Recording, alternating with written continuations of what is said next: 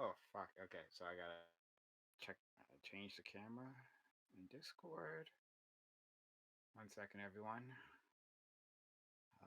Video, voice, video.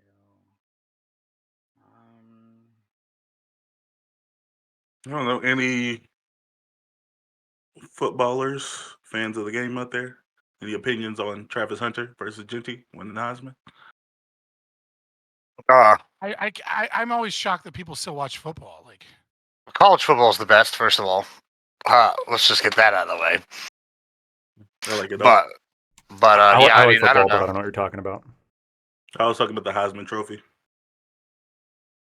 So, like, Why was it controversial? I don't recall. It's not controversial in like a political way. People just thought that Ashton Genty had a better season. He had like the third most rushing yards since Barry Sanders, which Barry Sanders had like the craziest college season. The one that I've seen that's controversial is the Vanderbilt coach winning like coach of the year for the SEC, and people like that's fucking bullshit. He only went 6-6. No, I agree. I think Shane Beamer at South Carolina should have won it. The only reason that Vanderbilt won it is because they beat Alabama, but they didn't beat anybody else of like note. Bam is just trying to get this out of his system before Corey gets here. No, like I said, I'm fine with that. I was just curious. I guess all sports, also sports adjacent, but I guess maybe a little more political. Caitlin Clark won Times Athlete of the Year. People. Yeah, I heard that she like kind of like had to like do a mea culpa or some shit. Like I didn't look into it, so I don't know if that's like true. But what are your guys' opinion? Because like I don't follow NBA, right? So I certainly don't follow WNBA, and like so obviously everything that I see is like filtered through like what comes through, like what sprinkles into the mainstream. Mm-hmm. And like from what I see, like Caitlin Clark, I see clips and stuff. Like she looks like she's really fucking good. And then and is it just that she's like white? this weird controversy between her and Angela Reese, and there seemed like a lot of racialization, involved in it. Where I was just like, dude, but I was having such a hard time understanding like. Are people so race obsessed that they can't just enjoy that for the first time, like some really good players have shined to such a degree that people want to pay attention to a WNBA? I mean, it's like it kind of felt like a moment where like think what you want about Ronda Rousey, both as a fighter and as an entertainer. Like she was giving a lot of like when she came in, everyone was like, "Oh shit, the women play too," like people were like getting involved. So it's like, why are we like, what is this? What's going on? You know what I mean? I've read a little bit into this, and like I probably care for sports even less than you do, friend. But I was reading a little into this, and it seems like one, people are misinterpreting like the behavior that they see on court and all that, because apparently it's just like regular, right? Like if you've like been a long time watcher, it's like WNBA. I mean, like you see that shit in the NBA constantly, but it's never like fucking white bitch. You know what I mean? It's like it's always just like. But I don't think it. But I don't think it is fucking white bitch. I'm not sure if that is right. I think when it gets to Twitter, right, people will interpret that and say that, but I'm not sure that's the actual case. Though I'm sure. No, that's what I'm talking about. Hold on, pause. I'm not accusing the players or like hardcore fans of that. I'm saying like you don't see that filter into the mainstream in terms of like people that aren't into sports. But like when I like, especially when I saw like black Twitter posts that would like come at me and like they'd be like, Caitlin Clark is fucking trash. And then you go to the comments and it's like just like every third comment is like some random angry black woman. And I'm like, did you ever watch the WNBA before? Well, this? Like, I will say this. Strange. ESPN has been kind of pushing that narrative pretty hard, though. They've like definitely done this like thing lately, which I kind of found it interesting. ESPN has been the one doing it. They like that. They've really pushed this narrative that it is like racial tension between Caitlin Clark and other people, and I don't know whether that's true or if it's not, but it does seem like it's different than what happens in the NBA. Like for whatever reason. Admiral Gibbs. See, that's the thing, though. I think something's going on with your audio. There we go. I'm sorry. This is one. My audio? It's way better than last time. Adjust him up. Try adjusting him up. Audio. I might be on my end, but yeah, you just sound really low on my end. Good. It was just quiet. Okay. Are we using Discord for video? Or yeah, we're using Discord because StreamYard was being a problem. All right, cool. But we need to talk about Caitlin Clark, right? So a lot of what I was saying previously to Scott, actually that was directed towards ESPN, right? Yeah. Um, they were saying that a lot of these newscasters, a lot of the male news casters, right, sportscasters, there who like never put any attention to the WNBA previously. Now they're coming in and then they're like riling up the fans, saying this isn't right. This is clear like bias against this one individual. When people who have actually been following the WNBA have said otherwise. Like this is like no, this isn't right. This is like normal behavior. This is what we see all the time. So do you think right? it's like a familiarity bias, right? Like because like when the ESPN obviously have like, I mean, they're made of journalists. Obviously, they have political opinions, and those political opinions, like any journalists, are going to like have some element of like racialization and like typical journalistic opinions, right? But when you're talking about the NBA, many of these people are former players. They know the people, they know the teams. They like, do you think maybe it's just like when you lack certain level of familiarity, so like new people come in and like not understanding the people, not understanding the coaches, not understanding like the individual school rivalries as well, that like they kind of interpret it through a lens that like they understand better, which is like the constant like the constant talk of racial issues and things of that nature, because that is, I don't want to say a default lens for them, but in a situation where they're less familiar with what's going on, that like that becomes like kind of the lens in which they try to talk about, just to have something to say. No, it's actually so it's kind of Well, the. let me put my thoughts out there, and then I want to hear you because I'm the uninformed one, and then you're the more informed one. And so maybe Yeah, I'm just asking questions. I don't know. Yeah. So like from my observations and from what I've seen, it's like maybe that's true for a certain number of people with on Twitter, but specifically talking about like ESPN and like the sports casting like industry, that like one, a lot of those people aren't like what we would call woke or anything like that. These are like very wealthy individuals, very connected, like maybe liberals, but like they're not like pause. There's a lot of wealthy fucking woke people that ain't got yeah, shit. yeah, I mean, yeah. look at But, like, Mark Cuban. I'm talking about the Mark Cuban is personalities. famously woke. Yeah, and yeah, he's yeah. like one of the richest men in I'm talking America. about the personalities that are on ESPN. Those individuals specifically, right? Uh like Charles Barkley. Is it Barkley's I'm thinking of? Yeah. He's TNT. Excuse me then. But He's still the classic NBA, one of the sportscasting biggest NBA class, people. right? Yeah, for sure. Those individuals. Yeah. That those individuals like they seem to not like understand that women can like be as vitriolic as men can be, You think right? there's like an element of misogyny that like they're like bias in like their interpretation, because like when they see dudes go at it, they're like, yeah, these is dudes It's checking proper each and other. normal. And when they see like women do it, they're like they're like their bias is leaning towards a concept of like, oh, there must be something deeper that caused this. Yeah, Instead of yeah, just yeah. being like, yeah, this is rivalry. So that's so none of this is really what's happening. Yeah. I'm asking, like I said, yeah, no, you good. What's actually going on is like there's two sides making like legitimate arguments against each other, complete opposite sides, and both of them are making legitimate arguments against the other side, and they're both gaslighting each other, like because they're both correct. The reality is, Caitlin Clark came into the league. And she's an amazing player. One of the most interesting college basketball players of all time. And she's been able to pass that on into one of the most fantastic rookie seasons in WNBA history we've ever seen. Part of what's came with her fan base has been like there's been an excitement around her. Like there's an added factor that like, wow, she's a white girl, not just a white girl, but a white girl from Iowa. And she's picked up like conservative fan base, like regardless of anything she said, that actually does find it interesting, like, and kind of wants to push their politics through her, and they see her as some version of the Great White Hope. Now that's like, but that's not. I wouldn't say it's a majority of her fan base, but that this is a group of people that exist and they're very vocal.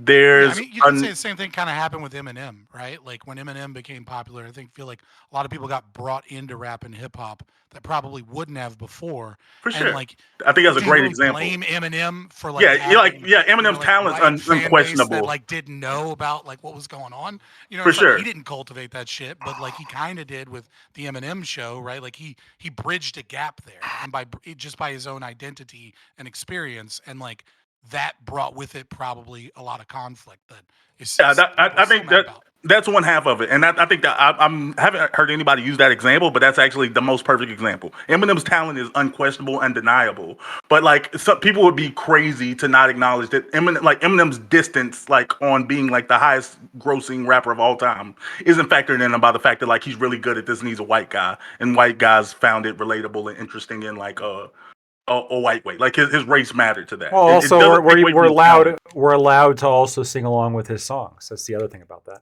Maybe, yeah, that shit is. True. Unironically. You gotta be, Yeah, but you gotta be careful with the J. Cole album because there's a lot of N-words. Yeah, that well, sneak up seriously, on you, you know what I mean? it's like, of course, I'm gonna want to listen to the song that I can sing in public and not have to worry about getting in trouble, right? That is a unique. Pause. but You just outed yourself as never having listened to Eminem other than like 2 songs. When you say that you can sing his songs in You public, can say his songs anything. are wild. Oh, I'm talking about the worst ones. You can say anything you want in public, just not the N-word. Okay, that's the rule about like public life. we're getting further away from it. Like I said, I was just wanted to point out to like, sure, Eminem's talent's undeniable, but like, so there was something extra when it came with Eminem outside of just like the fact that he could do metaphors. There's other people that could do metaphors like pretty good, but like there's a white factor in there, and there's nothing wrong with that. But there's the other side is the WNBA, as everyone loves to point out, has never been a profitable league.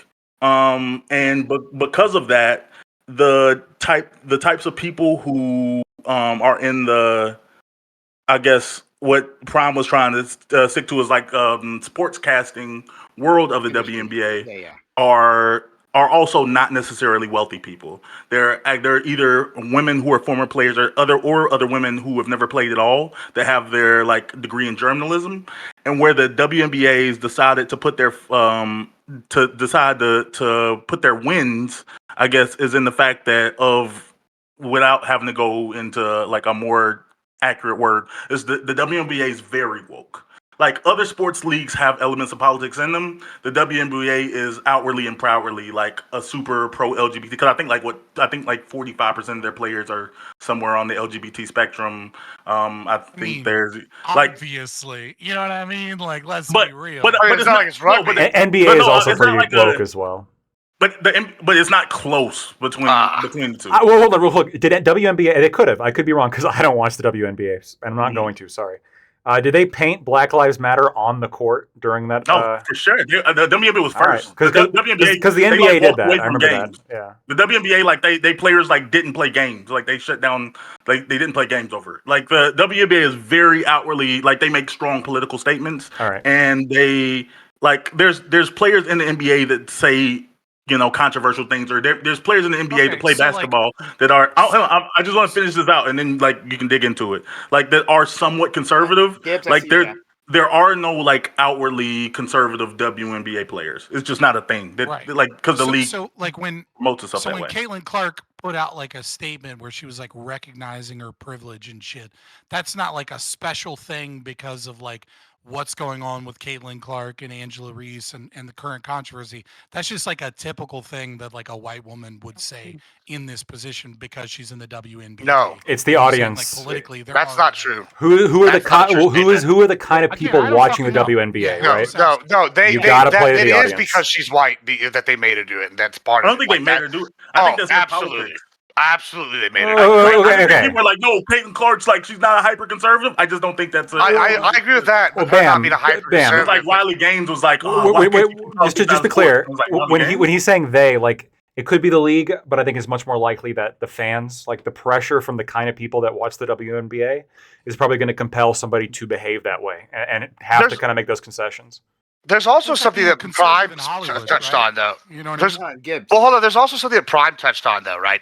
And this is like a women's league, right? When you look at like women's MMA, and this is something when I was working for BoneSnapper.com and USA Today for like the MMA journalism, right? It was like you definitely pushed the pretty ones. Didn't know like that. Gina Carano, yeah, many years ago. Gina Carano, she like was one of the first ones. She's the trailblazer. It's I like not her. Ronda Rousey. Yeah, she's hot as fuck, right? She goes in there, she pushes it. You push the pretty ones. There is this like misogyny factor, and I'll even give you an example from this week, right? You have like ESPN, which is like the woke league now, like or whatever brand. Then you have like the edgier leagues, like announcers like Fox, right? Then you have TNT with like Charles Barkley and Shaq saying wild shit, right? Like Shaq literally Joe told Rogan. a girl, yeah, that they should lower the hoops and they should start wearing smaller shorts because it'd be more fun to watch them dunk. Well, Shaq made his career off of dunking, so he's gonna like. Sure, he's always I gonna say agree with dunking that. is the most interesting play. Well, I also don't think that he was saying that the guy should be getting booty shorts on either, though. So my point is though, like, what if with they this wore being said, skirts? What if just skirts? Is- No. is like if there is like an aspect to the people that are not in the ESPN that are kind of like taking this stuff and they are trying to make it edgier for the sake of being edgier, and then like ESPN is definitely pushing a like much more quote unquote woke narrative, and those two values are clashing real hard. In addition to this like I don't know race thing that they have going with Caitlin Clark, and this is all kind of getting bundled together and really like I don't know. Well, I mean, doesn't seem like it's going well. the reason I would Wasn't there like an issue with like Paige Van Zant doing a fight because like Dana White was like concerned because she was too young and pretty to get beat Well, up? no, because she just started doing OnlyFans. So okay, well if this is a big deal. So if you remember UFC, they used to have where you have those guys the Condom Depot on their ass and they had all the other bullshit little ads. Well, the UFC went to the Reebok deal, and Reebok has a morality clause in a lot of their stuff. Well, guess who's making major money? Paige Van Zant off of OnlyFans. So why would she ever want to do a UFC when they're paying her $30K a fight and she's making like $30K a month? I don't really know what she's making, but on OnlyFans, but she's hot as fuck too. So she was somebody they were pushing on every mid card. She would be like the last fight of the prelims, right? Or she'd be like the first on the main card because what do? You push your hot fighters first, right? Like I don't know, and same thing with Ronda. When she went to the WWE, she didn't do as well because okay, now you're not the hot one, like. Well, Ronda Rousey. The thing interesting about around Paige, I didn't know that. Yeah, the thing interesting about Ronda Rousey was the fact that she started out with like 9-0. She was like knocking out everybody in the first round. People wanted to see how long she could go like on her first round knockouts. But the last part I was adding is like she should never have done that. Like, with she was Kate, never a knockout artist. But That's her biggest mistake. Yeah, the last part I want to add with the Caitlyn thing is like because the league is like outwardly quote unquote woke. There are analysts and there are people in higher places in the WNBA who I wouldn't say like disparaged her, but they like the WNBA made like concerted efforts to like not push her as the face of the league. Like every other week they were coming out and saying that like there's a lot of good talent coming out.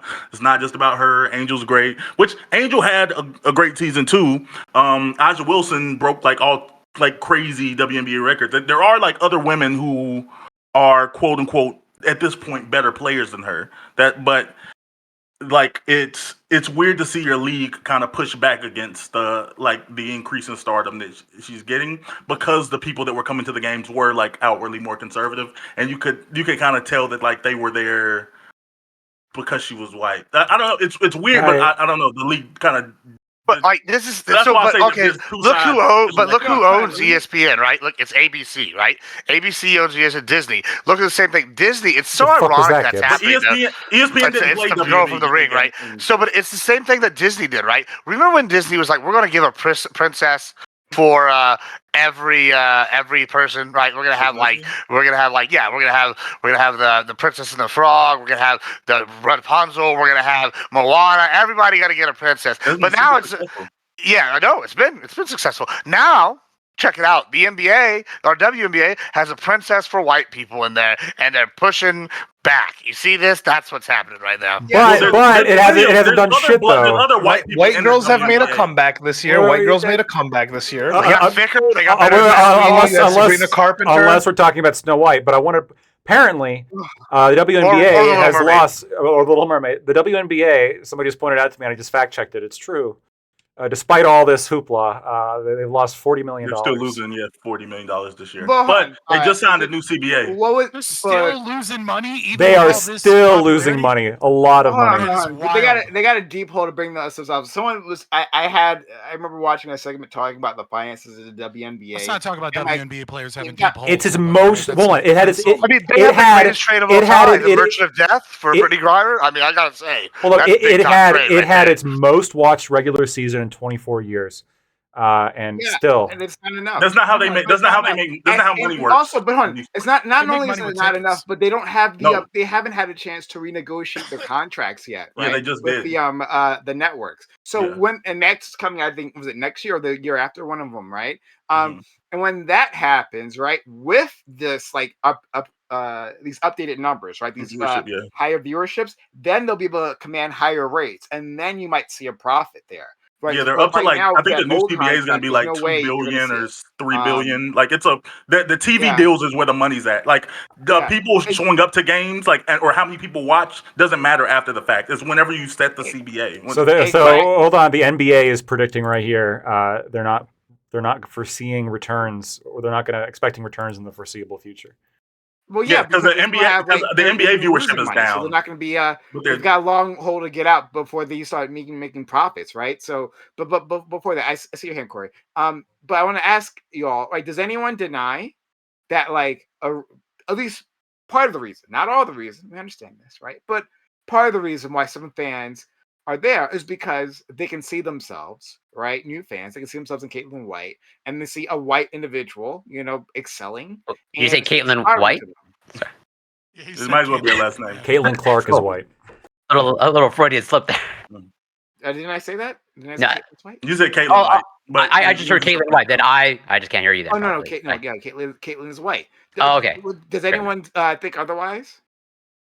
Okay, great. All right, so yeah, so we understand, like, that's the thing, and there's nothing wrong with that, right? I want to be clear, right? Like, it's good that, like, maybe little white girls who weren't into the NBA previously, who at least didn't even considered it, but saw themselves in Caitlin Clark, right? And may now want to pursue that as a as a dream. That's fine, right? But like, let's just acknowledge like what's happening there. We'll go ahead, Corey.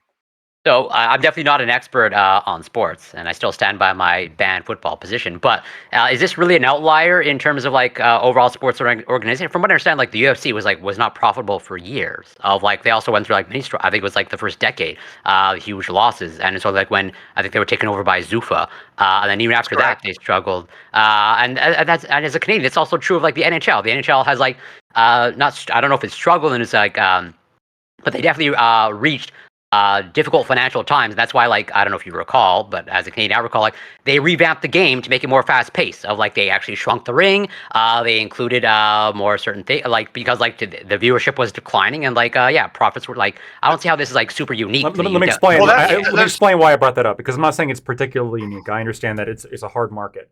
What I'm pointing out is that the NBA apparently made $3 billion in profit. Okay. And LeBron James himself could beat probably alone an WNBA team. But that's disrespectful to the league. Sorry, but I mean, Robert how many Horry now can probably do it. How many? I think he could beat a whole team. Sorry, and I'm not even a LeBron fan. Okay, I like Giannis, but Well, you could take retired players; they could probably beat most WNBA teams. But whatever. I try it. Okay, I know that no one would want to because they really don't want to know the answer. Okay, but I want them to try it, and I want them to say, "Look, you beat LeBron. Maybe we can increase your salary from because they complain about the pay prime. That's why we're bringing this up. They're not making money. But like, I don't know. But it's weird that you see. But like, it's, I don't know.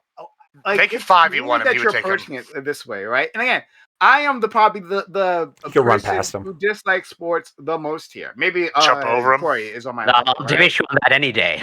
Exactly, right? Yeah. So, but like, I wouldn't approach this in the same way. Like, it's a weird way that you're doing. Okay, I'll do a better one. A top men's high school team, could beat the best team in the WNBA. Now, if you were joking, okay, but it sounds like you're actually serious. I'm being somewhat serious. I mean, here you have. I know you are. But that's what I'm saying. Yes. I'm saying the game But of basketball. I like, watched the game. But let me put it to you this way: I'm a Bucks it's fan. hard to take a sport serious. away from them, and to think that they can't even pass the ball, right? Like they are incapable. That these women who've been like doing this How for, are they like, going to get it away from him?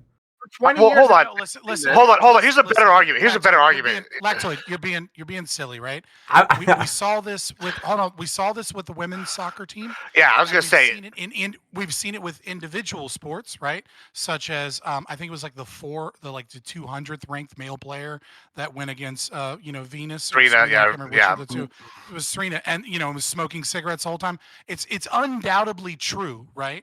That like a top high school athlete can dominate against the best athletes in America when they are female in multiple domains in sports. But to Prime's point, you're being a little silly No. because you're talking about a team sport, and like you'd need at least a couple of dudes from the NBA to be a whole team. This is the problem. Like, This you'd is have- the problem. You'd have like 8 people guarding him to where he literally wouldn't have anywhere to run. Right? He's a foot taller than all of them. What do you mean guarding him? He's not- What are they going to do? You know how tall the women They in the just make a WNBA wall. They are? just I make a wall understand and they're fill Still it. tall. 6'7". I know, And but they how? still It's can't not dunk. a foot. It's not a foot. They're like a They're- couple they're- inches shorter. Yeah, they're still like hold on. 6'7". Let me actually make my point, okay? A couple of things. The reason I'm bringing up the fact that the WNBA is losing money is because I think that when they complain about being underpaid, it's hilarious because they're worse in skill and they're worse in ability and they're worse in being able to bring in money. And so that I know for sure, okay?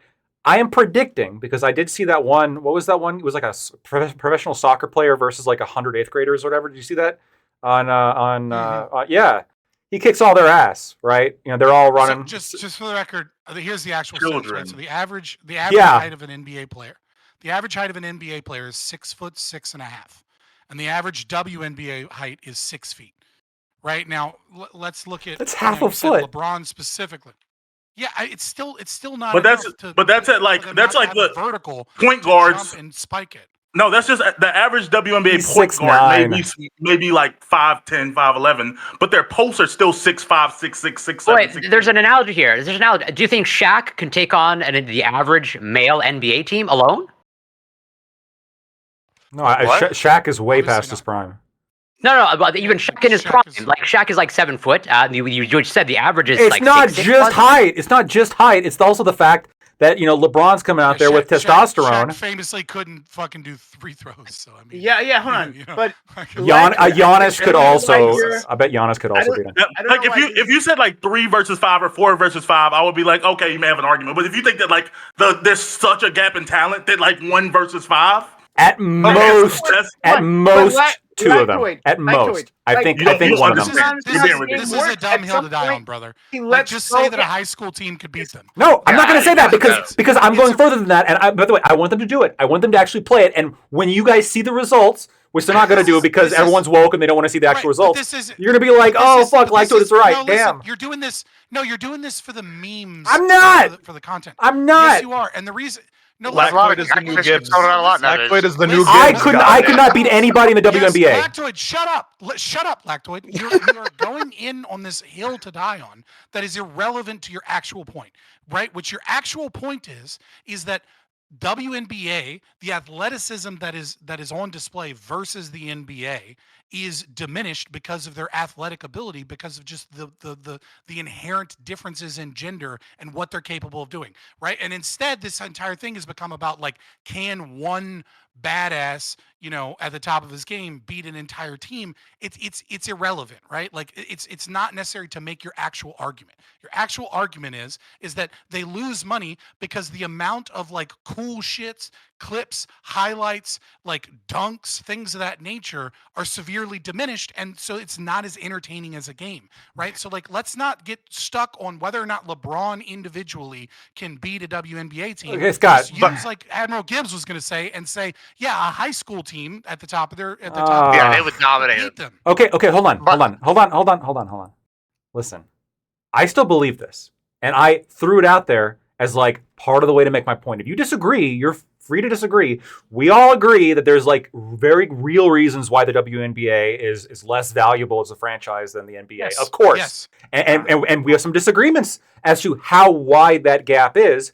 I happen to think it's wider than you guys do, and that's fine. That's Wait, fine. But there's no reason to beat this dead horse. But the competition. I'm not going to be not saying- bullied out of my belief. I think that he could beat them all. They're bad. Oh, They use a but you smaller know- ball. The but fucking you net's not promised even I was saying- regulation. Are you retards all really about to jump back in on this instead of? No, I'm actually moving to a different point. I'm saying that Go like ahead. Move to a different point. you I actually do want to get to Gibbs too, because Gibbs wants to jump in. But go ahead. Yeah, what the thing that the argument you're making about like the competition, even that's not actually correct. Or that narrative is actually changing. This WNBA basketball has been more interesting than last season's and going into this season's NBA basketball. If you actually look at the viewership, the NBA is way down, but the numbers are comparable. The Indiana Fevers are outperforming every NBA team except for like the Lakers and Celtics right now in viewership. Like the ball is actually really interesting and competitive. Like the thing about like where they're not seeing dunks, that's that's a perspective of people who don't actually watch basketball or Shaq. But like modern NBA basketball now isn't even that many dunks. Yeah, Everybody, you know what? You're right. It's I a like perspective dunks. of They- people who no, don't they can't- watch dunk basketball, nowadays. And they're losing fucking money because nobody's watching it. no, So that's not true this year. Maybe. Yes, it is. Their viewership true. is way up. They're getting more viewership than the NBA. That's what I'm saying. That's not true. Well, hold on, But the reason they're losing Because money they're is playing because more they have the technical CBA basketball. deal. No. I want to investigate this claim, right? Are they getting more than the NBA is currently getting, or are they getting more than the NBA traditionally got before both of like sports in general started to see it? No, I think their numbers right now are like currently comparable. No, like, they're not. I just looked it They're up. That's not extremely true. No, they're not. They're not. It's but like say the numbers then. so. 1.2 million viewers. We got source. Yeah, Sorry, source. 1.2 million viewers on average in 2024. NBA in 2024, 5.6 million. Or no, sorry, 10, almost 11 million. Wait, what? Let me read No, this. not per game. It's 3.1 million per game is the average. Where are you finding that? No, we're at like one. See, The on, NBA is at Sports like Media Watch. 1.48 ESPN press room says 1.2 million viewers.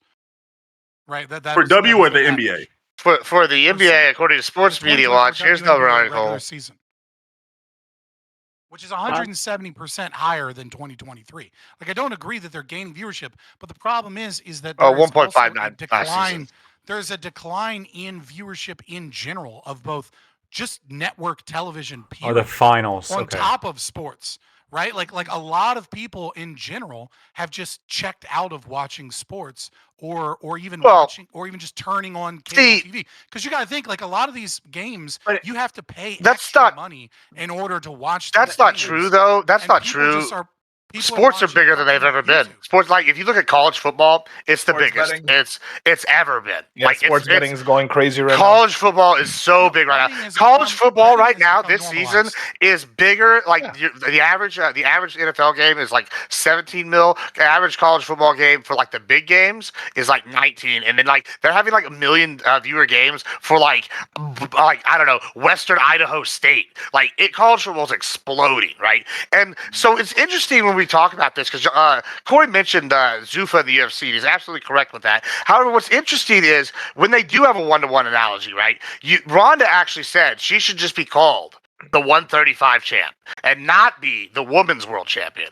And Mighty Mouse started, and I was on a panel with her who was the 135 champ, and he just started laughing, right? Because it's so laughable. And that's really the problem. There is viewership for not the top level. Like you see NFL, people watch the NFL. See college obviously is at the top level. There is viewership for this, but what it seems like the WNBA is doing is they're taking almost like a UFC, WWE style where they're picking select stars and like pushing those, and those that aren't in their narrative are like not they try to like I don't know, push them down. Like before this, could you even name 4 like WNBA styles? Like I got Cheryl Stripes, Brittany Griner, and this Caitlin Shake.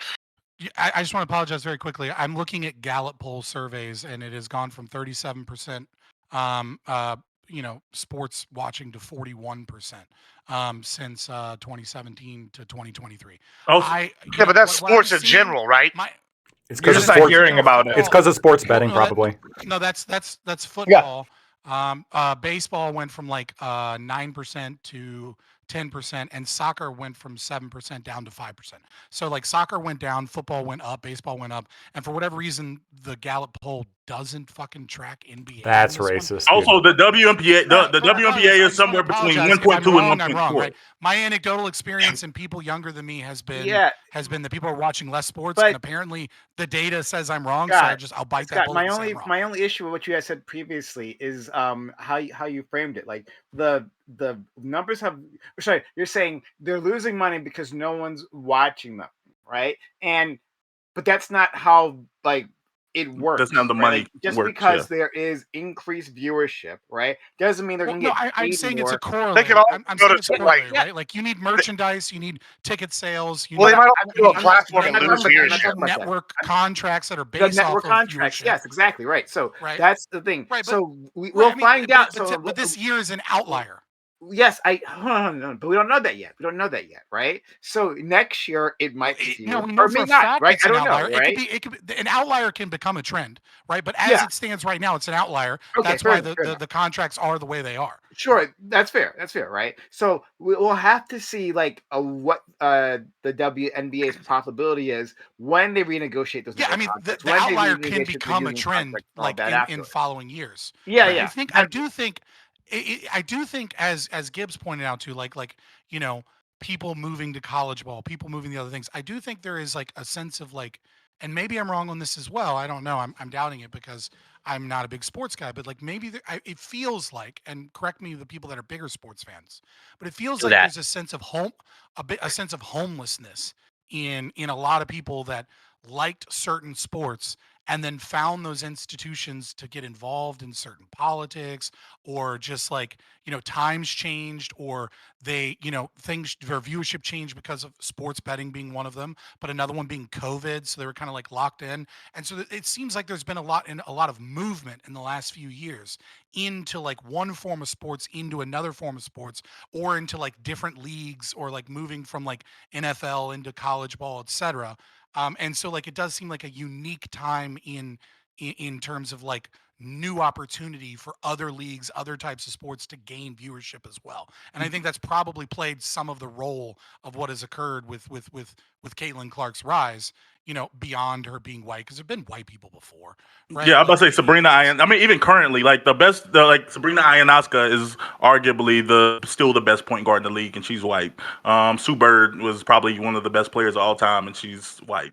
Like, there have been other white people, but there's a different way, and she's being marketed. Something else I wanted to point out, y'all were talking about viewership. Just quick before you do that, Grid. We are using Discord for video right now because StreamYard was messing up. So just turn your camera on to Discord. But go ahead, Bam. Yeah, about the viewership numbers. The WNBA average, I've seen numbers between 1.2 and 1.4 million average per game. The NBA average is somewhere between 1.4 and 1.6. So like the numbers are extremely comparable. Where's your source? Sure, I can drop them, but I'm gonna finish my It statement. appears like the attendance sure. attendance is I think is the biggest gap between the two. But there's like one LeBron's contract alone is worth more than the entire WNBA combined. Like you don't have to go to LeBron's. You could go to like insert like average or above average players contract, and it's higher than the entire league. Factoid might be right. I don't know. Like monetarily speaking, he's worth an entire. I'm just saying. I think he could beat them all, money wise, game He's worth wise. the entire But I'm league. saying that like He's worth the if- entire league. when you talk That's what about, he's saying. but I'm saying that like when you make an argument is about viewership. Like we understand it. Well, that's clearly not it. If their numbers are like off by like argument, hold on. wait, hold on. Just let me finish the statement. Just let me finish the statement. If there's like if there's like a 10% gap in viewership, it would be one thing if the WNBA players make 10% less than NBA players, or even if they make 20% less than NBA players, but they make like 200% less. Hold on, I understand, but here, can I let me specify? I defend that because I brought up viewership, right? Like again, I'm not saying viewership is the end all be all of anything. What I'm saying is that it's a corollary, right? Like when you look at overall viewership, you can correlate from that, other things as a whole, right? I'm not saying it's a 1-to-1 like their viewership is Y, right? I'm not making a univariate analysis. Never assume I'm making a univariate analysis because I never actually am.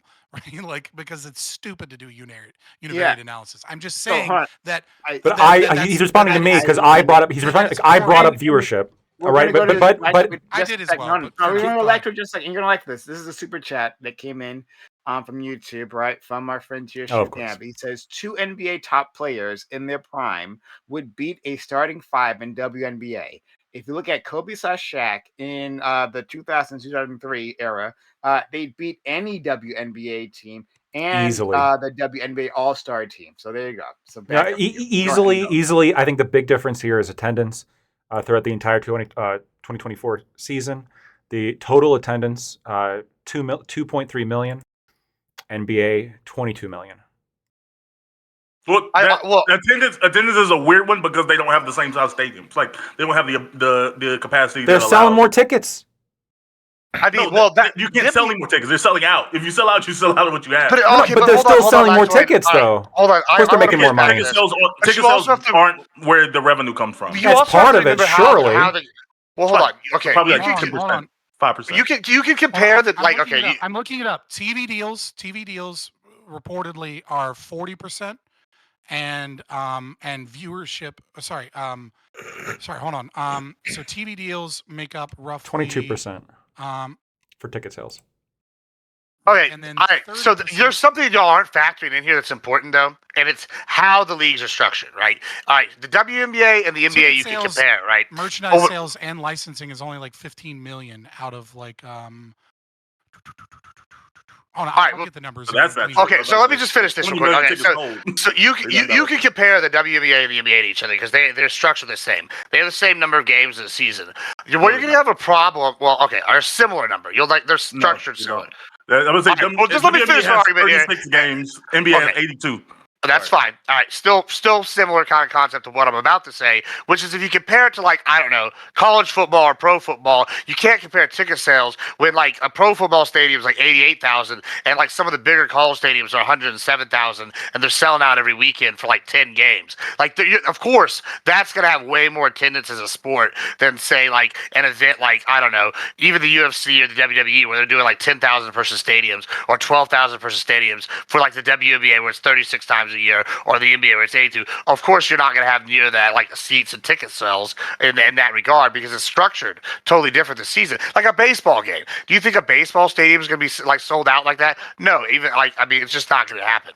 Right, but again, if you can sell more tickets, I think that's going to go into more revenue. But also, like, look, the kind of person, the kind of people that go to games, my estimation are probably going to be the kind of people that are going to buy more merchandise. The kind of people that are going to be more actually involved in the franchise as opposed to just watching it.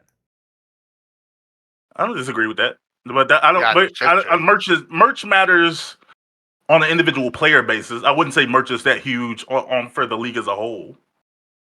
Well, for the team values, right? You would think. I guess that's how you factor that in. How much a team would be worth, right? Mm-hmm.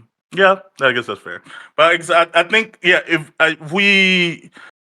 Everything matters. I'm like, I guess I'm overselling when I say that, like, oh yeah, merch doesn't matter. Tickets, everything matters, but nothing matters the way contracts matter. I mean, the way TV contracts matter, and it's not just having TV contracts; it's who those contracts are with, because they kind of affect everything else. If the WNBA doesn't do games on TNT, if they don't show games on ESPN, like if they only use Tubi or Sky News, so it looks like, according to WSN, right? It looks like they made roughly $60 million in their current media deals. Mm-hmm. Now, if their media deals were based upon viewership of 2020 of this year, they would essentially quadruple. If their media deals were made in the same way based off of viewership that the NBA is, they should be getting roughly $240 million instead of $60 million. So if this isn't an outlier, right? If this trend continues, if they're able to maintain the same viewership and they're able to negotiate deals based off of that viewership, they should get, like $180 million more than they're getting in terms of that. Well, the new deal they just signed is like over $2 billion, I think. This is according to World Sports Network from the article date is October 7, 2024. Looking at all of the numbers. I also want to point out ticket prices again as one thing. Like if you go, I just went to a Spurs game recently. The Spurs haven't done too good this year, right? And it was $14 a seat. right? And that's to compare it to the Texas A&M Texas game that was last week. Was the day after Thanksgiving, and which was the average cost of a nosebleed seat was $1,257. Like it's just crazy that you because just because you have a sellout, not all sellouts are equal. If I go to a sellout for a team that all the tickets are $20, no big deal, right? Like that's a high school game. Yeah, versus I go to whatever. Spelling out the economics for libertarian there. Hey. Gambit. I understand the economics. Hey, I'm saying that the WNBA isn't like less profitable because of sexism. You are a small L libertarian, right? And everyone could agree with that at first. Big ass little libertarian. That's little libertarian. LLs, baby. Little libertarian. Yeah. Did you just little bro me? Did that just happen? Your virtual. Yeah, yes. Little bro. No, you know what a small L libertarian is. I know. I'm fucking with you. Also, what is this Grid Motorsports? You're using your virtual cam in Discord, and it looks we're meta. Dude, I'm sorry, bro. I'm just rebroadcasting the panel. I'm messing with my settings, and I screwed it up. Sorry. This logarithm. I'm not mad at you. I'm just letting you know in case you didn't know. Yeah, right? No, I was looking at my other monitor, dude. I wasn't even on this deal. Sorry. Yeah, don't take no shit from him. So, Gabby, you want to say something? I'm not giving shit. I was letting know, man. Like, what the fuck? Please, can y'all hear me? Yeah, we can hear you. We can hear you. Yeah, I just wanted to make sure y'all understand that the ticket and attendance issue is not a chicken and an egg problem. It's because there's no demand in the WNBA. For the WNBA games that are big, they move them to a stadium that can sell more tickets. You can see this with a couple of games from the Fever this year and other things. So if they have a game that legitimately has a lot of demand, they move it to a bigger stadium. The reason why they have low attendance is because most of their games are not that interesting to the general public. So that's why they play in a smaller stadium. If they had more and more exciting games, they would have bigger stadiums, or they would play in bigger stadiums for those teams. So just making sure y'all know it's not a chicken and an egg problem. But the NBA is not having more viewership at their games either. I mean, since 2020, the NBA has had viewership issues. No, they're filling out. We're talking about attendance, not viewership. What are you talking about? Well, I'm talking even attendance. The NBA has had even more so than viewership, has had attendance issues since 2020. They haven't had attendance issues. The NBA hasn't had attendance issues. Say it out loud. No. Okay. No. I'm just gonna drop links. What do you call attendance issues? What do you make it up for this? I'm saying that they're basically having to give tickets away because no one wants to go to NBA games. Yeah, that's what I'm saying. They're bringing in crowd noise. Yeah, it's like they're definitely hurting. It's just crazy because like Spurs, the stadium there, it's probably I don't know. I'm guessing just 14 to 22,000 people. Just a wild guess, right? But I know that A&M Stadium houses allegedly 107,000 people, right? And they can go past that, right? And so if you're telling me that I'm paying $14 for the Lakers at Spurs for a mid-level ticket, and I have to pay $1,257 dollars for a nosebleed ticket in 107,000 person stadium, something's wrong with one of these two, and I'm telling you which one it is. It's the NBA. They're fucking up somehow. Okay, so the NBA, and I'll just say the exact numbers. NBA had a 71% sellout rate in 2024, and that's been the low over a decade. Their numbers have been trending down. Okay. The NBA used to be a sellout event every single night. You had to get scalpers outside. No, listen. Hold on. I'm asking for context. It's plummeted. Prices have plummeted. No, that's what I'm trying to give you. I'm trying to give you context. Do you know the price difference between a couple years ago and the same with the WNBA? So I'm not. Is a thing, obviously. But we can compare it to price. I'm not aware of price, but I just want to. I was sticking to the point that Bam was bringing up. The team with the lowest percentage capacity for last year was the Washington Wizards at 83%. There are 3 teams that were in the high 80, from 83, 86, and 89. The rest of the teams were almost 97%. Some of them were all the way up to 105 at Dallas.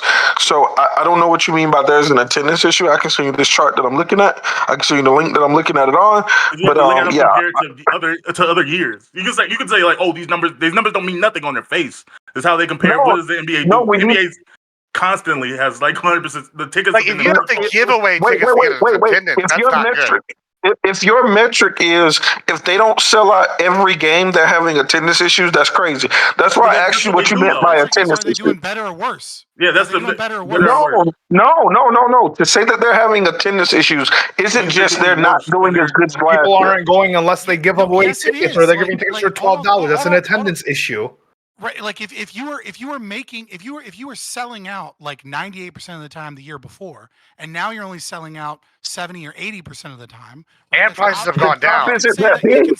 You can say that's an issue or not an issue, right? But we'd have to look in the metrics to see what percentage is profitable, right? It is very possible that if you sell 85, 90% of your tickets, that you're still losing money because of the amount of money that it takes in order to pay out contracts, pay out teams, pay out dividends on stock, pay for the facility, pay for the people working in concession stands that are selling food, there's a lot that goes into it. So you might need to sell 90% plus tickets in order to make a profit, right? So like if we're comparing you can either do one of two things here.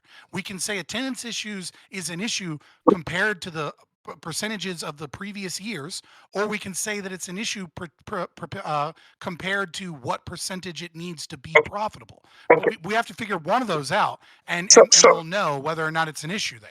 But just saying upwards of 80% doesn't actually tell us anything. No. It just Okay. So this is really easy. None of you on this panel know how much money they need for some profitability. So none of you all in this conversation have made an argument about X amount translates to X amount of money. Y'all have only been talking about attendance, which is the thing that I've been talking about. Prime, I sent you a graphic. I'm not in the group chat. If you can share. No, that's why I asked Bam what he was talking about, and I knew he was talking about nothing. So, but Prime, I sent you a graphic. If you could put this into y'all's group, you can see what their percentages it is that I was just talking about. But you can also see the 1 year differential.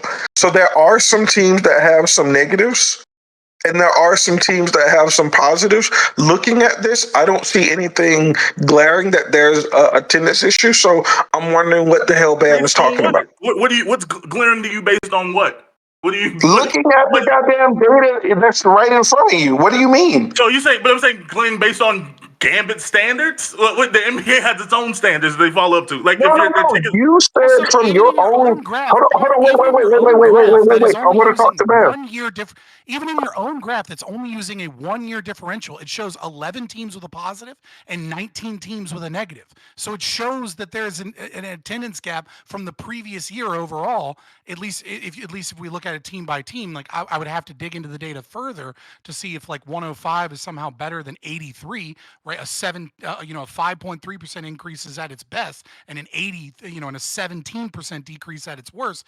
Doesn't seem like it seems like the data, like just I don't have an exact figure, but just looking at your own graph, it shows attendance issues compared to the previous year overall, and that's just 1 year. No, it doesn't. Over the last few years, I just posted a ratings deep dive too, so it includes viewership. If you want to go dive into that, and the viewership is dramatically down over the last 10 years. Like, I mean, it's even within the last 5 years, it's 35%. We're not talking about hold on. Viewership is directly related.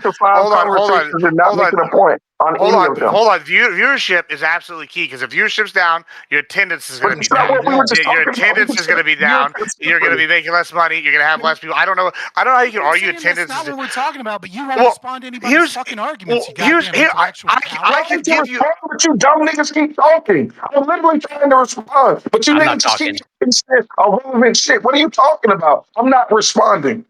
I mean, I don't know what she's talking about, but I'm So saying I want to respond to the dumb shit that Fabian. I want to respond to the dumb shit that Fabian said, but then Gibbs started talking, and now yeah, go ahead, respond. Stop yes, being a pussy. thank Respond you. and Yeah. actually answer what we talking about.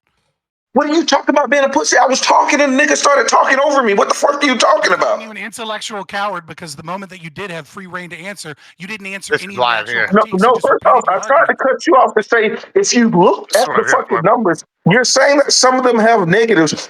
If you look at the positives are extremely higher. I'm pretty sure if we added these numbers up, I'm not on a fucking computer right now, which is why I'm not on cam. But if you added these numbers up, the positives are gonna have it. There's a +10, a +7, a +6, a +5, a +3s and 2s, and there's like -2, -2, -4. Like if you netted this shit out, the attendance is gonna be in favor of the positive. But Plus, you can actually anyone else's metrics. Looks that way to me. Reports related to this league.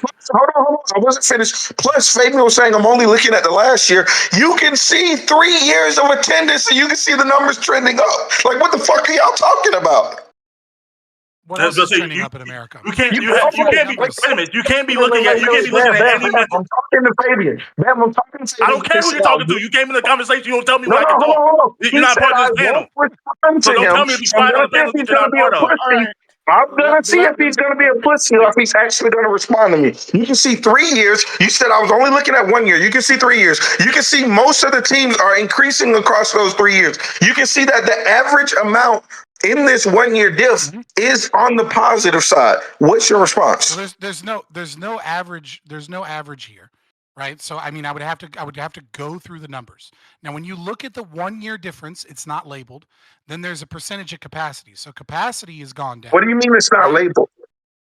It's there's no average, and it doesn't not labeled what 1 year difference means. There's no label for what that means. 1 year difference is not appropriative enough for me to actually understand what's happening there.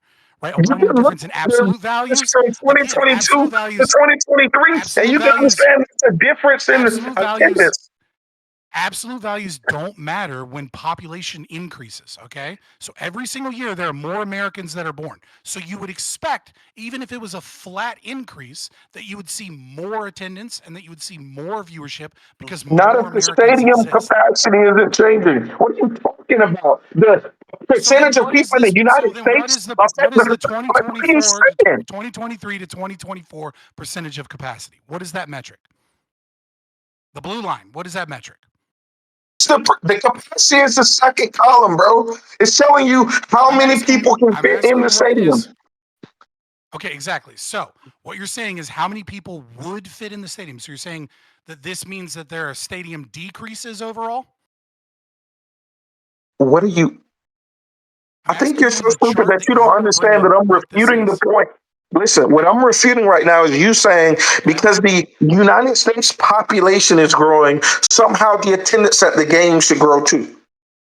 That's a stupid point. You agree, right? You agree that there's a stadium. That's not a stupid point. What I'm saying is, in order for a company, so you think they're building onto the stadium in reference? So you think they're looking at the ratio increase?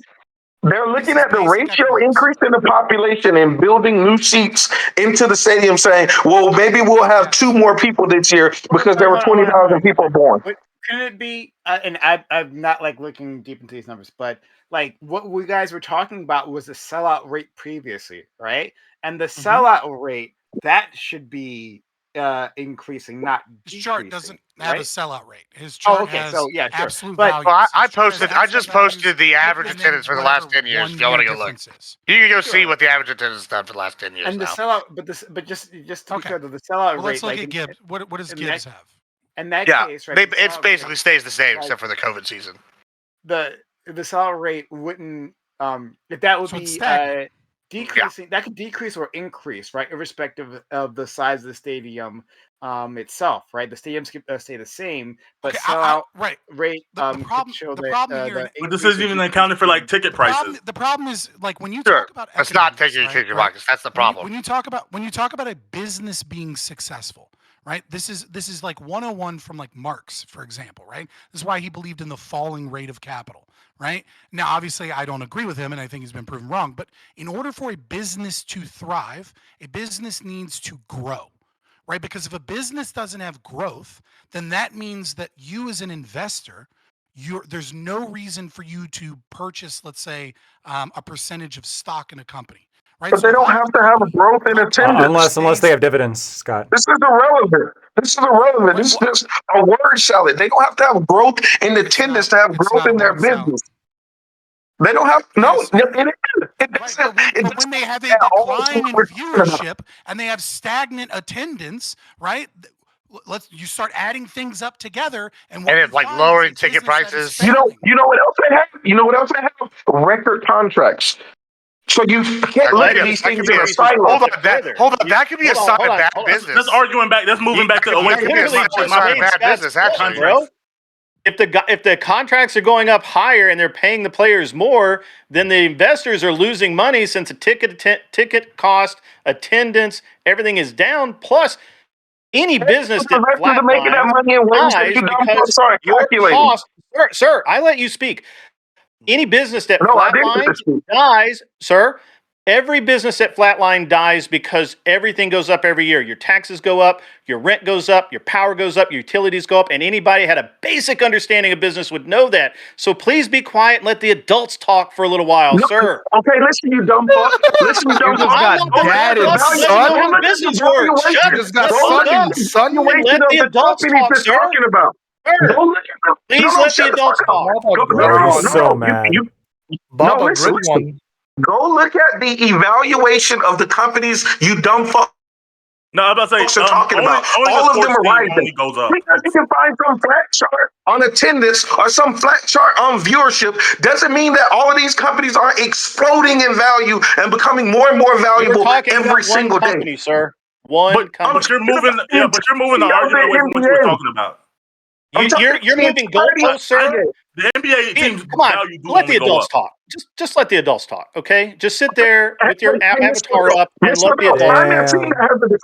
Find me a team that has the declining valuation. I don't care, sir. I don't care. I just don't want you to talk business when you don't know anything about business. That's all. All right, so you can talk all you want to about basketball. I don't know jack shit about basketball, but don't talk about business. Okay, hold on. You're not so, Gabby, could you talk about the Listen, I've spent more money in taxes this month than you're going to make this year. And I can bet whatever you want on that. I paid 6 figures in income taxes last year. We can talk about business. Damn, how much did you pay in taxes? I've wasted more money on Christmas. I want to know. Wait, Prime. Prime. I want to hear. But Prime, hold on. How much money do you pay in taxes? How much? We going band for band? Rough estimate. Me? I'm about to say you ain't got Gambit. Look, I'm about to say you got my nerves, Gambit, but you said you could guarantee it. You said you could guarantee it. I want to know how much money you pay in taxes. If they're really rich, your guarantee ain't worth shit. If they're really rich, that's what they'll do. Don't put your business. Don't put your money. Wow! Hold on. He challenged us. He's the one who said it. Grid said his taxes. I want to know what Gambit was. Black solidarity. I can't allow this. What? There's no. This is why you guys hate Caitlin Clark, okay? Because she's a white girl and is like, she's intruding in. And Grid, he said his fucking taxes. Why can't you? Hold on. The richest guy here out of the two of them will be able to pull a stack out, light it on fire, and because don't light that on fire. Do not light that on fire. Stop. That's not real money. I would be pissed. You will give the attorney an epileptic fit if you light that on fire, sir.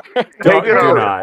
You better tell me that's fake. Hey, Gibbs, hold on. I'm lighting the stack on fire right now. Hold on 1 second. I'm doing it right now. I'm lighting the stack on fire. He wins. Hold on, give me 1 second to finish. You wanted me to light $1,000 on fire, right? Okay, I'm doing it as we speak. Hold on, give me 1 second. Welcome, America. Wait, you're doing it, or give you a second? Thank you. Holy crap. Gavin, hold on, he told me to light it. He told me to light it easily. Why did you didn't have to flex it hard. My Prime subs, 100 subs. Holy shit. Right? We're gonna plus 50. I'm gonna win some money. Give it to. No, I want to watch something burn, bro. Let's watch it burn. Hey, Hey, I just lit $1,000 on fire. What's that poor guy's name that was talking to me about business? Gambit, before you do, Gambit, before you finish that, like maybe just give to the PayPal. Come on. No. He told me to light a stack on fire, so I lit a stack on fire. I just gave Prime 200 subs. Can you do it? He wasted money on Prime. Not even worth it. Wait, did he give you 200 subs? Thank him for 200 subs. Let's gift in increments of 200 subs and see who stops first. Come on, let's do it. Why are we going band for band right now? Gambit, sub for sub. Let's go sub for sub. What do you do for work? No, hold on. No, we really would. Like, since you said that you paid more in taxes, wait. Let me finish. If dumb broke fucks want to come out here and say that I don't know how to talk business, let's talk business. Give 200 subs or say that you have a small dick. Go ahead. What do you want to do? I don't give anybody subs, sir. Why would I do that? What do you want to do? It's goddamn cheese wheel, baby. I've been married 20 years. It doesn't matter what size my dick is. Hold on, wait. I only want the broke guy to talk. Can you give 200 subs? Well, I'm probably the brokest one here. What are you talking about? No, I'm not talking to you. I'm talking to the broke guy that wanted to talk when he wasn't even spoken to. No, bro, you are not buying your way out of this. How much did you pay in taxes this year? I paid You're much more than You're not distracting me, bro. No. How I didn't much? say this year. More than you made. I didn't say this year. No, you I said did not, this month. sir. So how much this did month. you pay? This month. He said more than you made, not more than you paid. One person talked. GSU walked. You won't get the question right now. He said more than you made, not less than you paid. He said more than I made in a year. That's impossible. Hold on. That's impossible. You're asking me the wrong question. How much did you pay in taxes? I don't want to hear words no more. Listen. First off, I want you to understand the flex that I said. This is the dumbest conversation I've had. It's a simple yes or no answer, sir. Actually, it's just a number. It's not even words. It's a number. I'm not allowed to respond, bro. Yeah, Gambit can tell everybody shut up right now. Honestly, he has that authority. Just answer the question. At the cost of 200 subs, he can tell you shut the F up, and you shut the F up. Okay, so listen. So first off, he got my flex wrong. I said I paid more in taxes this month than you've made this year. I didn't say this year. Obviously, I paid more in taxes this year than probably all you niggas combined. No, you have not. How much did you pay in taxes? How much did you pay in taxes? You don't get to ask him that. A lot. What do you mean he doesn't get to ask him that? What the fuck? I'll tell you what. I am not paying very much. You dropped $1,000. You get the. That's the real. If you're really rich, you'll know how to not pay taxes. That's the. Guess what? Donald Trump. To be fair, Bam. Good one's playing by different rules than you, probably. Hold on. Guess what? I'm gonna keep gifting 200 subs until you give 200. Can you give 200? Can you do it? Even on Twitch, so you won't answer, huh? Can you do it? You're not going to answer. You're just going to keep interrupting. This is how I know you're broke. Hey, can you do Clearly, it? that's not true. Can you give subs? He's got at least enough money for that many subs. I'm just saying. I mean, can you give subs? He gives more subs than I don't care about gifting subs. I want you to admit that you flexed and lost. You want me to tell you what? Admit that you flexed and lost. No, listen. Sir, we're not moving on from this point. You are either going to take it back or you're going to shut up. This is why we're not moving. How much did you pay in taxes, sir? How much did you pay in taxes, sir? Sir, I need this question answered. We're not moving on. It hit like the first 4 times. It's not hitting anymore. That argument's not hitting anymore. It's not the taxes argument doesn't work no more. Can you get something? What? How does it not work anymore? I would really anymore? like an answer to the question, sir. He's not going to answer, right? Because he's a pussy, like I said before. But I do love. All right, so I've already said multiple times how much I paid in taxes last year. Unfortunately. Wait a minute, Jesus, I'm going live. F it. Flex on them flex through me. Yo, what's the bro guy's name? I don't know his name. What's his name? Hold on. I gotta look at the thing. I just love that they're trying to outcompete you, Grid, by doing broke people shit, like, you know, wearing designer clothes and spending random amounts of money instead of just actually answering the fucking question. But again, Gambit, this is not broke people. This is what real successful people do. They get my refund, Scott. I'll answer all the questions. Hey, Mr. Bro Guy, can you do subs? Sorry? Let's give 200 subs to see who stops. Dude, shut up. Why Nobody's don't you have a listening. hype train? What the fuck? So, You can't be a hype train by yourself. I need him to give 2 so we can be a hype train together. So Grade 1 can start the hype train. Just give 200 subs. Bam just gifted 2. We give one Hey, more I'm in person. third now. Yeah. give all. I don't even know how to do that. Bam. I'm not on Twitch. All right, man, hold I'm sorry. on, y'all. All right, I got to give another 200 No, subs. Jesus, Hold on. do not. Roll over. Bro, please Hold stop. on, hold on, No. hold on. Jesus, Wait, hold shut up, up, man. bro. I love it. listen, Keep listen, going. listen. Prime. Hold on, wait. The thing, hold on. No, Bam, you got to understand this. The thing that I hate the most, How Bam, is much are the that subs anyway? I'm just is curious. that I run into these like broke ass white people that How think, much are the oh, subs? because it's a black guy, Gotta tell me. I make more money than him. So I $5? hate when I run into these broke Okay, so fucks. how much are you 200 subs? So not only are you a pussy, Yo, but Bam, you're Bam, racist. hold on, Bam, Bam, Bam. How much are No, 200 I'm subs? talking to Bam. I'm talking to Bam. Hey, I'm talking to Bam. Hey, Bam. Nobody I hate when cares. I run into How much these are the 200 broke subs? ass Republicans that need healthcare that's voting against How their much, own interests. That's how what I much- hate the most. That's what I hate I'm the just most. curious. How much are 200 subs? Jesus How much are Christ. 200 subs? How much are I think 200 it's subs? $1,000. I think it's 1,000. Dude, a level 11. I've never seen that. Holy shit. Yeah. Nobody. Prime How much? always making it. It's a super kappa mega dick measuring contest hype train. Let's go, baby. 200 subs is 1,000 on Twitch. But again, I do have an exclamation point donate. If you go there, Get a steak dinner this week. All right, get a steak dinner. None of that money goes to Twitch. And this is something you people can consider. You just want to uh, Bezos. When you make Twitch a lot of money, let's be honest, that's how. Damn it! Stop doing Yeah, they also the algorithm does bump you. Yo, hey, Bro, I'm about to you leave. ready to get? This is pissing me off. I can't. I love you, Prime. This is ridiculous. Wait, this is at least 10 grand right now, right? Cool. Don't worry about it. Why are you asking all these questions, Lacto? What are you, the feds? We're not pocket watching Prime here. We're pocket watching Gambit, okay? Well, I didn't know he was the SEC, We're not watching bro. Prime's Like, pocket. this We're is watching some Gambit's bullshit. pockets and Grid One's pockets. I'm glad I could help you out tonight. All I Guess know what? is that Gambit refuses to answer and keeps spending money. Your ass gonna get audited after this shit. No, I'm not, bro. I'm not, bro. I got a great. He spends this. I got a great. That's what I'm saying. Don't worry about it. Listen, I still haven't paid my tax yet, but I'm waiting on the broke guy to donate anything. Can you donate to help the hype train? I'm not on the Twitch, bro.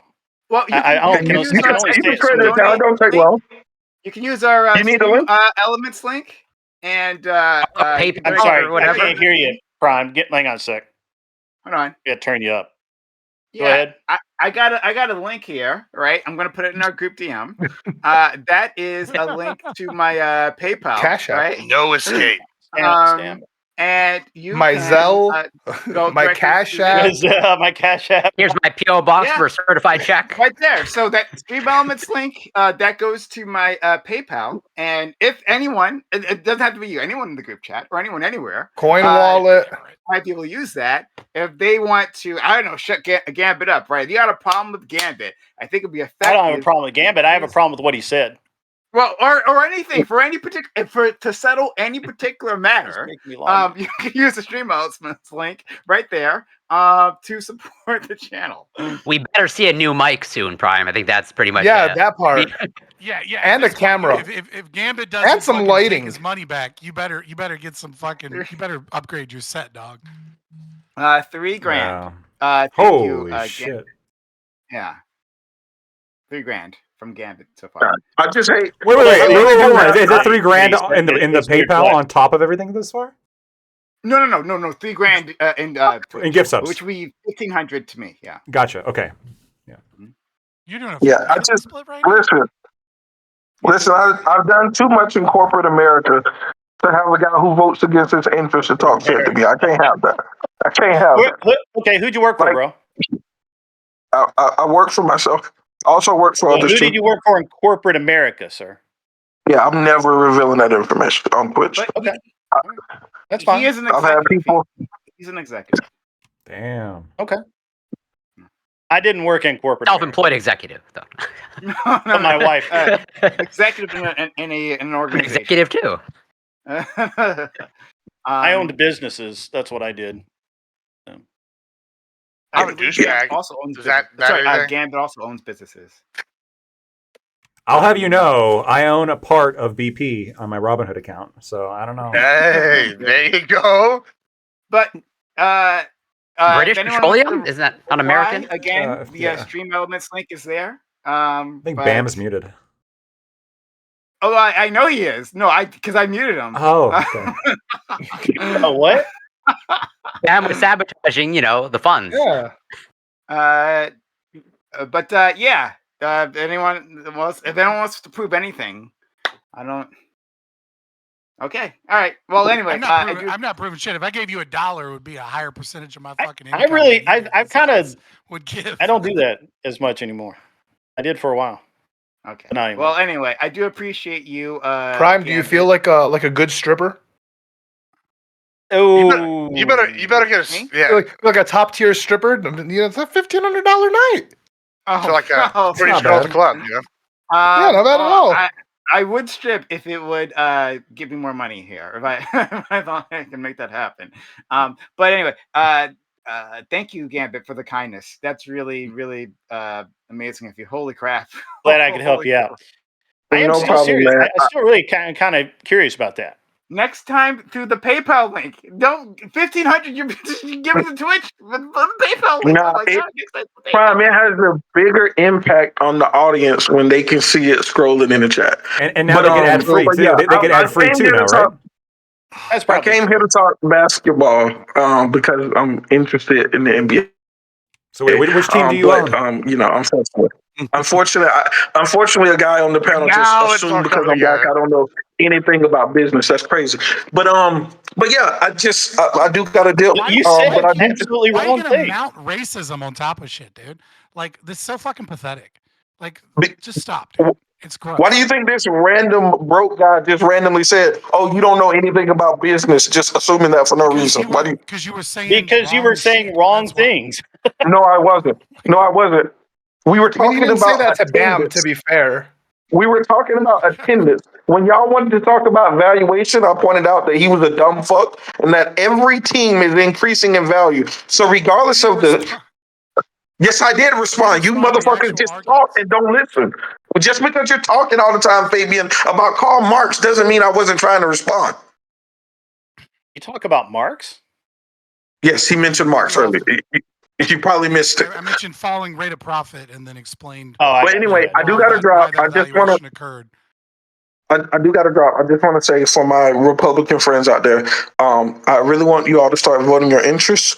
You need a public option healthcare system. You need UBI. There's a lot of things that this country need, but unfortunately, a lot of you all's racism stops you from voting your interests. Please start doing that, and you'll be in a better spot in the long run. Thanks so much. What if racism is my interest? You know how I know he didn't pay that much taxes? Because he's not voting Republican. That's I right. was gonna say I would lose this battle for sure if we got that because I my taxes, not that much. Unfortunately, don't worry about it. Unfortunately, but Gibbs, if you said you wanted to burn the stack, yeah, I was. Yeah. But this is much more fun if I literally burn it. Watch the sadness. Can you just bring that closer to the camera, Gibbs? Bring that closer to the camera. The sadness train. I want to see that Hollywood print sign. The whole reason that I got started in this thing, in this whole deal, is I used to watch the Whatever podcast. I will never. I can't believe it. Prime Cause silences black voices. We've seen it here live in real time. I saw it. I'm telling you, we have witnesses to it. I can't believe you just did that. That was. Hold on. This is famously the white panel. Hold on. Listen.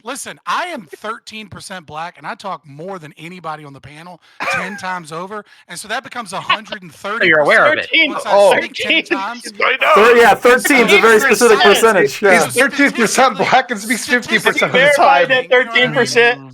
I was systemically, I was systematically silenced. Black it wasn't just like you could see it had the little arrow in the corner. Jesus. Hey, no, I treat everyone equally. Anyone trying Despite to Scott money, being 13% right, will be silenced. Absolutely. Right? No matter I don't know why you're so. And you call yourself a socialist. I don't know. Everybody's a socialist till the money shows up. That's what I call myself. I was trying to debate on the morality of that money and where it was going. I wanted to have that conversation, and you silenced me. No. You sent me to the wall, and you executed me instead of having the conversation. He was like, "No, this is capitalism, baby. He can spend his money however he wants to spend it." He did. It's America. That's crazy. Hold on, iCal. Cut your camera on in Discord. We're not using StreamYards. Yeah. Stream. Yeah, we're was in bugged. Discord. I may throw up later. No. That was disgusting.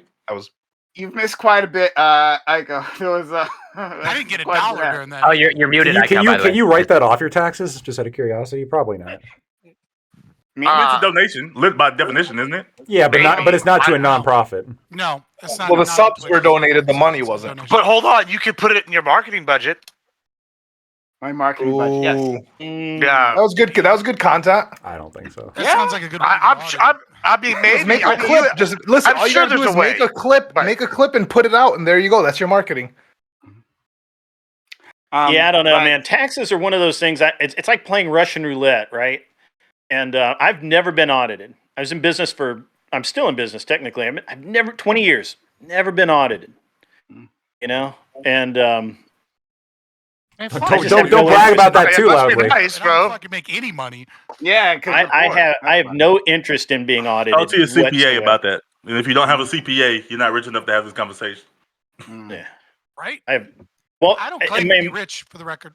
yeah, my wife has a master's in finance and and an MBA, and she does all the tech stuff. And even now, right now, because we're acquiring a couple more businesses, we're actually looking for an outside CPA just to double check us, because it's getting really complex right now. Because I have a fund that buys real estate. We're buying another business. We have rental we got a lot of stuff. We have You know rental what? property that we own. The only way you could actually flex harder than what Gambit just did, give me a job. You know what? That's what you do. Where do you live? Where do you live? I'm in Georgia, Alabama. Well, I'm wherever I need to be. That's where I need to be at. That's the answer. That's a good answer. That's actually the best answer. I actually,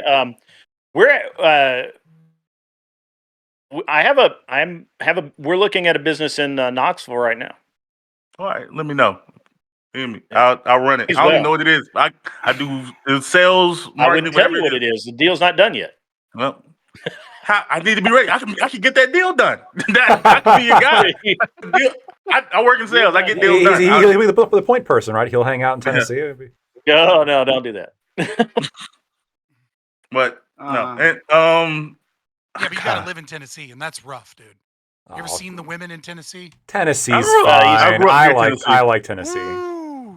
I grew up like 20 Nashville's minutes alright. from the Tennessee line. Nashville's all right, but Memphis is a shithole, and fucking Yeah. Gatlinburg, They're Knoxville. near and, each other. I'm about to say Whoa, Memphis- Knoxville's fine, Gatlinburg's fine, Nashville's fine, Memphis is kind of bad. Nah, I was born in That- Nashville. You can fucking count the teeth in that fucking city. in No, one dude, hand. it's great.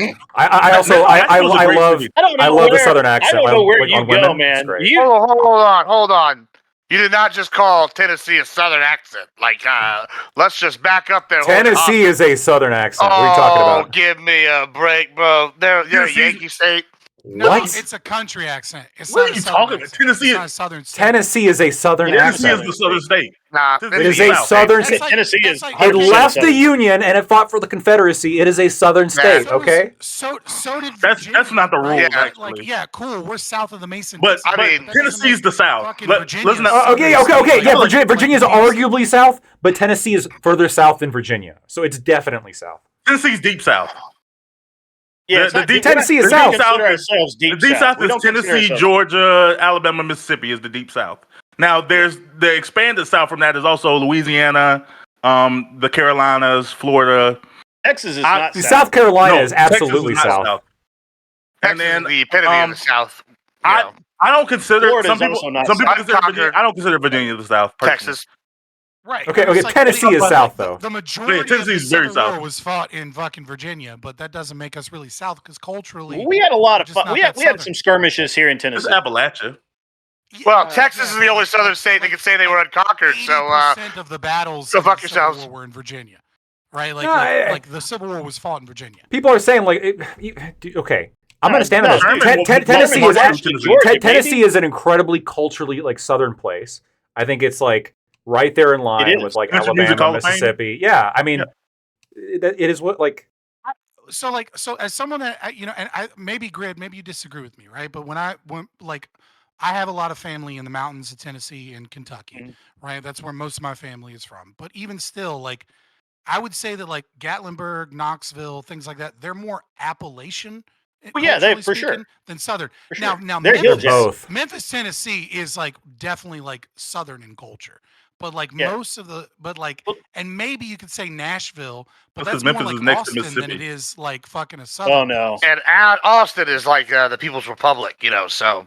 Austin, I'm gonna say Not Texas. these days. Texas Austin might have been a bad. Might Southwest. have been, maybe I do Dallas. want to move past this. Oh, now it's but not about money I'll no more. I'll give Tennessee and the last word on like what Tennessee is culturally, but after that, I do want to. We could get started with the actual topic. Yeah, I was just. Perfect. I mean, Yeah. You have anything Like else to say on that Grid? Is it south? I'm sorry? Grid. lives in Tennessee. Grid. Would you agree with me? I live 40 miles south of Nashville. I live in the less than a mile from my house is the geographical center of Tennessee. And you would agree it's southern, right? I mean, you sound southern. Oh, it is 100% southern. Yeah. 100%. Now, and I'll give him that Appalachia is its own unique culture. But you could say the same thing about North Carolina, South Carolina, all of that whole ridge line there, that all of it, it's totally different than the entire rest of the South. Yeah, because it's not the South. The rest of the South doesn't call it a Southern state, just for the record. Only Yankees like Lactoid would call it a Southern state. Tennessee Yankee. All right. I'm from Georgia. I'm from the core of the South. Yeah. Okay, Tennessee is firmly South.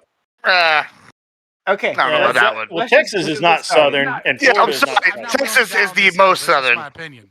Yeah, That I just I feel don't. like Texas Tennessee sits in is a gray western. area. So, Aiko, do you want to say something on it? Yeah, just that, like, because I live in Dallas, which is kind of a demarcation point for this, like, we consider the South to start in the part of Texas that is east of Dallas and north of Houston.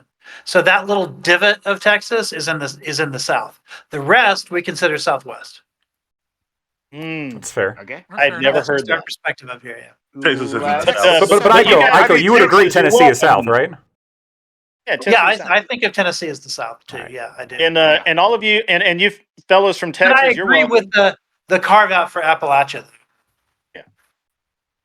I mean, the carve out for Appalachia is just because they almost stayed just so compact. They're like kind of like the Amish in a way, and that they just stayed really close knit. Yeah, they kind of their own thing. You know what I And mean? keep in mind, Appalachia goes up like it goes into New Jersey even, so it's kind of its own thing. Yeah, I mean the Appalachia is kind of its own thing, but also the close knitness of Appalachia is in many ways because of the Hillbilly Highway, right? So everybody that was gonna leave went to Detroit, went to Youngstown, Ohio, went to places there, and then everybody that stayed maintained that culture and stayed even after the coal mines died out, right? Like, so it is a very insular community that is very different. So I don't know. There's just a part of me that feels like this portion of Tennessee that's in the mountains is kind of its own thing, not really like southern. No, I think most people feel that way, honestly. Okay. All right. We've got it. We've got it. Thank you. Let's just get started with the topic. Not to giving Prime money,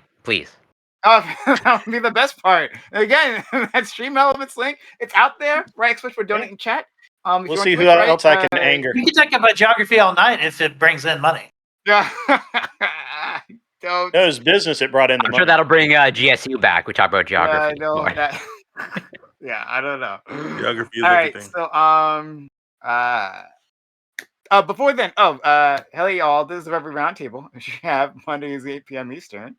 We've got a great group of guests here. We're just gonna quickly run through them, because I'm anxious to get to this topic. I think there's a lot You here. ain't running so through me, dog. Gross. Oh my god.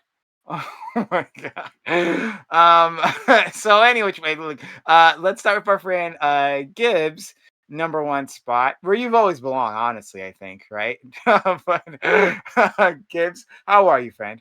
I'm good. It's where I would have put me, if Did I had a Lactoid get choice. less white? You know Is that what happened? Yeah, that's what it is. He got demoted to below this. I put on the Bucks jacket. Yeah. It's sus. It's sus. Yeah, I'm Admiral Gibbs. These other men are businessmen. I'm just a douchebag that said or retarded and got rich. Well, but we're not sure if you're rich, though. The one way to be sure, though, is that Stream Elements link. Let me tell you. Let me tell you what a real rich man will say. They get rich by not giving away money.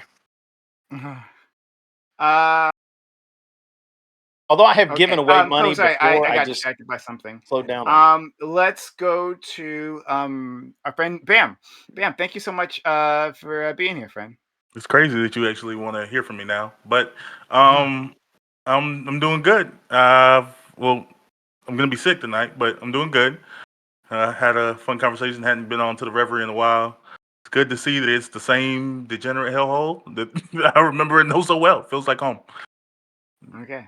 You're doing well. If you were doing good, you would be giving money to Prime, right? You're You're right. doing well. You're right. You're not doing good. I did give him money. I gave him $10. Okay. Well, thank you so much. And then I do appreciate that you did a gift to the channel. Much appreciated, friend. Let's go to our friend Corey. Thanks for being here. Yeah, this is already entertaining, and I was grateful to be here. And whatever, my touch with wealth is growing up in literally the wealthiest neighborhood in Canada. Grew up in Westmount, just FYI. But yes, you can find me on Twitch, Corey Campbell 84, Twitter, X, YouTube, Instagram is Corey Campbell. And yeah, looking forward to getting talking more about sports, NBA, football, all that stuff in my wheelhouse. Love it. I grew up in the neighborhood with the greatest concentration of Monopoly money. That's fantastic for you. All right, let's go to our friend. Let's go to our friend Scott. I'm not sure if I'm reversing your screen, so actually I don't know where we're at a point here. But go ahead, Scott. Yeah, I am Scott. My channel is Fabian Liberty. On if you want to watch me be toxic, follow me on X. I will never not say that that's a shitty name, but it is what it's called. And in most of my streaming right now is done on YouTube. I am a libertarian, an anarcho-capitalist, a right-wing anarchist, whatever you want to call me in that regard. So this entire conversation about taxes and how much people paid in taxes, just really, I really had to hold back, man. I was very angry that we were flexing how much tax money we were paying. I can't get behind that horrible behavior that you guys were doing. So I'm very disappointed in Grid and everyone here flexing about how much tax money they paid, because if they were really good people, they would be doing everything they could to steal from the U.S. government and pay less in taxes. And I just, I can't get behind it, but I love Grid anyways, and I'm happy to be here. And put that money, right? No, I totally agree. It makes sense now, Scott, right? Because that could be more money used for their favorite streamers, right? That would, their local neighborhood PayPal account is where that could Well, sit, rather you'd have than to, U.S. you'd have to, set up an LLC and, maybe make you do some incredibly small, work or charity work, and then just give you a salary that's like 98% of the funds. Find some way to give you money without having to pay taxes on it. IRS, whatever. If that's not legal, then I would never do you that. become the charity. Something like that. Thank you so much. All right, let's get to our Grid. Thanks for being here. Okay, yeah, I'm Grid One Motorsports. I have a channel called An Unreasonable Man on YouTube. I used to stream on Twitch. I don't know if I still have. I don't know if it's still active or not. And I stream other places too, occasionally Rumble and whatnot. But YouTube always. And you can find me at An Unreasonable Man. And I'm a constitutional conservative. I believe if it's not in the Constitution, it probably shouldn't have anything to do with the federal government. All about states' rights. The reason that I liked that I bring up taxes. I didn't actually bring up taxes, but the reason I get so heated about taxes is I really hate paying them, especially federal income tax. And there's nothing that angers me more when I think about it. Yeah, that's where that's at. So. Thanks so much. Let's go to our friend. Echo. Hey, I got Rich. Streaming from work today instead of from home because I had to stay late at work tonight. Yeah, other than that, yeah, what's going on? Now I feel kind of bad. No, it's fine. I don't mind. Yeah, somebody brought. It was the last day of school, so somebody brought a bunch of snacks, like extra banana bread and like lemonade and stuff. So I'm okay. Like I won't die of hunger. Oh, okay. Well, if you like banana bread, one day I gotta get you some of my mom's banana bread, which apparently is absolutely amazing. Is what people tell me. Okay, yeah. Okay, let's go to our friend Lactoid. Yeah, I'm Lactoid. I am a libertarian, not a anarcho-capitalist though, but I have the sense to not call it taxes. It is thefts. They are stealing your money. Don't brag about it. It's bad. Brag about how much you make, because that actually is a sign of moral superiority. If you like what I have to say, you can find me at Lactoid TV on Twitch, Twitter, and YouTube. Okay. Will that mean Gambit with his opposite? Is very different politics is more morally superior than you are? I haven't seen his bank account, but based on his actions, he's probably more valuable than me as a person. Yeah. Is this the prosperity gospel of libertarianism? That's different from morally superior, though. Is he morally superior to you? With all his. I mean, his ideas might be worse, but like he as a unit of measurement is like could be superior to me. But is he more right than you? No, definitely not. Well, hold on. Like a giant vault of gold is not more correct than me on like certain questions, even though it's more but valuable. the person who could attain the giant vault full of gold holds some type of status, which then would Yeah. You said morally superior, which is why I would have responded to. But I may have meant like morally valuable, perhaps. Fair enough. Okay, fair enough. All right. And now our friend Ali. Sorry. Yep. I go by Sociologic, 2 L's. You can find me on Twitch, Twitter, YouTube. I won't call it X, Scott. That's the easy way of doing that. And for the rest of you, the rest of us that are less morally valuable, give your Prime Prime account. You sub through Twitch Prime. What is it? Prime Gaming. It's free that way. You have the Prime account. Give the free sub to this Prime. Prime account. Fuck Thank Amazon. you.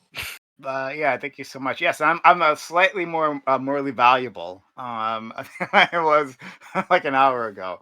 But thank you all so much. All right, let's get started because I think we have a really good topic.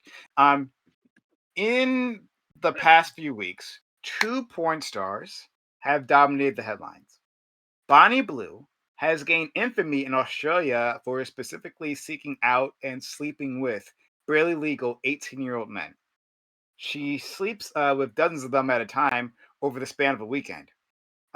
Bonnie's friend, Lily Phillips, has grabbed attention after sleeping with 101 men within a day. I think it was like 14 hours or so, or 16. Later on, she declared that she would try for 1,000 in 24 hours. What does this say about our society that these women have gotten so much attention in our media landscape? Are they just oddities that have transfixed the public and nothing more? Or does this say something larger about our cultural values? Do you lament the normalization of porn, or do you embrace the more accepting society of adult choices? I'm gonna let Gibbs talk first on this. I know. Oh my god. Ain't none of my business. That's what it sums up as. But to You're right. but to elaborate a bit more, Bonnie Blue, she ended up getting banned from Australia. Not specifically for this. It was some immigration technicality or something. But there was like some sort of petition, some sort of movement to get her banned. She's actually British, right? Because like from like I guess a group of women were spearheading this because she was open about going to basically this kind of like spring break type event that they have in Australia, where young like people who are 18-year-olds, like they graduated high school. It's a bit of a celebration going into college, right? They're legal. She kind of went to like the hotspot, like their version of Cancun in Australia, right? And we're setting up these meets. She like advertised it, and she got dozens of them at a time, and she just made it happen. And then her friend, and I do think my friend, they've worked together before. Lily Phillips, she made 101 men happen in a single day. And there was a documentary that she did simultaneously with this. So there's some of those clips have been releasing. This event happened, I believe, in October, if I'm not mistaken. And some of the clips have been releasing. and her reactions there have like caused a lot of controversy. As some people are analyzing like what this actually all means. So any which way, yeah, I want to see if you all think we don't. I did invite women today, but none of them showed up. It's fine. But it's not important. Wonder why? Any particular reason you think? A shocker. What a shock. The topic wasn't their vibe. You don't think so? Well, they had conflicts of interest. Any which way. Allegedly. Not conflicts of interest. That's what they're calling it these days. Yeah. Scheduling conflicts. Excuse me. Anyway, look, we just get started. Gibbs, your thoughts? Yeah. So one, I gotta say, yeah, as for I don't think it's really a concern. I don't have concerns about this because this is something that I disagree with Fabian on a lot of these panels. I come on here, we argue about like morality, and I'll argue that there is really no morality. But I'll tell you what I do know there is. There's sexuality. What happened with North Korea when they got to Russia? They've started getting addicted to porn. What happened with these unconfidential tribes that got the new Starlink? What's the first thing they did? Got addicted to porn. People love fucking porn. People like sex, like porn. It's just human nature. We're basically just animals at the end of the day. Everybody wants to like act like we're civilized, but in reality, we're no better than a hog and a rut. That's all we are. That's all we are. We're just big hogs and a rut. Now, as for these two individual examples, yeah, I mean, it is a little icky. I guess she's going for like whatever, barely legals, but I don't know. I grew up like in the 2000s. What was that guy? They had the Spring Breakers. I don't know if it's any different from the Spring Break, Girls Gone Wild kind of thing. I guess they're both kind of icky. It's very similar to me, I think, in that regard. As long as they make sure they're legal, I mean, I don't have a problem with it. And as for the other girl with 101 dicks, God damn, bro. I mean, who could you imagine being level number 100? I'd give it like throwing a hot dog down a hallway. That couldn't be too fun. But either way, sorry, I guess a personal thought, I guess. I think she's going to be set up for life now. She can take this fame, and she's willing to do something that nobody else was doing. Take 100 dicks, and now she's going for 1,000. This girl's going to be in the Guinness Book of World Records for eternity. What are you going to do? Nothing. Well, there you go. It's a good point, actually. I didn't consider that the world record holder, huh? Would they actually give out a record? World record's like 983. I looked it up the other day. Oh, 980. That's why she's going for 1,000. She had to practice. This was the warm up. Yeah, it's more of a logistics thing than anything else, honestly. But let's go to our friend Bam. Yeah, there's a lot of people who there's like one clip in particular going around social media of her like at the end of the experience, like just kind of having a large range of emotions, and then they show her like have a moment of like a tear, and they say like, and people are like, feminism failed you, like, society should have told you to be home and be a virgin and cook pies, and you would have been happier. Like you're destroyed. But in reality, like, I don't think this has anything to do with feminism. I think you could make an argument and this has something to do with our social media age and the idea of the things people were willing to do for stardom or clout, and to be like a star in social media. So I don't know. I think she's an adult. I think she can have sex with as many people as she wants to have sex with. Would I or probably any psychologist recommend it? It's like a responsible, healthy thing to do? Probably not. But she's moving on. She's gonna try it again and try to break the record, and she probably is gonna receive some level of like stardom and fame and financial success from it.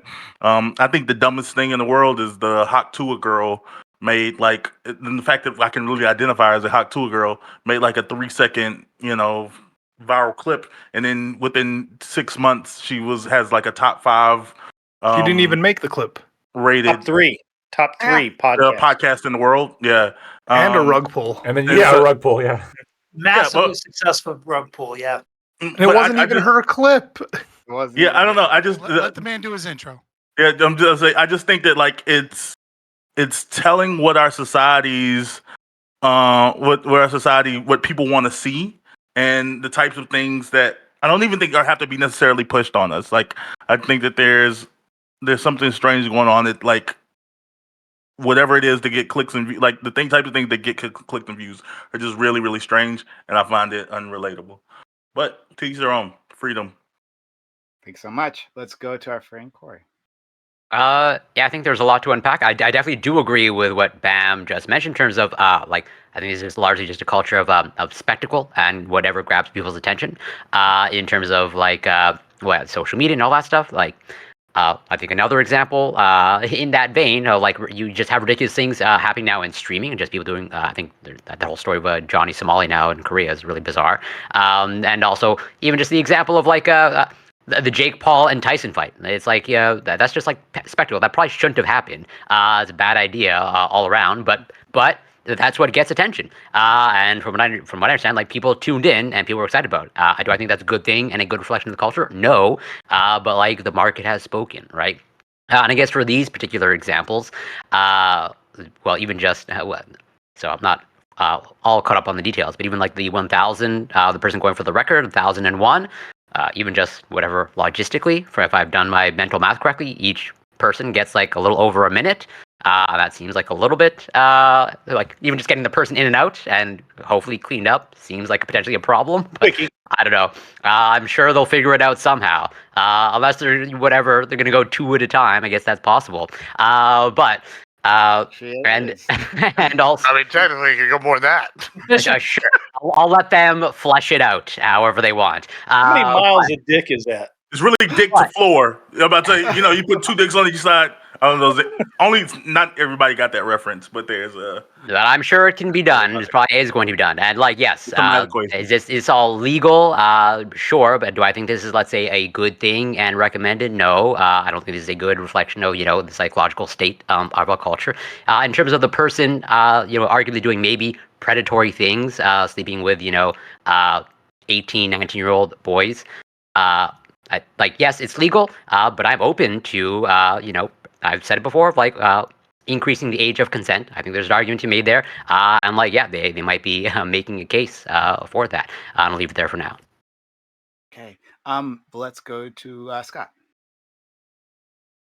Yeah. So obviously, first and foremost, I think that you have a right to do these things. You have a right to be a whore if you want to be a whore, and be a public whore for clout and fame.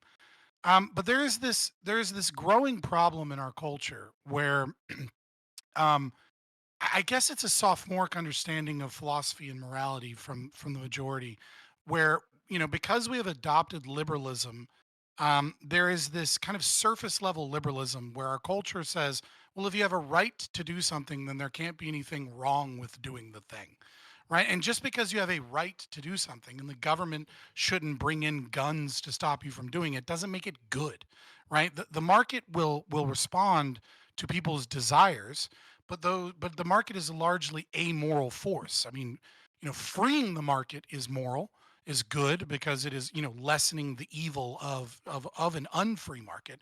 But that doesn't mean that just because you're free to do something, that thing must be by definition good or morally right.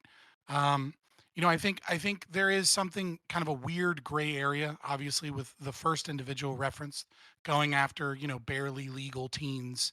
Um, I think people that age do lack some complete agency.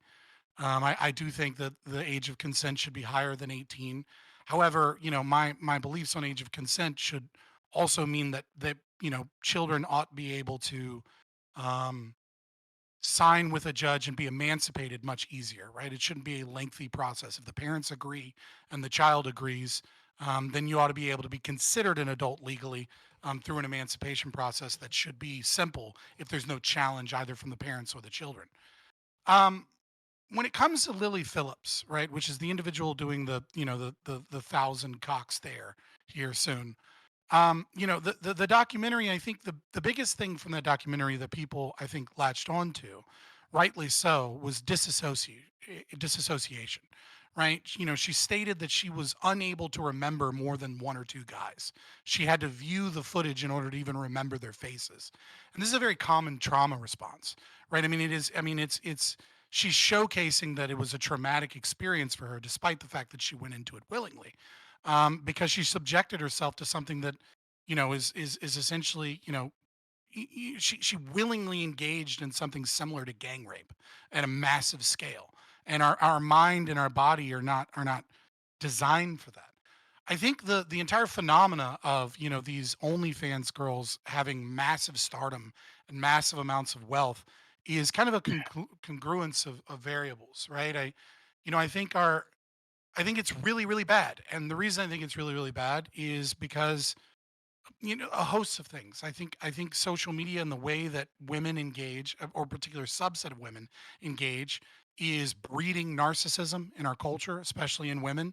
It's creating narcissists because they have an online community of people that essentially worship them and then they cultivate that community to get rid of anybody that's a hater, and then that own community that like worships them sexually, then defend them, right? So they it's very similar. It's like a learned narcissism where they believe that they're untouchable. They believe that that everything that they're doing is good, and anyone who challenges that is actually a bad person. And it's making that subset of women essentially allergic to any form of accountability or living in the real world. And that is very damaging to those women in terms of their long-term prospects, but it's also very damaging to society when it's on display in such a degree and it's celebrated, because it's causing a gender split. It is one of many things, but one thing that is certainly causing a gender split where you have red pill people and MRA people that are focused on this hyper popular smaller subset of women, and painting women as a whole in these lines. I mean, you see so many of these podcasts and people that think that women are all whores and that they're all transactional and that they all want the 6 foot tall big dicks abs 6-figure guy, when the data actually shows that women are checking out of the dating marketplace, that women not to the same degree as men, but women are leaving the dating marketplace because of the toxicity and the gender issues and a congruence of variables. And so I think it's damaging to women. I think it's damaging to men. I think it's damaging to the health of our culture and society when we celebrate and venerate behavior that we knew for thousands of years was degenerate, that was psychologically unhealthy, and wasn't good for families and long-term happiness. It is the height of high time preference thinking above anything else I've seen in our recent culture. And anybody that understands economics knows that high time preference thinking is damaging towards a culture and society. Are we still in Scott's opening? Yeah, I was That's that. I was like, wait, are we still here? Yeah. All right. Thank you. Let's go to our friend Grid. All right. So, So the OF thing that we've got going on now has been very interesting the past couple of years. I first want to shout out the Russian owner of OnlyFans. He paid himself $1.3 million a day last year. That was the smallest amount that he could legally pay himself, and without risking an audit. And therefore, he is the world's best pimp. Just the way it is. $1.3 million a day, gentlemen, is a lot of damn money. A lot. And so I think what we've seen. Also, by the way, one of my guys did the math. 1.87 miles is how much dick she's going to take. I've got the best chat. I don't think that's true. 1.87 miles of dick with an average of 5.5 inch dick. No, it'd be a fraction. For 1,000 or 100? Like 500 feet. Yeah. No, for 1,000 or 1.87 miles of dick. You're muted, Bam. But so yeah, I'm sorry. If they're measuring by thrust, that might be different. Yeah, well, we're gonna have to add in there that country-specific nationality. Times 100 guys, 216, 21,600 thrusts, average 5.5 inches, 118,800 inches total, or 1.87 miles. I'm telling you, these guys. It's pretty good, but you got to account for the country you're in, because the average dick size is going to vary by nationality of dicks you're dealing with. He just went with 5.5 inches average. Yeah, so. I understand. We can Anyway, figure this out. So that's a lot of dick. That's a lot of dick. So, the mean jerk time. The OF The OF phenomenon is very interesting, and I think that the danger of it is not just that women do these things; it's that they think they're going to get paid for it when only the top 1% actually make any real money doing it, and they have to consistently do more and more, I guess, straight outrageous things to continue to get the views and the clicks and the likes, or whatever, and to maintain their subscribers. Because it is a subscription service. And so a lot of women believe that they're going to go into this making 6 figures a month. That's what the 1,000 dick stare lady makes, 6 figures a month. A lot of girls go in there thinking they're going to get paid that much. It just doesn't happen for them. And I really feel like that at the end of the day, porn in general is just, it's always been there, but it's always been kind of restricted, right? We can go from the Kama Sutra all the way to Aleister Crowley, but there was an entry cost. You couldn't just be a part of it because you wanted to be a part of it. There was not even a price of admission a lot of times. You had to know somebody who knew somebody who then decided that you were worthwhile to be a part of their little degenerate club, and then you could be part of their degenerate club. And now anybody that can click a mouse and pay $5, apparently, you're in. There's something wrong with that, especially when kids can do it. There are no real controls for underage viewers. This is a real problem, I think, bigger than any other. And as much as we infantilize our youth as it is, if you're infantilizing someone and making them, at 13 they can't even walk down the street by themselves, and yet they can go upstairs into their room and watch 6 hours of porn every night, something wrong. It's just wrong. You don't even need to know why it's wrong. It's just wrong. And but we'll get into that later, I'm sure. And so I actually don't have a problem with what these women do. I have a problem with the market that they serve. I have a problem to some degree with the attitude and the cavalierness surrounding it. And it'll be great to get into all of it. But we have lost that taboo, hidden, forbidden sort of thing that pornography. And have Scott and this guy back to back. Oh my god! I'm done. All right, I don't go as long as Scott's the master. You're absolutely. You're only the You're apprentice. just the student. right? That's one word for it. That's one word for it. He's saying he aspires to Scott. That's what he's saying. Yeah. Let's go to our friend. There were, I have a lot to say about this. If I'm not careful, I'll be longer than Scott, but I'll try not to. But I will say that there is a long list here that I suspect, because some of it's science adjacent, Corey might ask me for sources on all of this stuff, so he could just ask me in the once the discussion starts. But it's been linked. So pornography has been linked to sexual dysfunction, addiction, distorted perceptions of what you expect your partners to be like. Isolation, think otaku culture, people who never even leave their apartments. It started in Japan. It's starting to become more of a thing here too. I don't think you mean otaku. An otaku is just a Japanese nerd. There's a whole culture of people there who literally will not leave their apartment. They work at home. That's not they get all their food. Otaku is not the word you're looking for there, but it's fine. I'm sorry. Okay, it's a subset of the otaku. Yeah, you're right. Yeah. You're right. And I forget what that's called, but I'm just thinking about that, the whole story. Negative feelings like self-perception, body dysmorphia has been linked to it, and relationship issues. So a lot of conservatives these days are talking about, what do we do about the fact that we're not reproducing as much anymore as we used to.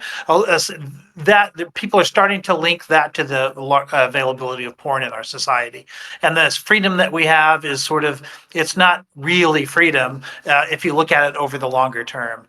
I think at one point I mentioned to I think you, Prime, asked me about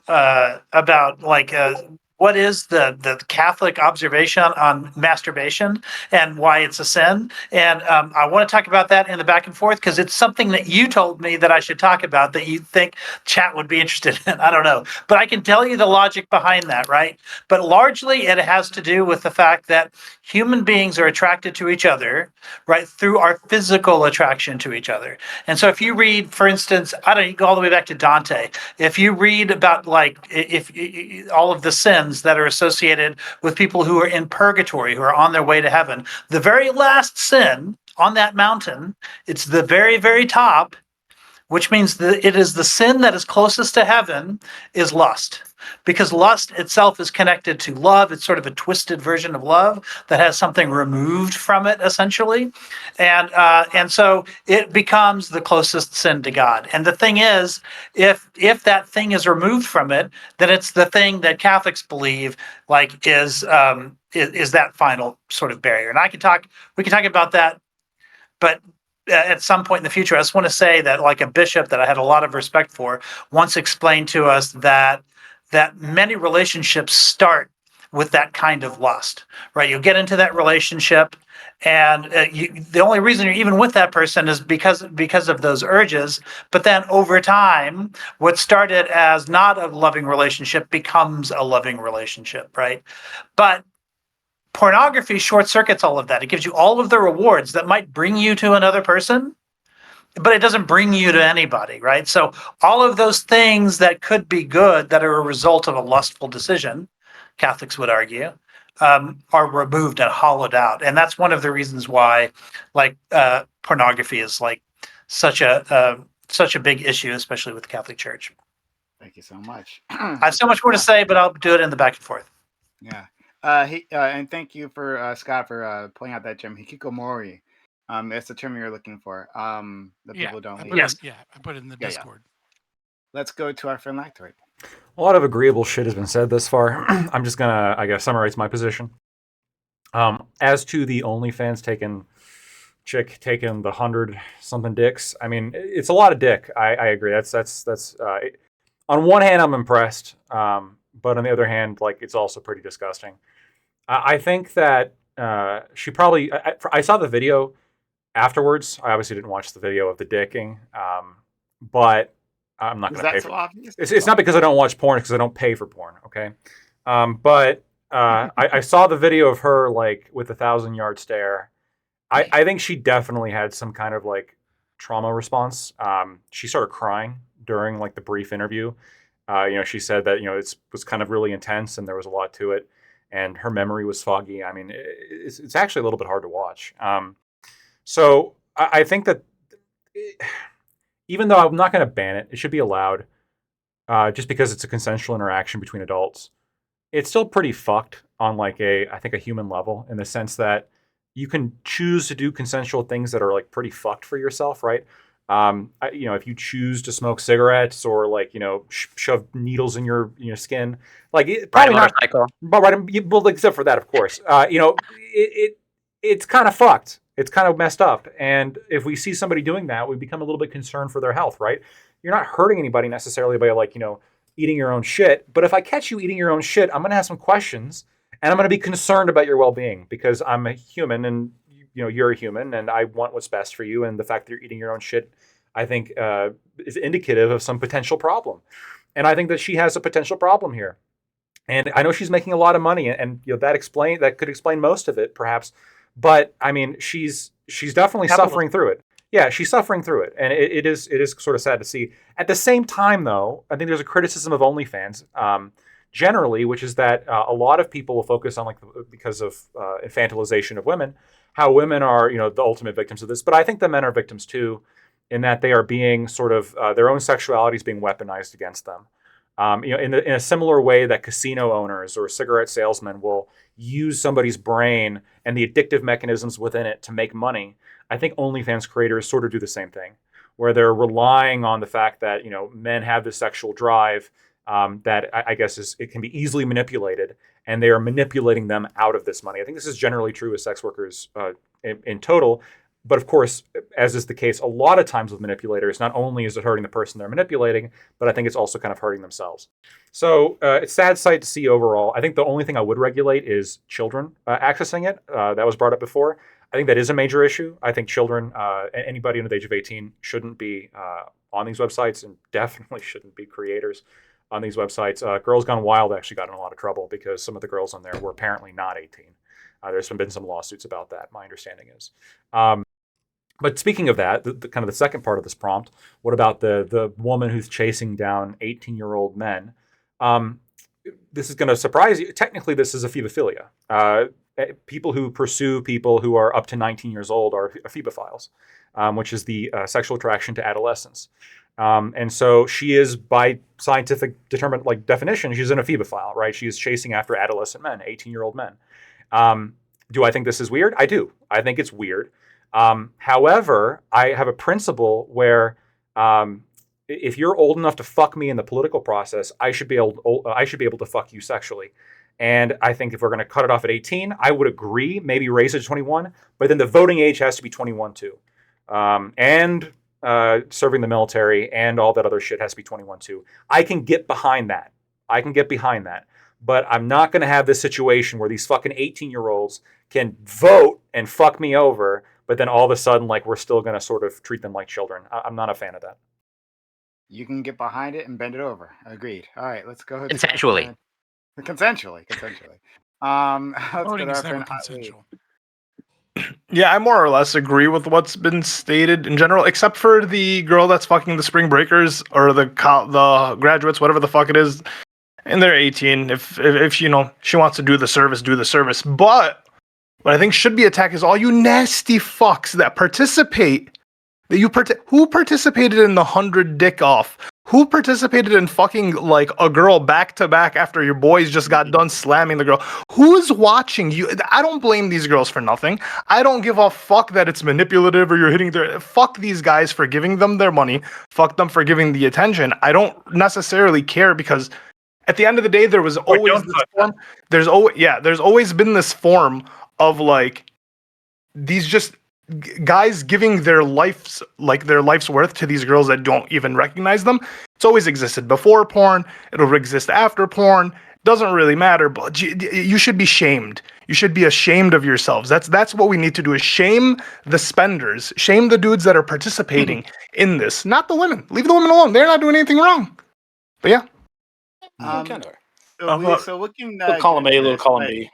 I think looks like I'm going to be the only one really on the other side of this. It seems like, but you should go for 2,000. I feel like we got so far away from my point that it feels like I agree with everybody else. I don't think I agree. You and Gibbs. I want to respond. Yeah, who even knows what I said? I don't even remember. I do want to respond to sociologic, right? Like, because this is a theme I've seen online in terms of the Lily Phillips, especially, which is the 100 to the 1,000 cock lady.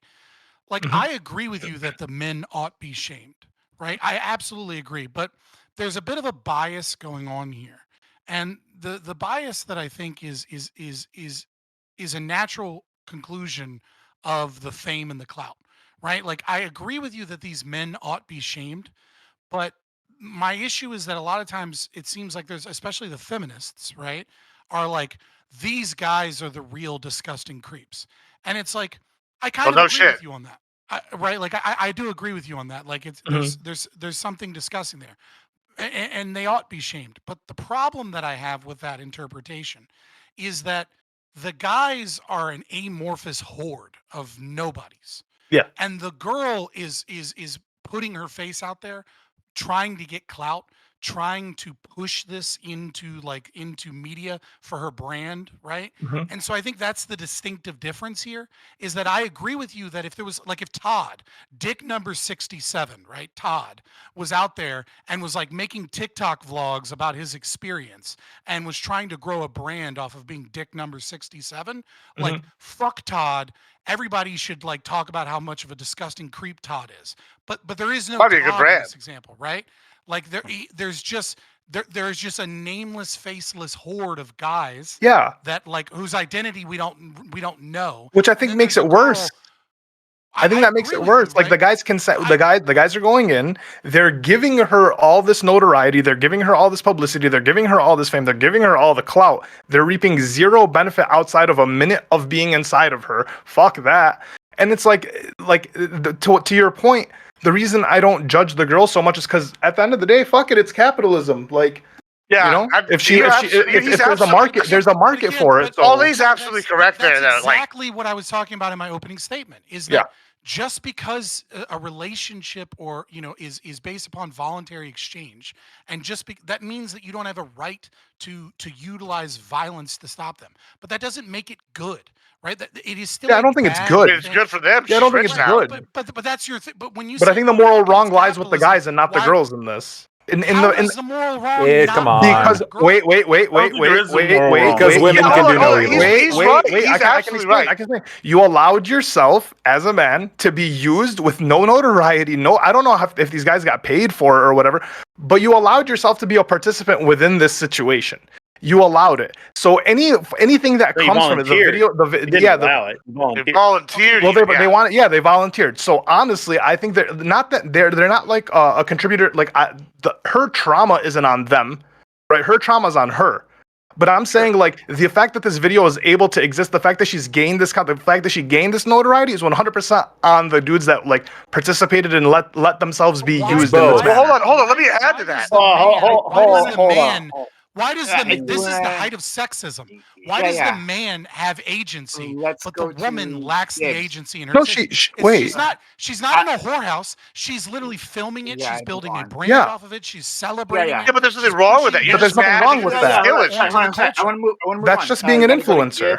Bam, I think, and was it Lactoid? Yeah, so I mean, Ollie's absolutely correct here. Like, in fact, I think it's even more impressive that it's some amorphous, blob horde thing where nobody even knows. It's like she took something and basically said, "Skill issue. I'm going to be known for being the most successful whore in the world," and now is richer than all of us. Probably, she's got more notoriety. She can probably parlay that. Not GSU Gambit though. I'm just saying. I don't know. Can't speak for him. Maybe she pays more taxes. We'll see. We'll see what her taxes are like. We can only figure out wealth by who donates to me. That's the only right.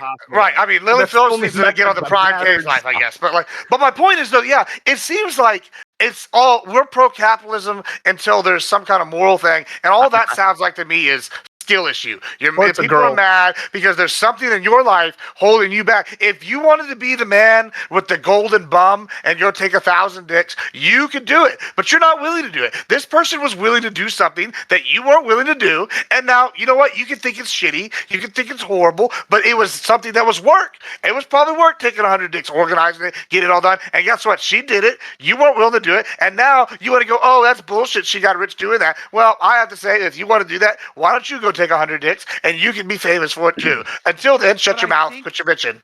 No, that's not an argument. My argument is that it's immoral.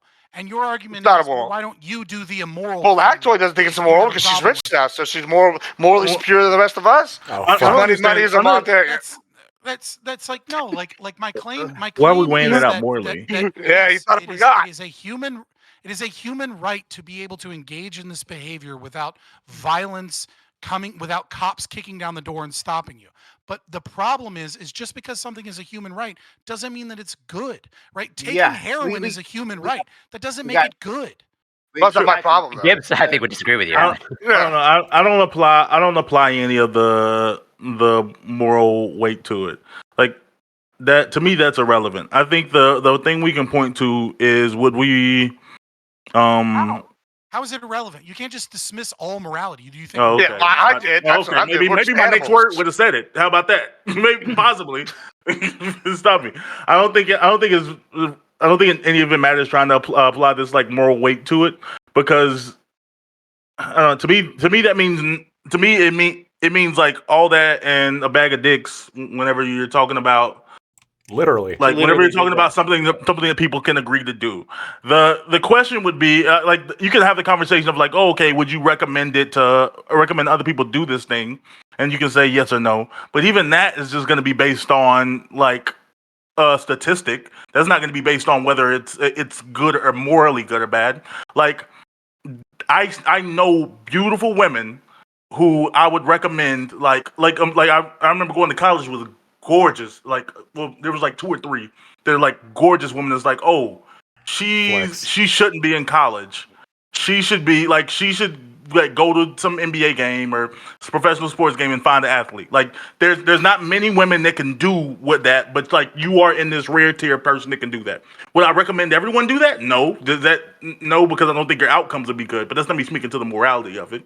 And when we're talking about judging and society and all this trauma, the reality is that what happened is a lot of those guys are probably who agreed to do the 100 dicks thing, or even in both situations, even with the girl who did the like mass hookups, there were probably like 6 out of 10 dudes who feel like, wow, I'll never probably get a chance in real life to hook up with a girl that's attractive. Like, and they feel like they got to win out of it. They don't feel like they were traumatized. They don't feel like they were used. They feel like, wow, I made an exchange that benefited me. I had to have sex with a really hot chick, in their opinion. Do you think they made a deposit? Questions are irrelevant. Do you believe that all moral questions are irrelevant and that no, not all, just this one. I think this moral question is irrelevant. Why is this one specifically? Why is this one irrelevant to discuss the morality of it? Because what on society? Because when people generally, and I know that you have some like book from 1863 definition of morality that you're talking about, but when people usually talk about morality, they're talking about like a harm that it's causing to a person and why society shouldn't allow it. But I think that you would call it, if both people, like you're pointing to some version of morality where both people come out of the situation feeling like, wow, I'm very happy and satisfied with the outcome. And you're saying that was like, and there's no one harmed from it, and you're still applying some level of morality to it. Well, first of all, I did explain in my opening why I thought there was societal harm and greater harm, why I thought it was high time preference thinking, and why high time preference thinking is bad. But setting all of that aside, we shouldn't pivot this back to you. I actually don't want you to answer. Not because it's you. I want you to answer, but I feel like you went like 3 times, and I feel like somebody else needs to go. I mean, I'll take a stab at it. Cool, but just let somebody else respond, dude, to my nonsense. I'll take a stab at it. Yeah, because I'll fuck you up. You can come back. I will argue with you all day. We'll see. Yeah. So here's the thing. Grid respond, then Lactoid and Corey. Okay, so I can't see any reason to ban pornography, right? And I weighed out all of the pros and cons. People say, well, if you ban it, it's good for society. It does a lot of things, because if you look at pornography, it can lead to sex trade, trafficking, a lot of trauma to women, a lot of these things. And I'm like, well, okay, but I can say that basically about anything in our life. And so I don't believe that we should just ban things that I can't find an actual reason to ban them, right? Matter of fact, I don't believe in banning most things. I think it's a waste of time and resources. So what I'm left with then is trying to understand how does it fit into society, right? And it used to be, again, that deviant sex, well, they didn't really have pornography so much as they had deviant sex cults and that sort of thing, like the Kama Sutra and Aleister Crowley in England and all of these other degenerates. Well, they were limited in scope. And your 12-year-old kid wasn't able to download a bunch of it on the internet every day. And this is where the problem comes in. And it has nothing to do with my morality. This has nothing. I'm actually not going to argue for once from a moral basis. I'm just saying that you can't point to where banning it would help, but you also have to admit that there has to be some limit. There has to be some. No, we don't. No, we don't. Hold on. You can look at because you're calling something degeneracy, right? You're talking about these sex cults. Well, okay, let's just look back. I don't know. Pick an ancient empire. Let's go with the Greeks. They're hedonistic to the max, and some of the biggest philosophers of all time. We study their study states. Democracy stems from them. So, like, when you argue that something is degenerate, you're absolutely arguing it from a moral standpoint. So, I would even argue that none of these behaviors are even bad things. Be less than right, not necessarily moral. Degeneracy I mean, is not immoral, sir. I'm about to say you can just make it's just about an outcome argument. Like it absolutely. If we had some study based on information that could lead us to with some level of certainty, not obviously not 100%, but if we saw that like, oh yeah, the amount of porn we allow in society, it's like increasing child rapes by like 35%, then like you could like then what we would gain would be worth it. I mean, the state of Alabama's already banned porn. Like if you're like you can't watch it in the state. I think other states have too. Like Without ID, like Yeah, logging Texas with is your ID. that law. well, not, I mean, well, it's not even just ID. They say because they don't have the ability, like they don't because they don't have a actual ability to enforce it. It's just banned across the board. Like your IP banned. Really? Well, a lot of so like Pornhub won't be. Wait, really? Right? Is that's a thing? So, hold on. Yeah. So what they've done is Pornhub is like, so what they've done is they voluntarily like blocked it from that region. So like Pornhub, for example, is like voluntarily blocked in Texas because they don't want to risk breaking the Texas law because they like think it's gonna be too difficult to enforce whatever's behind it. So they just like they're not like IP ban. You can go to the website, but it'll say like, oh yeah, and it is a pound move because then like, oh, I want to watch my porn. Let me go bitch at. So that people complain. Won't support further Yeah, porn people units. complain. Yeah. Yeah. I mean, it's it's all politics. Come on. Let's go to Lactoid. Couple points I have written down. So to Gibbs, I think Gibbs, you're probably the only one here that I would expect to say, well, skill issue, who cares? Because your view of capitalism is one where I think it's like it's a little bit short. It's a little bit short-sighted in the sense that the same capitalism that allows people to create things also allows us to critique them, right? And so, yes, it's perfectly within capitalism for people to I guess make this stuff, and it's also perfectly within capitalism for me to say, fuck that, that's wrong, that's immoral, don't go it, don't do it, don't consume it or anything like that. Because again, as a consumer, I'm part of the market, I'm part of capitalism, and then along with that, both the supply and demand I think are at issue here. Consumers are a problem just like producers are a problem. They can create a feedback loop to each other. Producers are trying to encourage more customers by propagating ads on social media, which they do. And then the consumers, the more people that get into it, create a more lucrative market, which then funnels money to the producers and makes it more of a cash incentive for producers to exist and then also proliferate, et cetera, et cetera. Feedback loop grows. And before you know it, now you have all this ridiculousness of OnlyFans advertisements on Twitter, which I understand Twitter is more of a older website, but like a website for older people. But it's all over the place, and I think it's a problem because I think not only is it a problem for adults, for a lot of plus. Yeah. Oh, that's okay. Well, then Twitter's there. 13 plus, and then I didn't know that. Fucking OnlyFans advertisements. I didn't know that. That I think that backs up my argument even more. I think it's a problem for adults for a lot of the reasons that Ico listed. You're talking about barrier to entry, basically. Well, I'm not just talking about barrier to entry. So I want to bifurcate this because I think all of us here can agree that it's bad for the kids, right? And let's not pretend like there's been any real substantive effort to prevent children from viewing this shit. I mean, I was 12 when I was exposed to the most hardcore shit, right? 2 Girls, 1 Cup, shit like that, right? Like the most hardcore shit that you can imagine, right? I was very young, and a lot of us here probably were, as well. It just is the case, and it's. I think it is a problem. I don't think it's good for a developing person. I don't think you didn't have that in the library. And you still got a dare medal. And I still got a dare medal. It's true, but I think it's also bad for adults for a lot of the reasons that Ico mentions. And tying this all back in, much like other things that we criticize, like smoking, like perhaps riding a motorcycle, I think that it's perfectly fair to say, adults, this is bad for you. Don't do it. It leads to bad outcomes. And you could say, fuck you, it's my right to do it. All well and done. You're right. It is your right to do it. It's your right to view it. Fine. But we can criticize you for doing it, and we can be in the right if this thing leads to bad outcomes, which it does. Same thing with smoking, same thing with drinking, same thing with drug use. It's just generally not a good thing to do, and we shouldn't be encouraging it. And motorcycle use. Okay. No, that's so much fun, though. It's different. It's so much fun. You don't even know Corey. It's way better than sex. Let's go to Corey. Yes, We're gonna go to Corey then Ico. Then I'm gonna jump in as well because this is killing me. I really want to fight. But yeah, Corey, please. Yeah, so Lactoid did address a point that I did want to make of like there seems to be like a lot of effort to like who to assign blame to. You know, either the groups of men or the woman. Could be I argue like both in terms of culpability.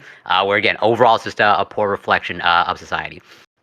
Where like because yes, you can say that it's this amorphous 100 men or so, like whatever. To blame, but also there's also the fact that again, who is almost certainly, I don't know for sure, I haven't looked at the demographics, but I'm pretty sure most of the people consuming that OnlyFans content is like 95, 99% men. Okay, and so like it's mostly married men according to their own statistics. And doesn't I don't think that makes it any better, but I think that proves my point of like yes, if it wasn't if these people there weren't consuming it, there's a reason why blockbusters aren't around anymore, because there's no demand for it anymore, because like yes, if the market's not there, it's not going to survive, and so yes, what does it say about the culture if like yes, you have tens of thousands, millions of married men potentially consuming this type of content. Now, do I think this is like potentially a moral question, or is this morally loaded? I don't necessarily come from that angle. I just more view this as whatever healthy versus unhealthy, and psychologically healthy versus unhealthy. Like same thing with like food. Of like yes, I'm not going to morally judge someone for like eating a Big Mac or riding a motorcycle, but I can say that it's probably not either psychologically healthy or good for your long-term health. And that is what I think I should, or the focus should be on that. And I'll just quickly address, let's say, iCow, what he brought up in terms of the data. So I'm gonna sift through the papers that you send iCow, which I appreciate. But I'll just say that at least based off the data that I've seen, the best analogy that I can come up with, it's like social media and trying to determine the effects of social media use on youth.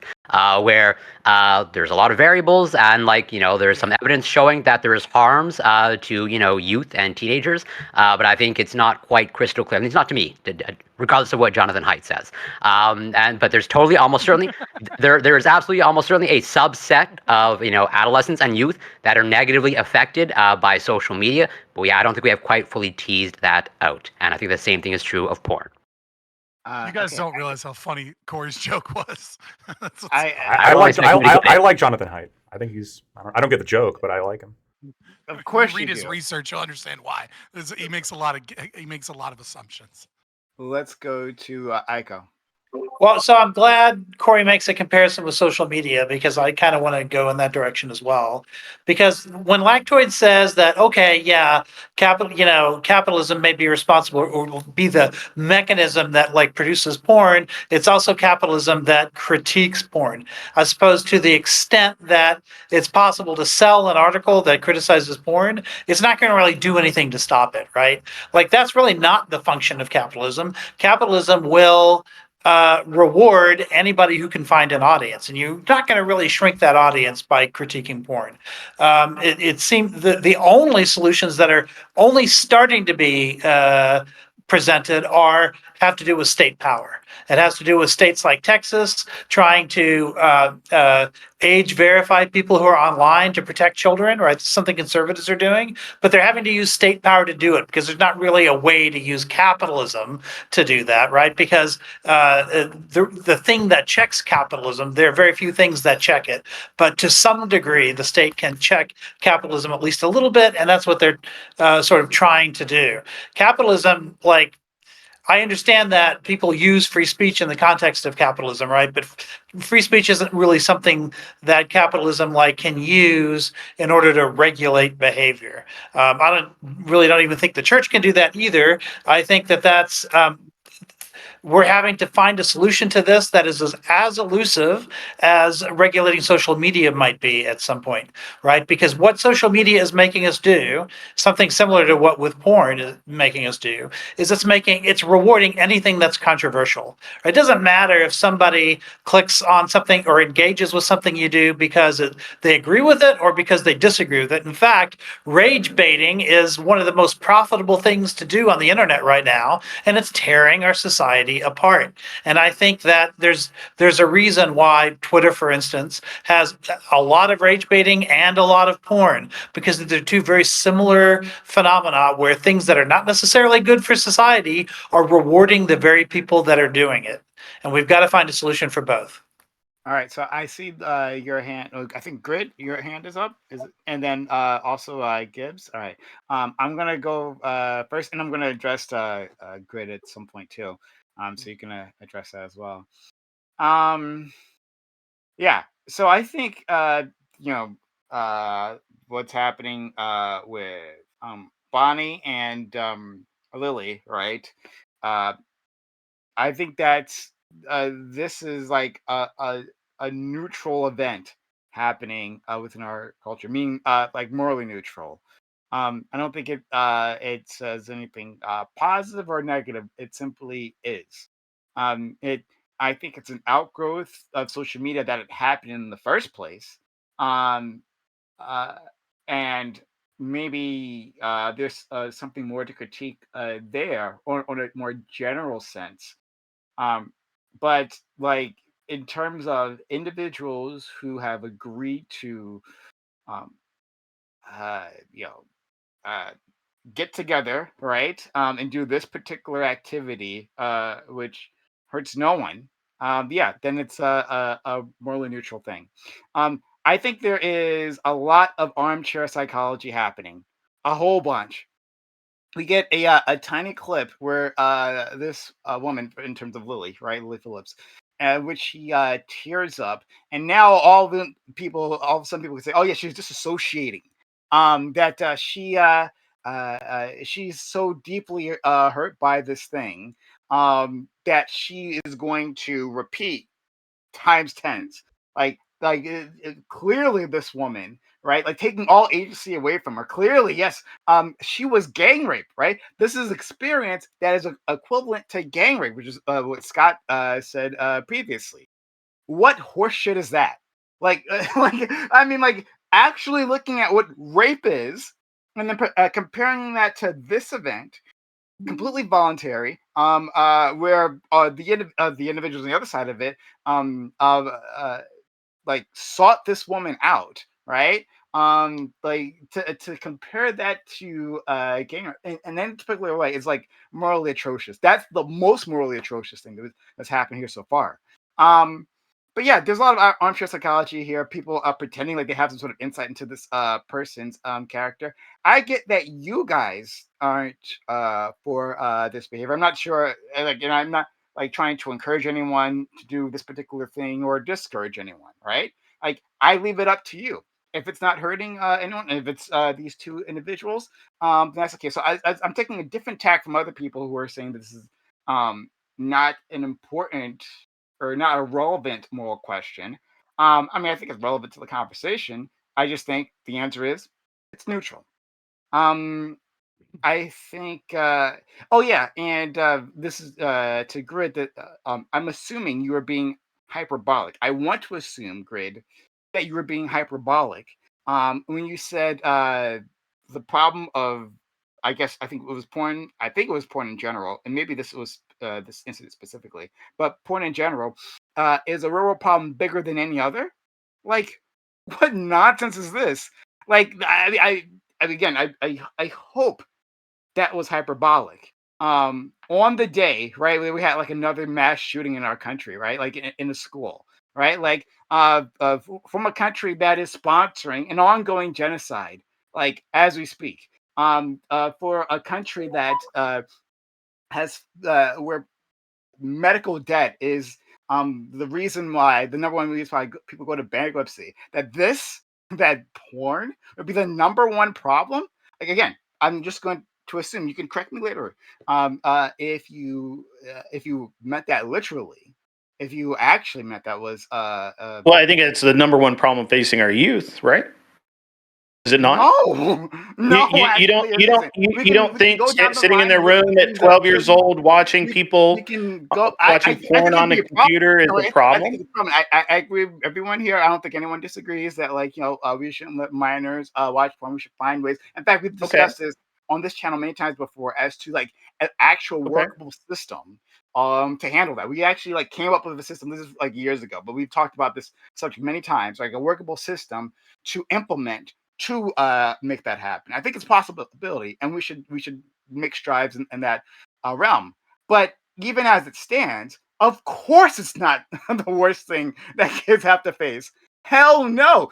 Even in the realm of social media, even like we could stick there, right? Like a greater threat would be there is I forget the name. There's a specific name for this, but like it's kind of like a catfishing scheme where people from like these developing countries are pretending to be like attractive individuals. All right, like if you're like they're trying to attract a young teenage boy, they'll be trying to be a young teenage girl, and then they'll hook them, and then they'll get that kid to send a nude, right? And then they'll blackmail them and try to get money out of those individuals. Sure. That's actually Yeah, I've caused heard of kids that. to like kill themselves. I would say that's a greater danger. Is that not than pornographic? porn in its entirety, right? Is that But not there's other pornographic? dangers that our children face. Of course, I wouldn't say that's number one. That'd be ridiculous. I also don't think porn is um, that big as far as like children. Yeah, no, we obviously we shouldn't encourage it. Like I'm fine with the laws being where they are now, related to like who's consumes porn. But like in all honesty, like walking, if I had like a 14-year-old or 15-year-old, me walking in the room and figuring out like, oh, okay, they're watching porn, wouldn't be like, oh god, it's time we have a crazy situation. If anything, I honestly feel like it's more dangerous for someone to turn 18 and their only like visual experience or relationship with sex is like sex ed. I'm not saying you have to actually be out there having sex, but I'm saying that like, yeah, I think it probably some natural level into like a healthy developing like young adult probably watches porn to where in their mid to late teens. Let me finish. Let me Can I finish respond up. after this? Well, She we called me out actually. directly.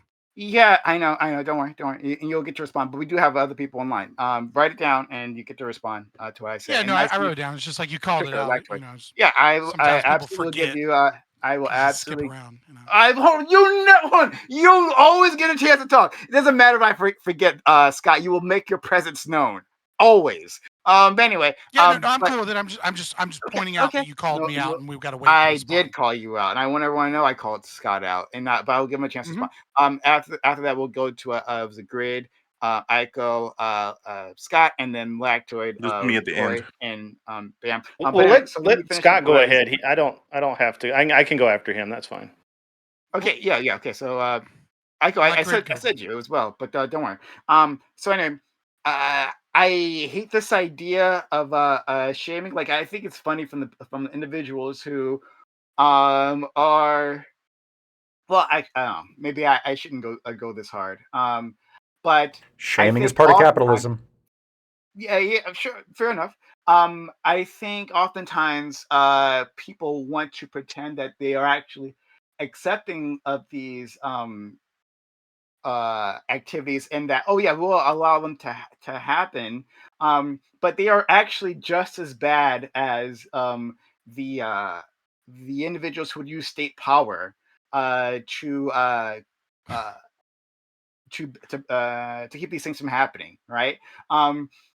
They will heap shame upon these other individuals, right? And shame, which can be turned into violence, right? Either violence of society against that individual, or that individual hurting themselves because of the shame that's being heaped on them, right? I think that's just like a backroom way of accomplishing the exact same thing. But that's fine, whatever. And again, this I've already kind of addressed this with Grid, but Lactoid said something similar. Like, what nonsense is this? That porn is worse than drugs or like traffic Wait. accidents. Like, Hold on.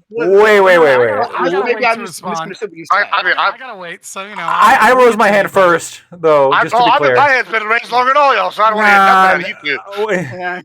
that was All right. bullshit. That was just said. Okay, that's not what I said. Yeah, he said a lot of bullshit about me too. If I misunderstood what you said, then I do apologize. And maybe Yes, I just to be clear, I was putting it in the same category of Am vices. I the only one who didn't get called out? I was putting it in the same category of vices. Yeah, okay? I won. I'm not saying it's necessarily the worst thing. I think there are other things that are worse. I think it's within the category of vices that is generally bad. And I agree with Grid that it is bad. Do I think it's the worst thing facing children? I don't. But I do think it's bad. And just by the way, when you're saying that we're playing armchair psychologist, I mean, to be fair, we're all playing armchair, like analyzing this kind of. I mean, we're here on a panel, and I don't have to be an armchair. I don't have to be a psychologist to, like, if I see somebody on the bus shaking and calling himself Jesus, he might have something wrong with him. And when this girl is crying and having this disassociation and this 1,000-yard stare, she's probably a little fucked up. I don't know. She could have just had low electrolytes. Come on, let's just. It's possible.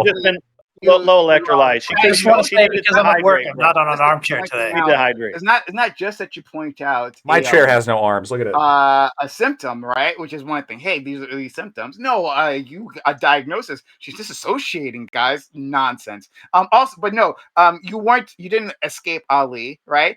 Fuck you. What I do? Yeah, what I do? Keeping shame on the men who participated. No, Fuck they're fine. yeah. They're absolutely fine, right? Like No, even no, they're not. they were offered a service. They took advantage of that service. No, and they got no one was, used. It was between these two consenting Definitely adults. took There's advantage, nothing yeah. to be shamed. They got used. They did not take advantage of anything. They got used They got and taken they advantage used. of. They didn't They got, get, don't make me agree with Lactoid. Yes, Don't make me they- agree with Lactoid and oh, say so- that they got taken so- advantage Come of. on, Don't Ali. make me do it. Agree Don't with make me. me do it. Do it. Come to the dark side.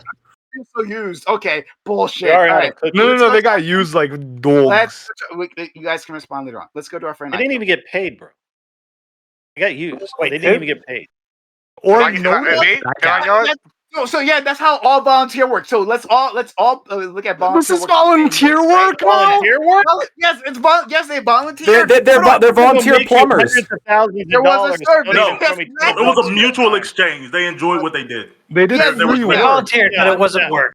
Don't They worry, I'm literally writing down volun- all the bullshit. I'll wait my Yeah. turn. Also, no, they didn't enjoy roll what with they it, did. Scott. A Roll lot with of it, them, man. a lot of them were That's sad. A lot of them were sad that they only got to spend 90 seconds with her, so they did not enjoy what they did. They didn't enjoy it enough. That's what you're saying. That's like someone- that's like someone 70 giving away seconds hot dogs. extra. That's 70 seconds too Please long. tip your Lemon hot server. dog. Let's go to Aiko. Sorry, not Aiko. Sorry, Gibbs. Sorry, Gibbs. Oh, yeah, okay, cool. First off, I want to argue with my libertarian cohort. This means more entrepreneurship to more people than ever before. People are willing to work and do something others aren't, and they're being rewarded by the market. This is the epitome of capitalism. You said you would sell guns to a mass shooter. Sure, that's fine. Lactoid, as stated, you And a stated tire earlier, killer. monetary value directly reflects moral superiority. Thus, by its own metric, successful stars in the industry should be praised. All right, that's lactose. Now, let's move on. We can argue about a lot of things, but I want to change the convo here a little bit and talk about the real evil here that we're not talking about. And the real evil here is the leftists. Now, when I say the leftists, I mean whatever special snowflake group y'all want to subdivide into. A major reason people are turning to OnlyFans and other similar platforms is because the left has utterly crashed the economy, forcing people to look for other opportunities. Bidenomics is just the gig economy. This is just a gig. Technology has enabled more people to make more money than ever before. This is not some kind of great moral quandary like my libertarian associates here are trying to make it. Prostitution is the world's oldest profession. And so now we actually have someone we can blame for this, and it's Biden and all you lefties that have destroyed the economy with overregulation and now have forced hardworking single mothers into OnlyFans because y'all hate making money. It's really y'all's fault. Now, living y'all's problems. Do you have a direct response to him, Aiko? Yes, I To do. the Biden? Okay. I just want to point out, just for future panels, that this is a Gibbs prediction, right? So Trump swears in next month. What he's saying is that in the next couple of years, as the economy goes up because of Trump's masterful handling of the economy, porn numbers are going to I plummet. did not say that. Hold on. Now that the market's already there, hopefully he cultivates the market like a smart. Project 2025 is going to ban porn, by the way. So Well, but and we'll see if In she 4 years, no porn. Well, hey, either way, I win on this one. Soy, Soy Adol, thank you for 300 bits. He said banning porn gives more social power to traditional women and gay men. Red Pill has played you for fools. Join Team Gunnar. Thank you, Soy Adol, for the 300 bits. It's really kind of you. Let's go to Scott. I think Grid said you want to go after Scott, right? And then we'll go to Lactoid. Yeah. Let Scott go ahead of me. And then me last. And then Bam want to go, right? And then Ollie. Yeah, so a couple of things. First of all, the idea that you would I think you were insinuating this concept that I'm armchair psychologist. I actually That was mostly trained in aimed counseling. at. I didn't give any diagnosis. That I was not. did So that say was that more there. intellectual. Sorry, that was more intellectual. Well, regardless, I did bring up the disassociation as a trauma, Oh, as a you did. common Never trauma mind. That was into response, you. and I did, right, and I did bring it up. Now, again, I'm not diagnosing anyone here.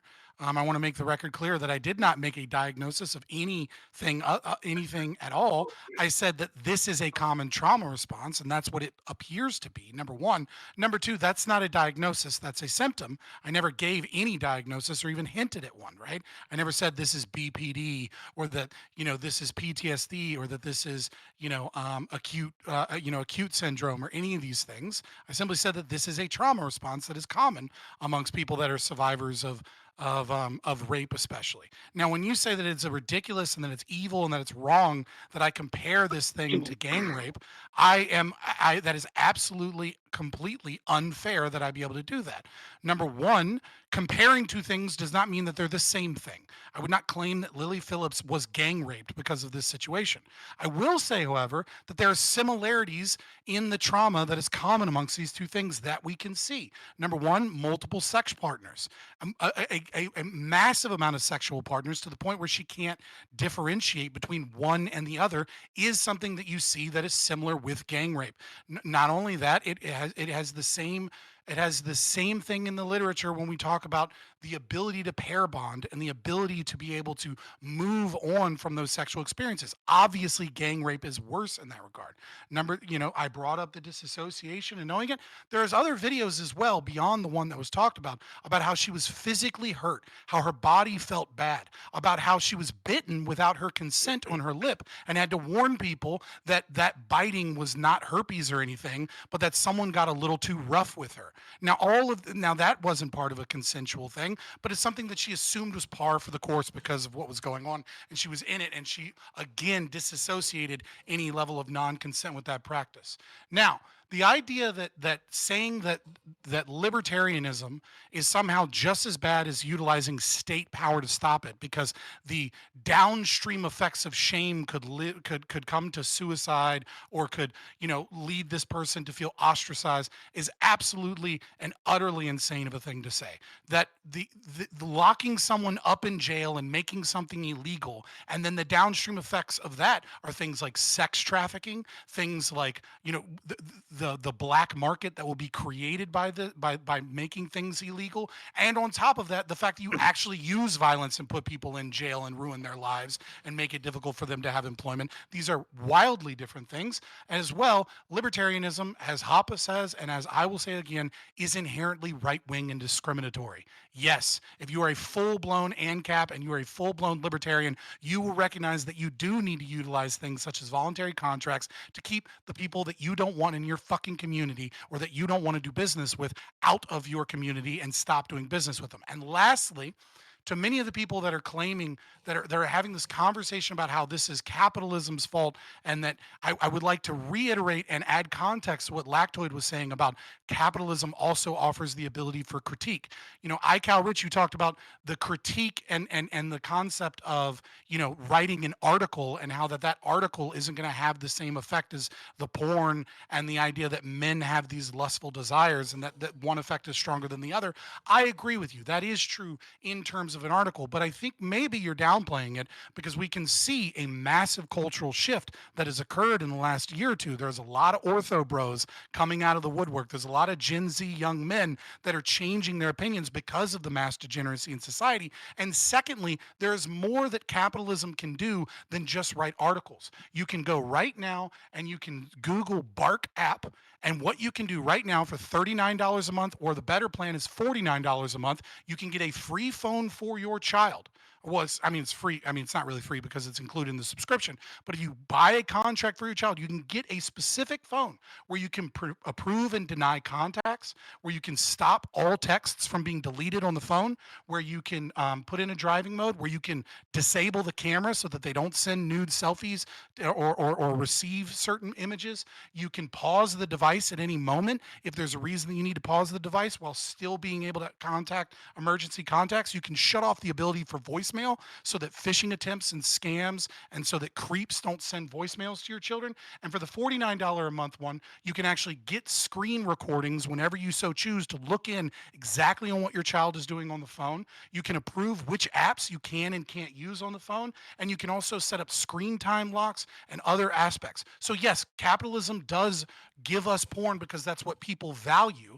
And at the same time, if you are a parent and you value safety and security and making sure that your children aren't going on to porn, capitalism offers you that solution too. Capitalism is amoral in this aspect. What we're talking about is a cultural problem. And when the culture is rotten with degeneracy, capitalism provides the solutions for the very things that we want. And we are talking about a moral issue where we have to have cultural enforcement, which includes shame, but also includes the things that we value and putting those values forward so that capitalism offers us those same things as we value, such as Bark, as I stated, where you can have all of the parental controls and But now you're violence.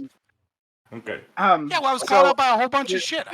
So there, I'm done. Dissociation is a disorder, and you were diagnosed. Dissociative disorder is not the same thing as disassociation. Trust me on yes, this. Yes, very well read on this. Yes, we can diagnose the trauma itself, the response, and the disorder. So I specifically said a trauma response. Yes, I know. Yes, said and what did I just said? Because you didn't listen to the words I just said. It's a trauma response, yes, and you can diagnose both the trauma response and the disorder. You absolutely can do that. I've literally gone to grad school for this, my friend. I never claimed to give her a disorder. I said that it is a response. I didn't say you did. Hold on. Again, you didn't listen. I said just now the disorder. Yes, there's a disorder. That's a category, but then there's a trauma response. Understood. Two different things. I'm saying you can diagnose. You accuse me of giving diagnoses, and you accuse me of armchair psychology. I actually studied this shit. I didn't do that. Up your ass, but that's I didn't fucking do that. You absolutely did. Yeah, don't try and lie about it now. You absolutely. I'm not lying about it. Psychology. The words I'm saying, but it's okay. Yes, because you're moving the goalposts now. I'm not moving the goalposts whatsoever. But Aiko, you have a quick. Do you have a? I did not. No, I will not take it back because I was absolutely right. It's illegal for me to do that. You actually, I'm ignoring you right now. It's literally illegal for me to do that. I can get in actual trouble for that. Shut up, because Aiko, do you have a direct response to? Yeah, I just want to respond to the capitalism sort of defense that Scott gave. I do agree that apps like that can be part of the solution.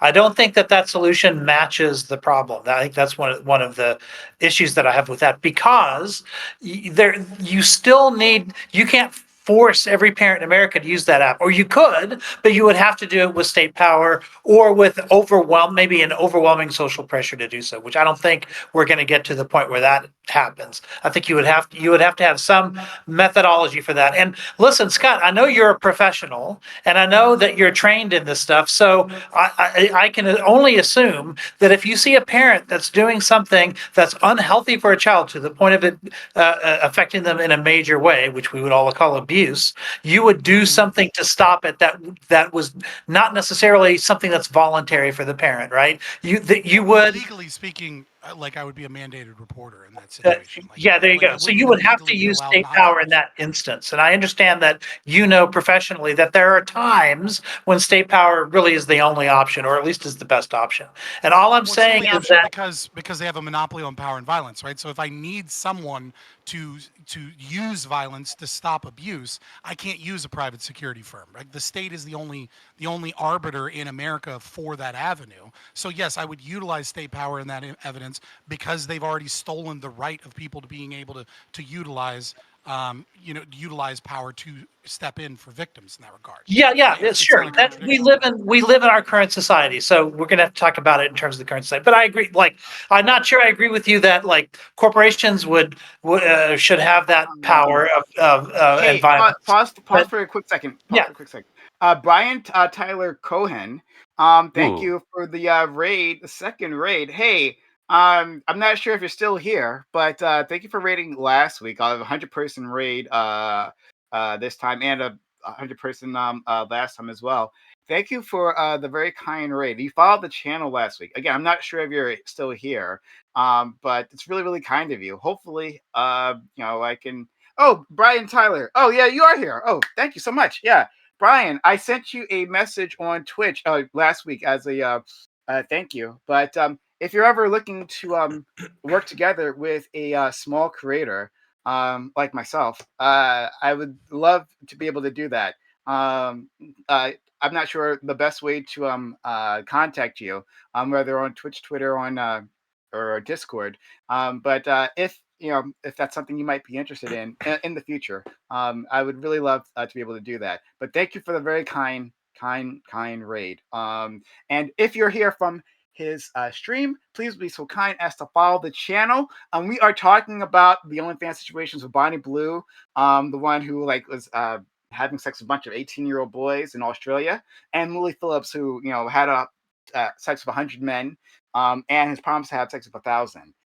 So we'll see. Appreciate. We'll respond to your DM. Okay, thank you, BTC. Thank you so much. Thank you. It's really, really kind of you. We'll talk to you hopefully soon. But yeah, so hit the follow button. And I'm also on YouTube, Exponential Socials. So if you prefer watching on YouTube, you can also do that as well. I should get rid of the TikTok thing. My TikTok account was actually banned. I put 2 videos on, and then they immediately banned. I was there for 4 hours. Yeah, and it was gone. So I should TikTok's actually a tough one. edit that out. But Isn't TikTok about to be banned anyways? yeah, maybe it doesn't matter. Maybe it doesn't In matter. theory, they're banned in January. Yeah. Yeah, but thank you for the kind raiders. Please stick around. Yeah, again, we're talking about the OnlyFans situation, whether this is a symptom of a larger problem of our society. Like the fact that these 2 creators did this thing, right? Who have become famous for these stunts. Or maybe it's morally neutral or whatever, right? So that's what we're talking about right now. Please stick around, hit the follow button. I haven't done so yet. Okay. So I'm sorry for interrupting Aiko and Yeah, that's okay. The last thing I was going to say on that, I think I got most of what I wanted out there, but I'll just say that things like the ARC app are able to protect individuals, and that's why I think it's good. I'm not sure that they'll be used to the extent that it would take to protect society at large. That's it. May I respond to that quickly? Please go ahead. Yeah, no, I don't disagree with anything that you said in terms of the descriptive is, right? My qualm is with using state power to regulate things. I agree that you might have you might have a larger number of children stopped from viewing porn if you utilize state power. My issue with this is with all state power is the unintended consequences, right? So you can do the BARC app and we can essentially guarantee limited or almost no deleterious effects of that because the individual parent is choosing to protect the individual child and is actively involved in the situation, and we ought to increase social pressure to have this be more common. But when you utilize state power, you don't know what the downstream effects of that are. And as I stated before, some of those things are going to be an increase in child sex trafficking, an increase of child pornography, new ways for abusers to find new avenues. So that are harder for parents to actually keep track of. Right. And so the balance here is not so much about which one has a larger immediate effect, but more about the overall arcing understanding that when state power is used, but the culture still has a want, a desire, so has a demand for something, that demand doesn't disappear just because the state gets involved. Some of it does, right? Because their values change, but some of that demand doesn't go away, and all you've done is created a new form of prohibition. And I don't want to see the horrors of a new prohibition and what that might entail. Yeah, no, well, listen, I agree that there are unintended consequences, right?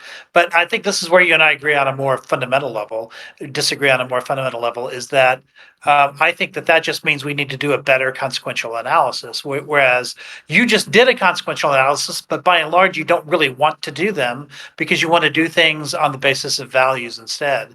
But I think that if we're starting to now step into a world where there's unintended consequences that we want to avoid, I think we then have to look at consequences. And that list of studies like that I gave to Corey, starts to outline some of those. And I just don't really.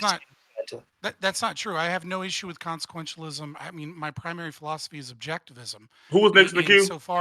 Insofar as those consequences are not logically unjustifiable, which would be the violations of the non-aggression principle. Again, the descriptive is of the non-aggression principle and backing of that says nothing to do about what we ought to do. And when we go into the domain of what we ought to do, consequences, just like deontological, moral frameworks, are both valid frameworks that I can't prove to be logically unjustifiable. And thus, I have no issue with utilizing consequences in that. It's when you say that you can violate the NAP that I start getting into like, hey, I start doing an internal critique of your system of valuing consequences above those principles and saying, look, like, here's some of those potential downstream consequences. So I'll just ask real quick, is stopping children from accessing porn using state power, is that aggression? Well, it depends on what you mean by stopping it. Right? Doing what Texas does, requiring an ID. Proof of age.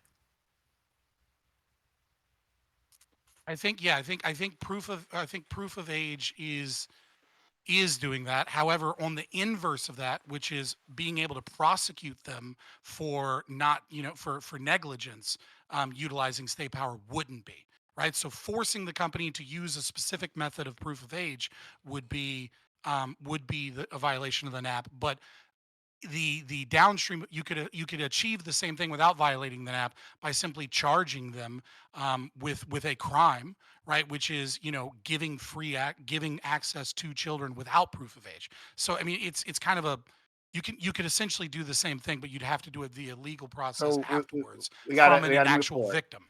Okay, sounds reasonable. But for everyone else, because people new here aren't going to know what the hell you guys were talking about. When they say the NAP, we're talking about the non-aggression principle. Our friend Scott here, I'm not sure if he's the first one on other people's screens, but Scott, that one, right? Yeah, Scott. He is a anarcho-capitalist, and that's a big important thing for them. The non-aggression principle. He's a fan of naps. And they like naps. They're big into naps as well. Naps are good. You should take naps, all right? Naps are good. Let's go to our friend Grid, and then Lactoid, Corey, Bam, and we'll be right back. All right, great. Thanks. Appreciate that. Wow. That was interesting. I liked it. But it really doesn't give we can talk about these two specific cases, right? Which I think is good. When we talk about it overall, my biggest concern, which is actually I think what you heard me say, is my biggest concern in this is the children, not that porn is the biggest problem facing children. But I will say that it is a large one, and I think that it is a root of many other problems that young people end up facing, right? Because they have unreasonable expectations to live up to or out of society, and it puts a very weird slant into their brain at a very young age as to what reality is and isn't, and there are problems with that. And I leave it to people better than me to define those problems, but I can at least acknowledge there are problems with it. As far as this idea of restriction and banning and all of that, I still cannot come up with as much as I just hate the idea of banning things. So to me, that's a really bad road to go down at any moment in time, ever. And we should never do it unless there's a way that we can do it cleanly, and there is no way to do it cleanly in this regard. So therefore, the best we can do is, the same old education, control access to some degree. And I think that's one of the reasons why OF became so popular so fast, is because a lot of people really didn't associate it with pornography to start. And therefore, it grew very, very fast and became nothing but really. Remember, originally it was go there to learn how to cook, take a lesson in psychology. You So what's that? Do that. It was originally OnlyFans was supposed to be a PayPal alternative. Right. Yeah. And so you can still go there to learn how to cook, but how many people really do? They're trying to push away from it, but it just won't work. Yeah, that's well. nonsense. But I do think that OF is having issues because, again, only the top 1% actually make any real money.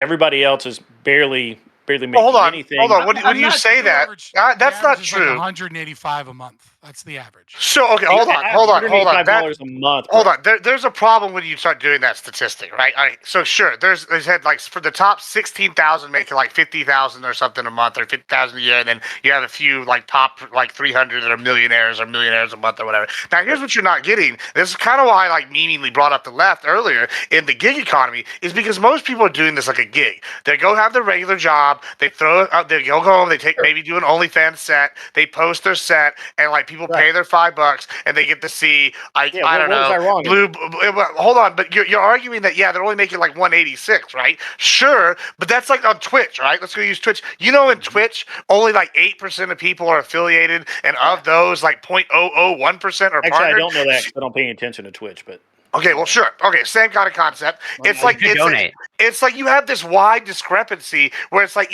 one person gets on there one time on OnlyFans, posts one set, never makes any money, and that's going to bring your average way down. How does it? I mean, I don't know. If you can't follow the facts, hold on. You made a earlier. You just don't understand what I'm saying. There's a slight differentiation between your point because if you just look at the stats. Yeah, the stats aren't telling the whole story here. Yeah, if you just look at the stats, you assume everyone's putting in the same amount of effort on the website. No, I didn't assume any of that. I simply said that there are people that get into this thinking they're going to make 6 figures a month, and then they find out they don't. And that leads to other directions, which is real pornography. Like in a studio with like a bunch of weirdos. No, you have the opposite. There's a significant amount of people who do make a living off of OnlyFans and like sex work, but it's not because like every girl who gets on there is like has an understanding of doing that. But I even know women who have found success on it, and it does seem to be like. Don't get me wrong, there's some things that are out of your control. Like you have to be somewhat attractive, obviously, but it does seem to be honestly one of the more like almost like a meritocracy. There are women who have like a number of uploads. They do like heavy on responses to the people. There are also girls that get money paid off the app. They meet these people and they get paid off the app. It's not all through the app. Yeah, but I was just pointing to like the idea of like there's the women who are putting in, I don't know, quote unquote 40 hours a week, like they are having actually a lot of success. The reality is most girls that go on there and post like a picture of in their bathing suit, they're not actually expecting to make $100,000 off. Like they don't have that expectation off of it. Yeah, and like the inverse of what he said was true as well. Like when he goes, "Oh, it's these people are going to go into porn because they're doing less well." It's more the opposite. The people that do well are going to go into the porn. They're going to go to the industry events. They're going to keep going. It's just like with streaming. If you start doing better at streaming, you're more likely to go to the industry events as opposed to, "Oh, I'm a 3-viewer Andy and I'm never going to go to any event." Like why? Like that's like you're just going to make you like $10 and that's all you got.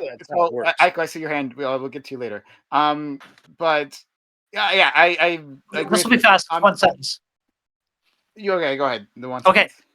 You can avoid the problem that Gibbs pointed out about averages being skewed because of the people at the top, the people at the bottom, by just looking at the median, and the median income is $500 a month. Yeah, and so $500 a month. Yeah. I was going to say before. I agree with everything. It's a lot for a lot of people, man. Yeah, that's a lot. A month is a lot for a lot of people. Yeah. That's like an Xbox Series X. Yeah. I mean, that's honestly a third of people's rent. That's a big deal, man. That's exactly that, right? Because for so many people who use this, right? Like sex work in general, right? Not just OnlyFans, sex work in general is a path for people who are disabled or people who have who are in some way locked out of the regular workforce, the rest of the workforce. This is the path that they use, right? There's communities where they talk to each other. And it was like, yeah, I mean, this is how I pay my bills, or this is my rent money, right? Like I need this extra Can I thing. bridge this? And I don't think that most people, individuals, actually, because this is the narrative that we see people talk about. Like, oh yeah, most of these girls are stupid, and they think, well, yes, I will be a millionaire, right? Like I just show my boobs and I equal a millionaire. But I don't think that's the actual case. There's some cohort of individuals, of course. Obviously, there's some cohort of individuals who do that. But like like that's just like a way that ends up like demonizing the whole industry, but when it's like unnecessary. I think we should always, of course, like make it clear to people like what the reality is of anything they're going to get involved in. Absolutely. We should publish those stats, right? People should have a clear idea of it, but like I don't think it's people are as foolish as many try to put it out there. Let me bridge Scott, the gap here very quickly. I think we all got it. I think we're all bridged. we got to go. I mentioned this earlier, right? This is the connection of social media plus the concept of OnlyFans, right? Grid is absolutely right, and it's true on the opposite end too, with like red pillars, right? There's an availability bias, right? You don't hear about the masses of girls that go on and don't do well, but instead you do hear about like that girl that made $43 million in 1 year on OnlyFans. And Nala.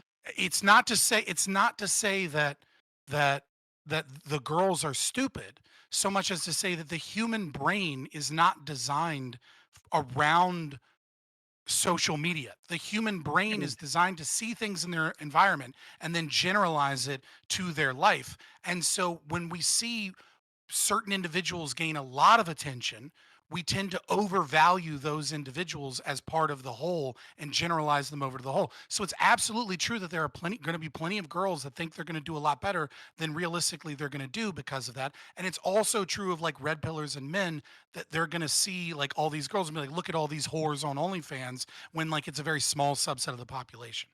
But there's also Lactoid, can we do you have anything unique you want to jump in here, because you already talked before?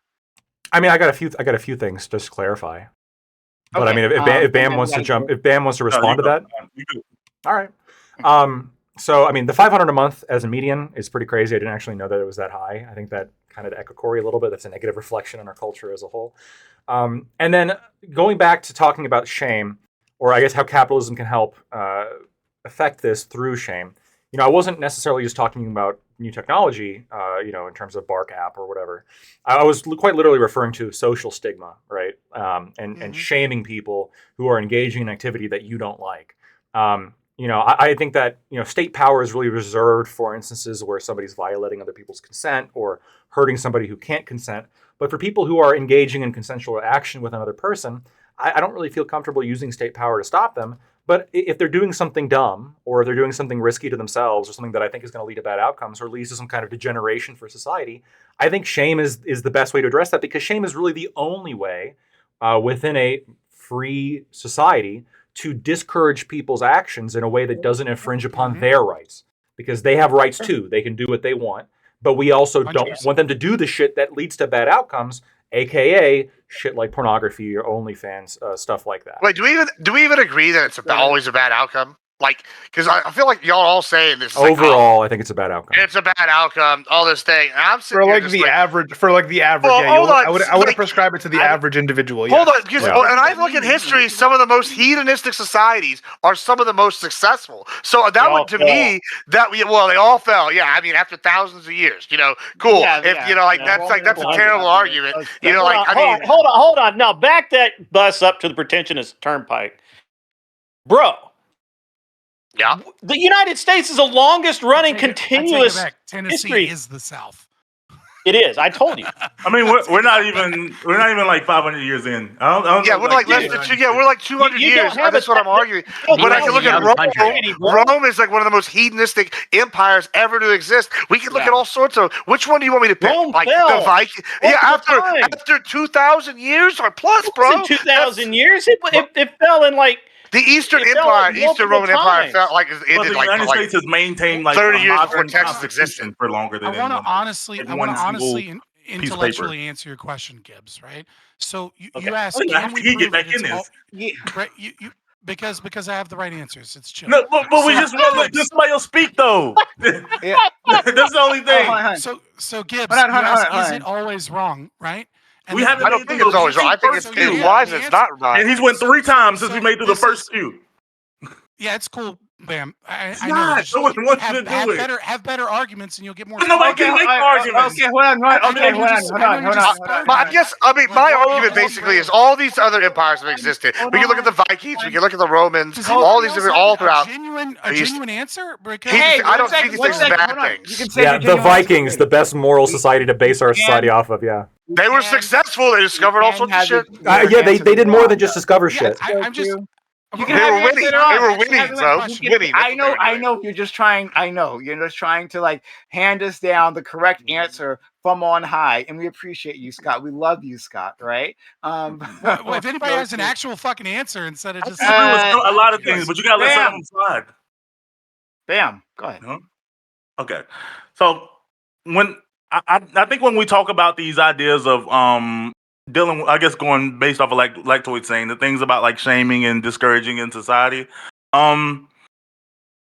I don't think you can. I think there's things that we can discourage or say we don't recommend that have nothing to do with necessarily morality. Like I would discourage people who decided that they wanted to like take out a big loan from the bank, drop out of school, and go invest it in Bitcoin.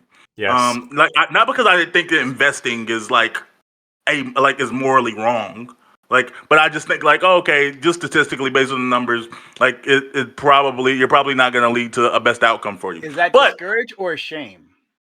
I would shame the fuck out of anybody who did that. Yeah. Well, I'm ignoring you. And then what happened when they did it in Yeah. 2015? They're rich as fuck now. Just because you get lucky doesn't make it a good decision. That was a terrible decision. Hold on, that by your own metric, Oh my Lactoid, if you're rich from Bitcoin because of that, they're morally superior. That was Well, one meme. I made a meme one time, and you're holding it against me. I'm gonna get We will bad for one. all time. But anyway, let's go. Bam. Yeah. You mean Yeah, shame a person? I think so. Well, okay, let me say this. I know I would shame people who advocate for it. Shame people who try to tell other people to do it. I find that behavior to be shameful. So I don't know. Like I don't know if it feels weirder calling shame for people who are susceptible to it, like to going to do a thing. And it's not because like, oh, it's a scam, because no, it's not a scam. There literally are going to be some people who find success from it.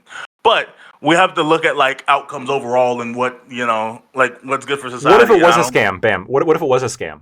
Let's say that you let's say a good friend of yours was like, hey, there's a new opportunity has been like presented to me. It's called Amway. It allows you to become an independent business owner, and you can sell products from your house. Is your Is your it's not a pyramid scheme, man. It's actually a legitimate multi-level marketing company. Most of the money is made from marketing products, blah blah. And then this guy's going off. Like, are you telling me you're just going to sit there and just say nothing? No, I'm clowning on this guy partially because I want other people around this guy to not join what he's joining because it's bad for them. But also, I care for this guy. And I want him to feel bad about being part of this, so maybe he leaves and maybe he gets a real job. Yeah, I would super shame, but if that's like an actual scam, because I got hit by one of those scams. I got hit by Wake Up Now, if y'all remember. That was like 2012, 2011. Don't you wish someone was there to shame you out of it? Well, yeah, but that was a legitimate scam. Like, okay. Like I'm saying that like if I would have, I remember I started. I got a Robinhood in like 2012 and started investing in Square because I remember like Cash App. I thought Cash App was the coolest thing in the world, and I was like, wow, this is kind of neat. Like maybe I should put a bunch of money into this. And like some people told me like, no, don't put a bunch of money into this. Like, and if I would have, that would have went like, I would have made a lot of money. It's not like it's like the best stock in the world, but I would have like double, triple, quadruple my money since then. But like, still, but hold on. But you would agree that but it was a legitimate thing. But I understand why people told me not to. Right, Because, like, yeah, exactly. well, Right, like let's say your friend comes to you and is like, I am gonna take my entire life saving. Let's say it's $100,000. I'm gonna go to the casino. I'm gonna put it all on black. You should be shaming this guy so hard to not do it. And then let's say he does it and he wins. Oh, see, Bam, you were wrong. But you weren't wrong because, like, the statistical probability of him winning. No. He just got absurdly lucky because what very well could have happened, higher percentage likelihood of happening, is that he loses everything. Hold on, actually, this is part of capitalism. My granddad had told me one time, it's better to be lucky than good, and that's all I'm saying. You know, like No, I think the thing in that behavior is worth shaming is like because I have people who find me to be pessimistic. I consider myself to be realistic, a realist, just because I like whenever I go through situations, like I'm like, okay, I want to know what the reasonable outcome is, but I also want to like actually think through what a possible, like, really, am I willing to deal with the worst outcome? What are the risks? And then, yeah, what are the risks? And there are people who legitimately like don't like to talk through risks because they feel like, man, you're down in the vibe. Like, why can't you just think more positively? This is every client I've ever had. I had to explain risks to them, and they just don't like. They don't like to hear that. They don't like to talk about that. Motorcycle driving. Again, but the rewards with motorcycles, the rewards dramatically outweigh the risk. It's not even close. Oh, I really like to hear. They're just like they're daft. Great. You can leave a child behind to have to live. So Gibbs, when you talk about is this thing always wrong, right? The answer is that it can't always be wrong unless the thing itself is inherently wrong. And the only way that we can prove that something is inherently wrong is if it's logically unjustifiable. We can prove that, right? We can prove that violations of the non-aggression principle are inherently wrong because they're conflict-inducing. Prostitution and being a whore, being a slattern is not that, right? There are going to be some people, whether it be 1%, whether it be 0.1%, whether it be 10%, right? Where in the personal evaluation of their lives, where, what is of rational self-interest is actually going to be a net positive for them. Bam brought up this, a certain cohort of girls where he's like, why are you in college? You're so gorgeous that like you could just go to an NBA game and like marry an athlete, right? This is an outlier.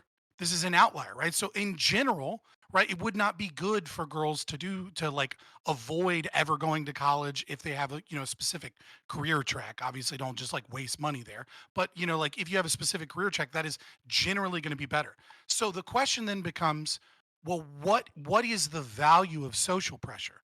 And the value of social pressure as opposed to state power is that it creates a barrier to entry, right? If you are one in a million girl, right, where you are insanely gorgeous and your talents are looking good on photos and looking good on camera, right?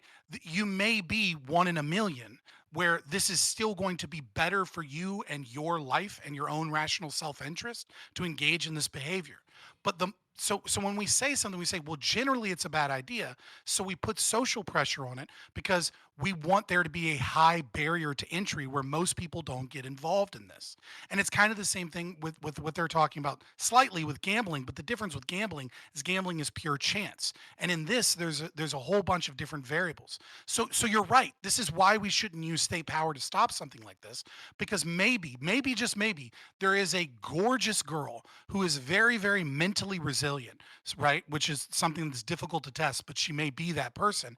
And maybe what she does is she goes out to sad, lonely, like incels or like, disabled people or something, right? And gives them some happiness. And in exchange for that, everybody is actually better off. But when we as a society don't create a barrier to entry, what we have is a fucking horde of whores that are trying to get fucking famous off of this. And we have all of these deleterious effects. That's not what it is, Scott. The Legion. Hold on. Let me The respond Legion of Slatterns. Hold on. It's not the Legion of whores. It's the Legion of fucking baby back pussy bitches. That's what it is. And it's not the women. It's all these men that are sitting here. It's all these men that are limp dicks. They didn't fucking. They got participation trophies growing up. They didn't fucking learn how to be men. It's not these women's fault because they're skilled enough to take advantage of the market. It's an objectable reality, right? We can observe these people that didn't have access to capitalism before are reaping the rewards. and they're taking advantage of a group that should be. In fact, They're reaping the souls of innocent men. In fact, it's a net good that they're doing this because all these scrubs, all these scrubs are losers, and I'm tired of saying they're anything else. They're fucking losers. They don't contribute to society, and if their best contribution is giving some hoochie mama a fucking bunch of money, then guess what? Good for that hoochie mama because her and her family are now have the money. Her friends got the money. She's got the money. Her kids got it, and they're gonna spend that money better than these dumbasses that were spending. That money comes from somewhere. Yeah, worse the results yet to be seen. Quick question. If I gave you a choice, right, between being a severe schizophrenic, where you need to be institutionalized because you cannot like fathomably exist in society, and said, but if you take that disease, I'm going to inflict you with this disease, but I'll give you $10 million. What is more valuable to you in that moment? Would you be a severe paranoid schizophrenic and get locked up in a mental institution for life for $10 million? Well, I'll tell you this. It's going to depend on how many personalities we got. We can negotiate if we get 10 million per personality. Otherwise, the point is that you're incapable of functioning in society. Right, you will be institutionalized, but we don't know. We don't. Are you assuming that that's what's happening to these women? That's what I'm saying. Like, I think at best, that's not even a fair one-to-one analogy. Sure, but I feel like at best we don't know. At best we don't know how these outcomes are going. Like people have already made it up in their mind. Like, how is this a one-to-one equation? Women are going, his lives are going to be ruined.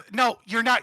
It's my logic isn't ruined because like I'm not talking about your logic. I'm talking about the OnlyFans women. We're saying they're like, they're like doing this and they've like ruined their lives. Maybe they make $8,000. Like maybe it doesn't ruin their lives. Maybe and then they go on and get a regular job and have kids and get married and wealthy. This is a thought experiment, right? For you to at least admit to one principle, right? That there's some level of psychological trauma, right? That is not worth a certain amount of money. Would you agree? Yeah, cool. Yeah, we this is the problem I have with this is you're saying there is psychological trauma. Some of these people might just fucking enjoy it, bro. Like, what are you gonna do when you got some nasty fucker? But no, you're not. You're not actually engaging with the logic here. The logic is this: if we accept that there is some level of psychological trauma, which I don't, not worth some level of money. Okay. Yeah. There's always a price. For $10? Would you do it for $10? No, I wouldn't do it for $10. Okay, so I'm sure there's a number we could come to that I would do it for. Yeah. Okay, that's fine. That's fine to accept, right? Because not everybody is going to make whatever their number is that makes the psychological trauma worth it. Now, again, we can't quantify. But that's all work. As of yet. Yeah, it's all work. The market determines that. That's the whole point of capitalism. Like some people feel like, wow, this job isn't worth the trauma it causes. But that's not new. We're not bringing anything new to society. Right, but there's an acknowledgement of the trauma. Right, but if you acknowledge that there is a certain level of trauma, and that this is a long-term thing, and that the money that you gain is a short-term thing, then I don't know that there is. I don't need you to acknowledge that there is some trauma. That's the problem, Scott. You're making a presumption. Like, I would even argue some of these people might just fucking like it. Like, they're just like, by yours. Like, sure. So, like, sure. And so what I'm saying is, I've already said that. I understand that, but I'm saying that's what I'm saying. Like, at best we don't know. That's what takes it back to like. At best we don't know. Like, within years, 99% of women could be like fine with their experience. Yeah, but the point is, it's true for any percentage. If are you acknowledge? So you're okay. So I would believe that you are absolutely an outlier in terms of the evidence of acknowledging that there is that we don't know that there isn't any trauma. That there isn't any issues, right? Like we can look at pair bonding, we can look at yes, it is difficult when you do social research, when you do psychological research to be able to isolate variables. It's not like being in a laboratory environment where like you can tell exactly what water boils at, or you can tell like what happens when you mix two chemicals because it's obviously an always repeatable process. There's a ton of variables. So we don't know to what degree it's traumatic. And it is highly unlikely, given what we know, that there is no negative side effects from regularly posting your body. But what you're not recognizing is that just because it's negative one regard, right, doesn't mean it can't be a positive in another. And so these two, like, I'm not going to sit here and go, it's a net. I'm not going to sit here and go, be willing to accept, it's always a net negative in these scenarios, or like in any, whenever there's at least a net negative. Yeah. I said that social shame works as a barrier to entry. So there is the more social shame that you have,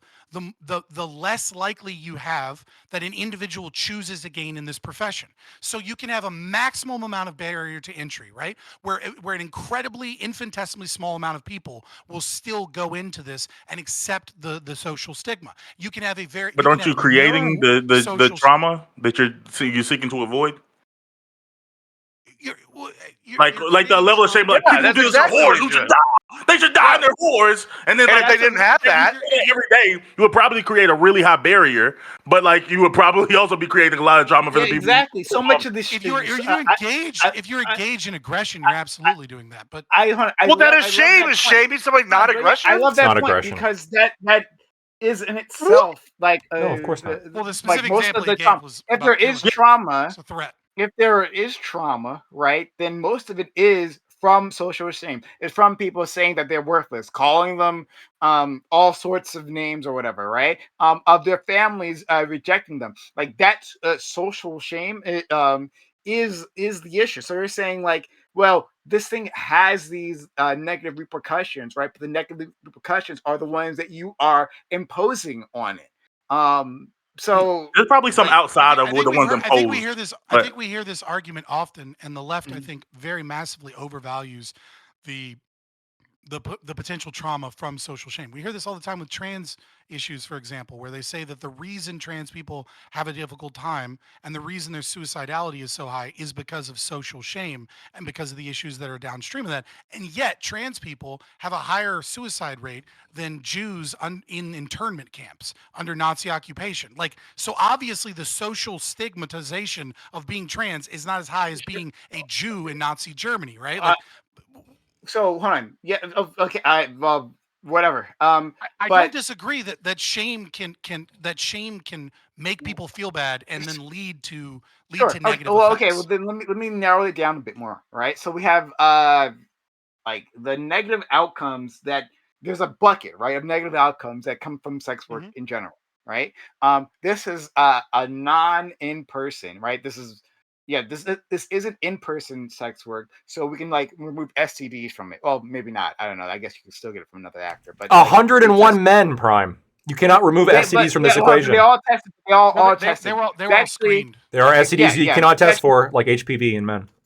Yeah, but hold on. But that can happen for the HPV vaccine, I guess. And that can happen for that only vaccines against certain strains. Well, in fact, you're more likely. We should discourage promiscuity generally. Yes. No, hold on. Okay, see, that's another thing, but whatever. But I get that. I'm going to push that aside. I'm listening. But you're going to hold on. Stop talking off. You're more likely to get an STD like through regular sex, right? Through civilians, because civilians don't test themselves, right? Most people aren't testing themselves in the way that porn stars are. Porn stars like generally have to test themselves every 2 weeks. If they're actively working. And then the people that, like in this case, right, they're bringing outside individuals in, they require them to test, right? In other cases, people just don't test. So let's put that out there. So I don't think that's statistically not true, though, what you just said. My understanding is the logic of it, but sex workers do have STDs at higher rates. Yes, sex workers have. Porn stars have higher rates of STDs than the general population. Yes. I'd love to get into that. Right on the Wikipedia. I would love to look into that review. That's leftist propaganda. I like the framing of this porn stars. So when it makes the anti-leftist point, you know it's accurate. Make another point. Let me finish my point. Fuck. But anyway, so we're gonna take away STDs for a second, right? But talking there would be shame, and then there is you saying some sort of psychological damage, right? Like would those be the two things you'd be focusing on here in terms of OnlyFans work? The issue with testing and understanding this, right, is that when you know that there's a level of shame, you can absolutely show that some level of shame is going to cause psychological downstream effects that are negative. I agree with you. The problem is that you can't. That point. I was making that point. But the problem when talking about the effects of shame, right? The major issue is that you can't test the negative, right? So you can't test how many girls would have gone into the industry had this shame not existed. No. How was it? But yeah, okay. So this is what happens when you interrupt the person. You don't know what they're trying to say. You asked me to clarify, and then I clarified my position. I just asked. I didn't interrupt you. Are those the two outcomes that you were talking about? That's all I asked. Right? Yes or no? Shame. Yes, and then I clarified. I clarified those metrics. Great. So if we're moving out the social shame, right, which of course does cause downstream psychological effects, we're going to remove all that. We can say that there might be some sort of negative psychological outcomes that happen independent of social shame. I'll be in a second. My problem is in this conversation is how do we measure how many individuals suffer one versus the other, right? Is it the case that social shame is independently greater than these other negative psychological effects, or vice versa? We don't actually know, right? And it seems like I agree. And that lack of and that ignorance, we're saying, well, let's heap on social shame, which might be the biggest. It might be. I don't know if it is, but might be the biggest problem that they're facing. Might not be, but maybe it is. Agreed. Yeah. But see, the problem is when you reverse the argument, right? Because we don't know, because we cannot perfectly quantify the damages of the porn industry, right, versus the damages of the shame in being in the porn industry, because we can't perfectly know that, then if your argument is then we ought not shame them because we don't know whether or not the shame is confounding additional variables and harm, the truth can also be in the reverse, which is that we don't know if removing the shame is causing more to go into the industry, which causes more harm. So the critique against the concept of shame would also be reversed in that regard, which is that if we remove the shame, we cause more harm because there are more people that are, no longer shamed from going into the industry. Like, I don't disagree with you that your critique is valid in that, like, well, maybe it's the shame that's the biggest problem, and that's why I'm like, hey, let's not use state power, right? We can't prove that it is, that it is one with 100% certainty that it is inherently harmful to everyone, but we have to have a discussion about how much shame as a society ought we put onto this industry, and you could make the argument we should have less shame. I think the results will be less. And I'll have the argument that I think we should have more shame. I think the negative results will be less. And that's kind of what the whole conversation is about here. Let's wrap. I like it. I've got to drop off for just a couple of minutes. I'll just pull my camera down really quick. I'll be right back. Let's wrap up. We've already over time here. So I'm gonna give an outro to all these amazing individuals. Thank you for this conversation. This has been. I was gonna go after you, Prime, but yes, time. You could. Yeah, I'll give you. Were you gonna ask a question or were you gonna make a statement? No, it's okay. I was gonna ask yes, a question. Prime was a great defender of capitalism in this past. Then ask your question. Then go ahead. Hold on, it's gonna take much longer to No. Ask your question. Okay. Well, I'm curious. So, because this is we're winding back like an hour, but you said when you first started chiming in that you view this as the acts of whatever Lily Phillips and the other person that is I think you said explicit, it is neutral, neither bad nor good. And I'm curious how far that extends of so as in, let's say a close friend or your son or daughter was looking to emulate the same thing. You would have no words of advice or any sort of, you'd be perfectly neutral. You'd reiterate that point of you're free to do it. Yeah, I would. They're absolutely free to do it.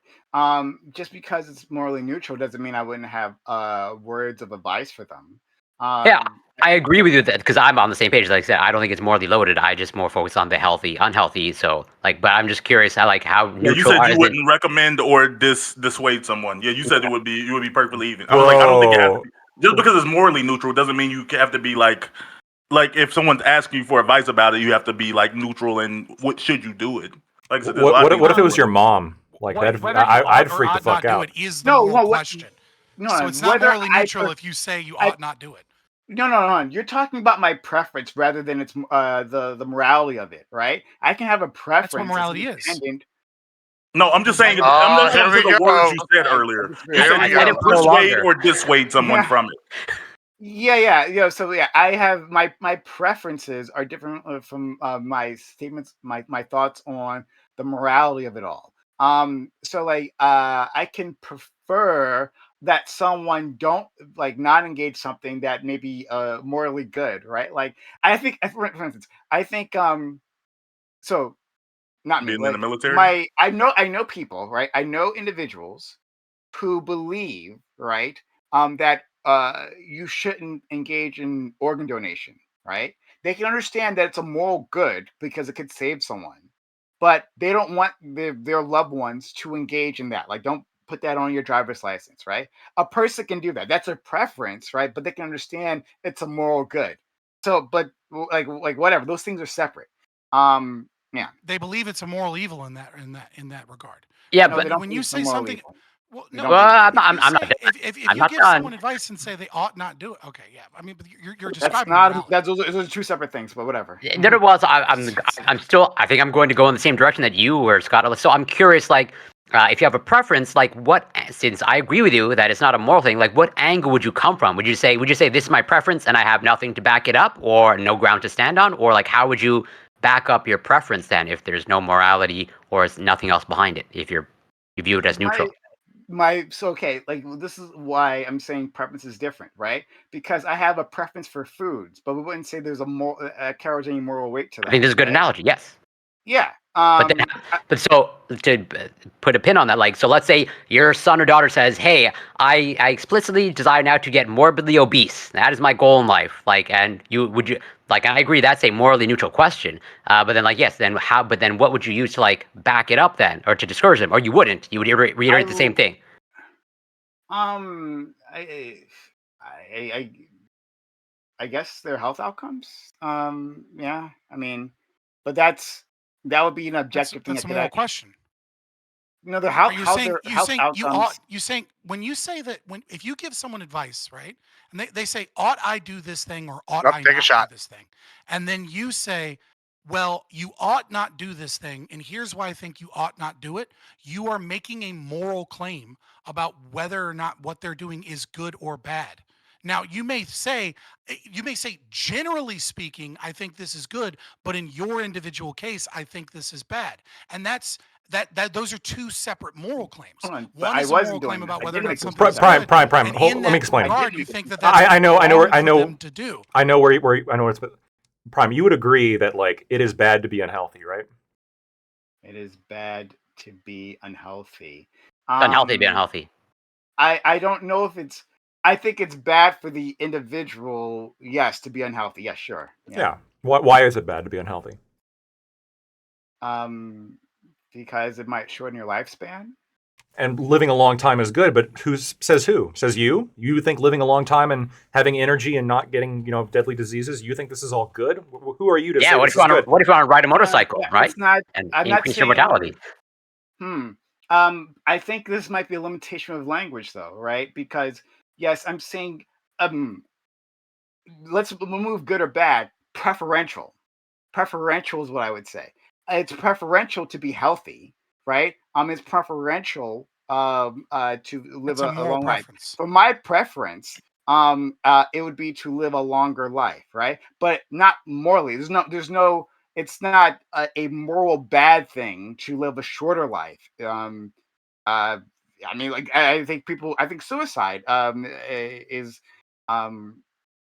should be available to individuals, right? And that's not necessarily a moral bad if a person decides to end their own life. But it's not my preference. So those things are different. But that's what a moral preference is. Like, It's you're not what a describing a moral moral preference preference. is. It's not It a moral. I literally don't. is. Those aren't You're the same. arguing. Like, I you have a different promise you. definition than I think anyone else. I'm sorry. That's No, not. I That's have not. the Those are definition two from different. like understanding philosophy. Like, if So, you okay, say whatever. Sorry. that, Okay, It's got the sure. dictionaries, I'm pretty sure. Yes, yeah, you're like, it's not the way anyone else uses those words.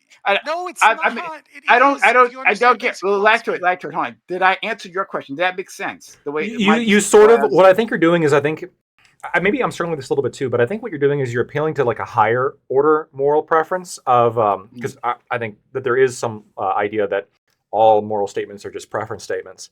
Like, I prefer you don't kill people. I prefer you don't, wage war. I prefer you don't do these things. And when you call something wrong, all you're really doing is making a very strong preference statement. I think it's wrong to kill somebody. Why? Because I really don't like it when people kill people. So much so that I'm gonna prescribe it as being wrong. And so I think when you say somebody if someone's like, hey, I'm gonna go get really fat, and you say, that's a really bad idea, don't do it. I'm telling you what to do, first of all. I'm already giving you advice, or and if I have a guardianship over this person, they're my child, they are not going to be unhealthy through my force, right? Because I'm the parent, and they are going to be eating their broccoli. I don't give a fuck what they want. They're going to be eating their broccoli, and they're not going to become obese because I'm making a decision for them, or if they're an adult, I'm encouraging them to make a decision that I think leads to good outcomes. And those good outcomes have a broader societal benefit. Then distinguish between, all right. So let me work with this. I'm trying to wrap this up quickly, folks. Right? I warned you. No, it's fine. No, it's fine. Corey, you were waiting, so it's okay. Can we make it a distinction between strong preferences and then weak preferences, right? Because I have a weak preference in terms of the food that I'm I'm eating, right? But I wouldn't say that I would never call that moral weight. There's moral weight to that. And then I have a weak, maybe a strong preferences for Israel not committing fucking genocide the way it's doing right now, right? And so I would attach morality to that, right? Okay, sure. So if we can do that, well then I would categorize my preferences about whether someone should fuck 1,000 men in a day, right? As a weak preference, right? Sure. Which doesn't have moral weight. Well, hold on. It would have some moral weight, but it'd be weak. Be weak moral weight. Less. So can I give an example real quick? I was going down the line here for a second. Values. Yeah, I was going down the line for just one example. An example of where I think strong moral preference, different weighing of moral preferences. I have the moral preference. I think that if you get really obese to the point where you're unhealthy, this is wrong. But I think that me stopping you is even wronger. So I'm not going to do it. Does that make sense? Sorry, say that one more time, please. You eating a bunch of fast food and getting real fat and unhealthy, I think that's wrong. But me stopping you, I think, is even wronger. I think that's really bad. Yeah. Okay. Yeah. Mm-hmm. These are values, right? Value is subjective. This is the problem with morality in general, is that people value things and order their values differently. And so when you say that someone ought not do something, that is a value judgment. And that value is a moral statement when you say you ought not do it. Now, you absolutely can say, in terms of my ordered values, let's say if we categorize everything that you value and it was 1,000 things, it'd be way down on the list, right? And you can say that to the point where it almost feels morally neutral, right? But if you truly were morally neutral about it, and perfectly morally neutral, then if someone said, should I do this? You'd go, I don't fucking know, do whatever you want to do. You would have zero advice for it because you would have zero opinion on whether or not they ought or ought not do it. But if you say, I don't know, I don't know that that's a good long-term plan for you, guy, then that is you showing that you have a moral value and that you have some value in an order in which you believe that it would be a bad idea or a good idea for them to engage in such behavior. That is what it means to have a moral preference. Yeah, I like it. Guys, I am going to have to bow out if that's okay. I don't know if the debate is if we've gone into the after party. Closing statements. Yeah. In an hour. But if we're doing closing statements, my only closing statement is that I would just echo what I've said, is that I think that I don't have a problem with adults doing adult things. I have a problem when adult things spill over into juveniles, and then we have and I don't know how to fix it. I don't think anyone does, but there is probably things that we can do to make it better. And beyond that, if a chick wants to take 1,000 dicks, that's her thing, right? So. And with that, gentlemen, I hate to do it, to do the talk and leave, but I've got a 4-year-old who's not obeying his mother. He's got to leave. He's got to dip. Thank you so much. Don't apologize. You're past time. See you guys. You're out of here. Great. Have a good one, friend. Well, yeah, man. You guys have a great night. Take care. Grid's great. Okay, let's go to our friend Gibbs. He takes so long. Yeah, I love it. I gotta go. Here's my I protracted. promise I won't be. I won't be that long. Listen, this is gonna be fast. Morality's bullshit. We're all animals. I don't buy any of their shit. Philosophy's wasted. Really just wasted time. If you got to agree on that, just go ahead and wad it up, throw it in the trash. What else? I'm trying to think here. Oh, yeah, this is a point of order. I'm Admiral Gibbs. You can find me anywhere as Admiral Gibbs. I will be doing a game show on Wednesday, so check it out. We're going on Gamers Feud. It's going to be fun times. So some non-politics content. And then we're going to yell at people afterwards. It'll be fun. Everyone, please check out Admiral Gibbs. Admiral Gibbs is actually a lot of fun. I wish I could co-sign his statement just now, but like I think no, this is a moral statement. He's a fucking monster. But a lovable monster. He's my monster. That I invite back week to week. But a moral monster nonetheless, absolutely. And if you're new here, if you don't know what that means, stick around. And eventually, you'll find out. You're gonna find out. Let's go to but shout out to Gibbs. Let's go to our friend Corey. Yeah, I also love it too. I gotta go, but here's my 10-minute closing statement. But, so as always, this is entertaining. Grateful to be here. What I do find interesting, starting from just like the beginning of the panel of when I walked in and talking about sports. Of like you walked in. Yes, I. Yeah, exactly, with my two legs. Fuck it, that's an idiom. Don't fuck Corey, you're amazing, and that's all. It's the same way when people say they read an audiobook, all right? And we get it. You listened to an audiobook. We all know what the fuck you mean, all right, Corey? You walked in here, we were talking about sports. Don't talk shit on Corey, all right? Look, Ali using shame against Corey. Look at that. Ollie, are you gonna take that? No, I'm just kidding. But what I do find interesting is like even with iCow's references that he sent to me, which I totally appreciate, and we'll go through. But just on the topic of sports alone, okay, that from what I can tell, that was the most references ever given. Where as soon as we talk about sports, everyone wants to bring out the pie charts, the graphs, all the YouTube links, every single of all the sources started coming. I was ready for that one because we have to go down to crowd size and the contracts. We have to get into the weeds of all the data. But then when we talk about now this new OnlyFans and whatever child sexual abuse potentially and all that, it's like no, all the data gets pushed to the side. Super interesting. But yeah, you can find me. So this, as always, is great to be here. You can find me on Twitch, Corey Campbell 84, Twitter, X, YouTube, Instagram. It's Corey Campbell. Ali, Lactoid, iCow, Scott, Gibbs. Always a pleasure. Love you, Prime, and super happy that GSU gave you all that money. You deserve it. Oh well, thank you. It was really kind of him. And to set the record straight, it wasn't $3,000 he spent; it was $4,000. He that's like $1 million Canadian. Subs afterwards, yeah. So 800 subs total. Shout out to GSU Gambit for sponsoring this fucking stream. Holy shit. Yeah, awfully kind of him.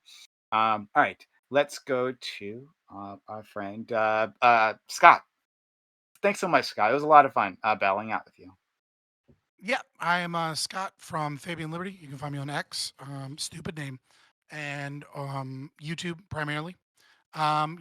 Join the channel. Come check me out. I talk about libertarianism, philosophy. I'm less concerned with driving away the masses than I am with finding the 1 in 1,000 philosophers. And Gibbs, you have your strategy, and I have mine. I totally get it. If you want to watch some entertaining shit, you should definitely check out Gibbs. If you want to learn some philosophy, you should definitely check me out. Right? I think we both can exist in the same space. That's fair. And and I appreciate the opportunity to come here and proselytize.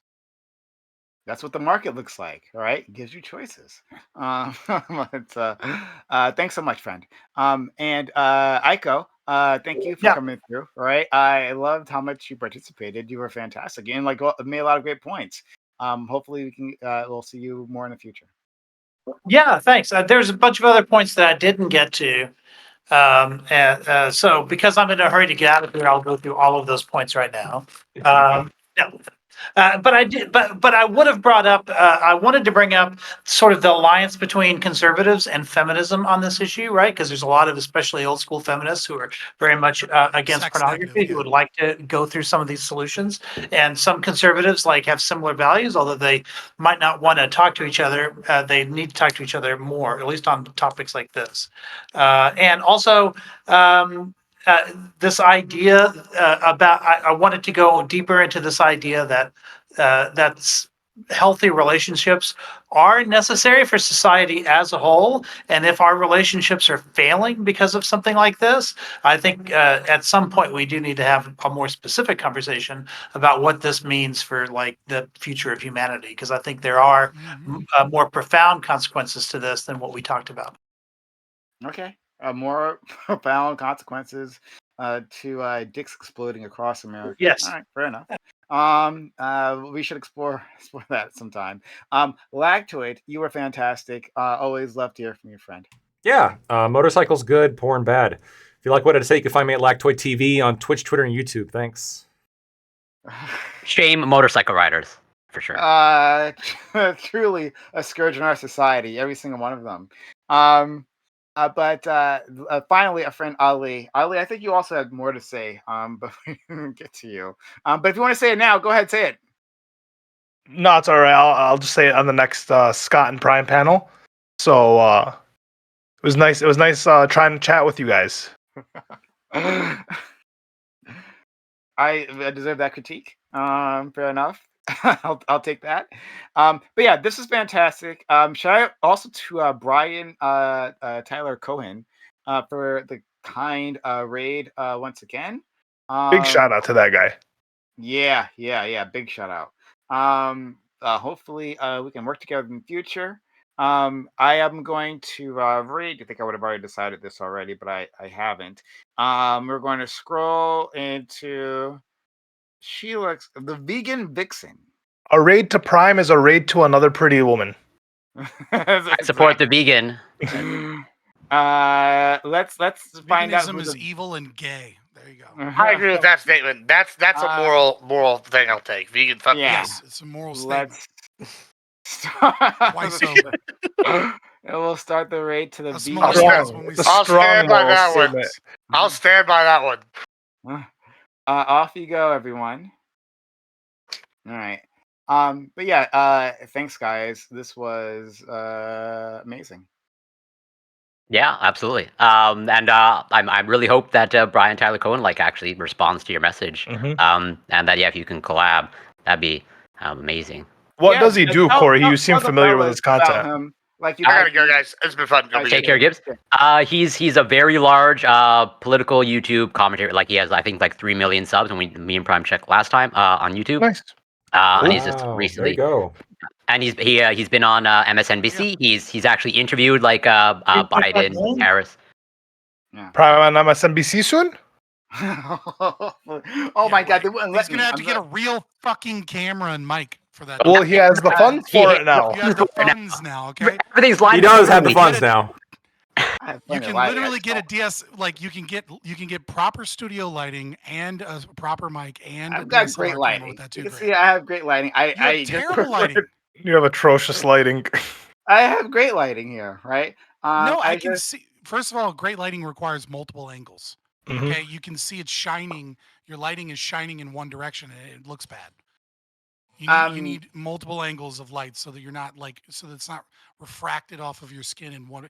Especially, and I know this is going to sound racist, but it's not. But especially for Black people, right? Your skin needs better lighting. It absorbs more light. No, that makes sense. No, but you say wow all you want, but wait till you have a Black girlfriend as a white guy. Taking photos is fucking awful. I'm telling you, there's no right. One of us, I either look like a ghost or she looks like a fucking shadow. Those are the only two options when you are with a Black girl and you're taking photos. And it's sometimes you just have to take 2 photos with different lighting and then just let her put up on her fucking Instagram or whatever a picture with me looking like a goddamn ghost. It sucks. It is one of the struggles of interracial dating. Yeah. She's proud of your glow.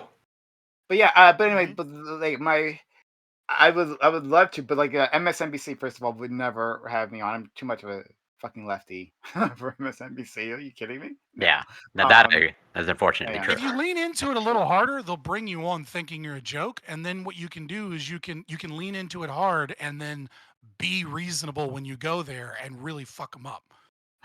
Right? Like that's one thing you can do that. You know what I mean? Like you can pretend. How to many be readers more did you get? radical and crazy. Oh, just 100. He's just apparently just started on YouTube, Okay. so his audience there is small by small, Twitch. bigger than mine, right? Yeah, it just started on Twitch. Sorry, Twitch. Sorry, excuse me, Twitch. Yeah, I just How started many on Twitch. stayed? He's got So, 3.5 million on YouTube. Yeah. I gotta How bounce, many, how guys. many, I'll how catch many you guys later. stayed, Prime? You care like to it?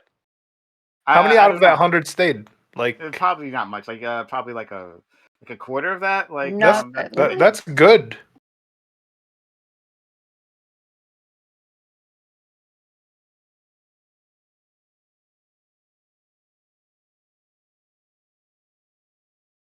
All right. Do you know what state the Libertarian Convention is? Let me look it up.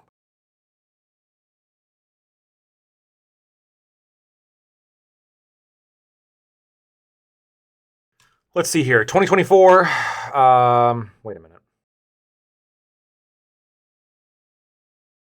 Hasn't it already been held? Libertarian. Oh wait. You're talking about a different thing.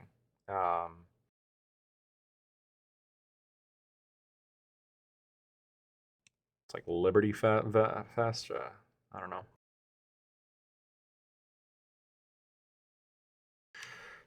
Do you think the jacket helped your performance tonight? Yes, of course. It helps me make dunks like Giannis. You know, this helps. It helps me make.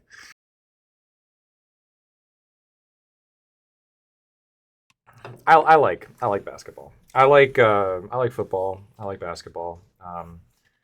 The sport that I just cannot get into is baseball. And I'm not shitting on people who like it.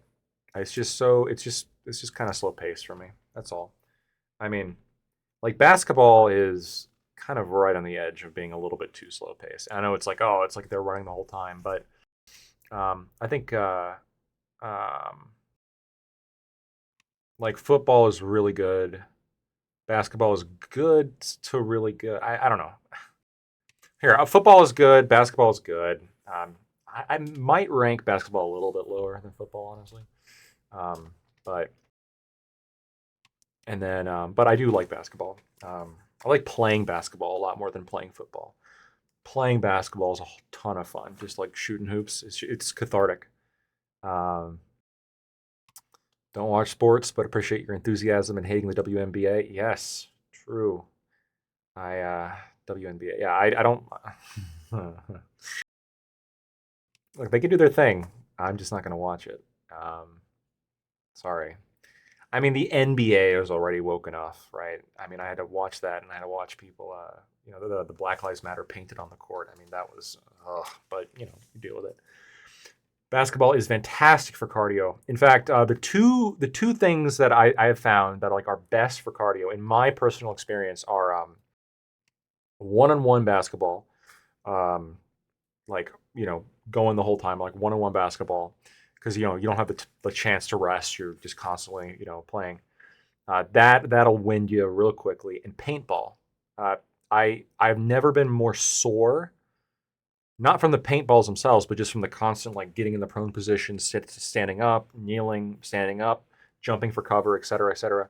Like paintball is incredibly good for cardio, incredibly good for overall muscles that you didn't even know you had. Paintball is also a lot of fun too. And part of the thing is it's so much fun, and you're having such a good time that you're moving constantly, and you're pushing yourself to a point where you only start to feel the soreness afterwards, right? Because the adrenaline and the dopamine and everything is keeping you going, and then afterwards you're just oh my god, I can barely walk. If and the people who paintball a lot, I mean, they're in good shape, right? I mean, same thing with I don't dance, but dancers, they're in great shape too for a similar reason, right? You're constantly moving. You're just moving itself will get you in good shape. But basketball, I just nothing's more satisfying than getting a hoop. Hell yeah. Any Hoosers. Something I'm gonna give some advice, and I'm not. I am technically a doctor, but I'm not a medical doctor. So take this advice for what you will. I got it off the internet. Be careful when you're popping your neck. I don't know. I think it was last week Monday. I didn't talk about it, but or maybe it was a week beforehand. No, I think it was last week because I talked about it on Wix afterwards. I popped my neck real bad. I was like, like that, really through it, and then it popped all the way along down there, and I had this feeling of sudden disassociation, and panic and vertigo, like out the ass, and dizziness, and I was like, oh shit, and it was right before the panel too, so I was kind of like pushing through it, but I think it was I like looked into it, and apparently the parasympathetic nervous system is pretty touchy, and if you pull on certain nerves or do the wrong thing, and it can fuck you up. And so it's about a week later. I'm mostly better. A lot of stretching, gentle stretching. Not the hard jerky movements. Those are probably good to avoid, but gentle stretching has been helping a lot. And yeah, just generally be careful. And I didn't even use my hands either, right? There's some people I've seen where like I will just like throw my neck this way and that's how it popped. Some people grab their whole head and just twist it with their arms. I've read stories about people getting strokes that way because like they really like they go way too far and they like dissect an artery in their like leading up to their brain and it causes a stroke.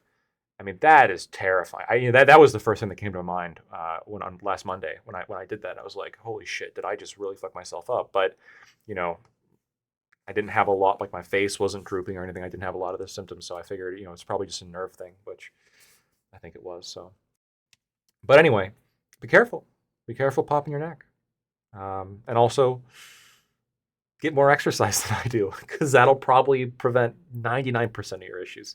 Not a doctor, not a medical doctor. I am a legal doctor, but not a medical doctor. But I think everybody, including myself, definitely should get out and exercise more. I think if all Americans got 30 minutes of exercise a day, just 30 minutes a day, we could probably cut our medical bill by a fourth to a half, maybe even. I don't know, right? I mean, you're talking reduced heart attack, reduced cancer, reduced everything, and yeah, man, I just think it'd be a good thing. So I always encourage that. I think Corey is really good at encouraging that. I think it's just something that we as a society, especially here in the West, I think need to get better at doing.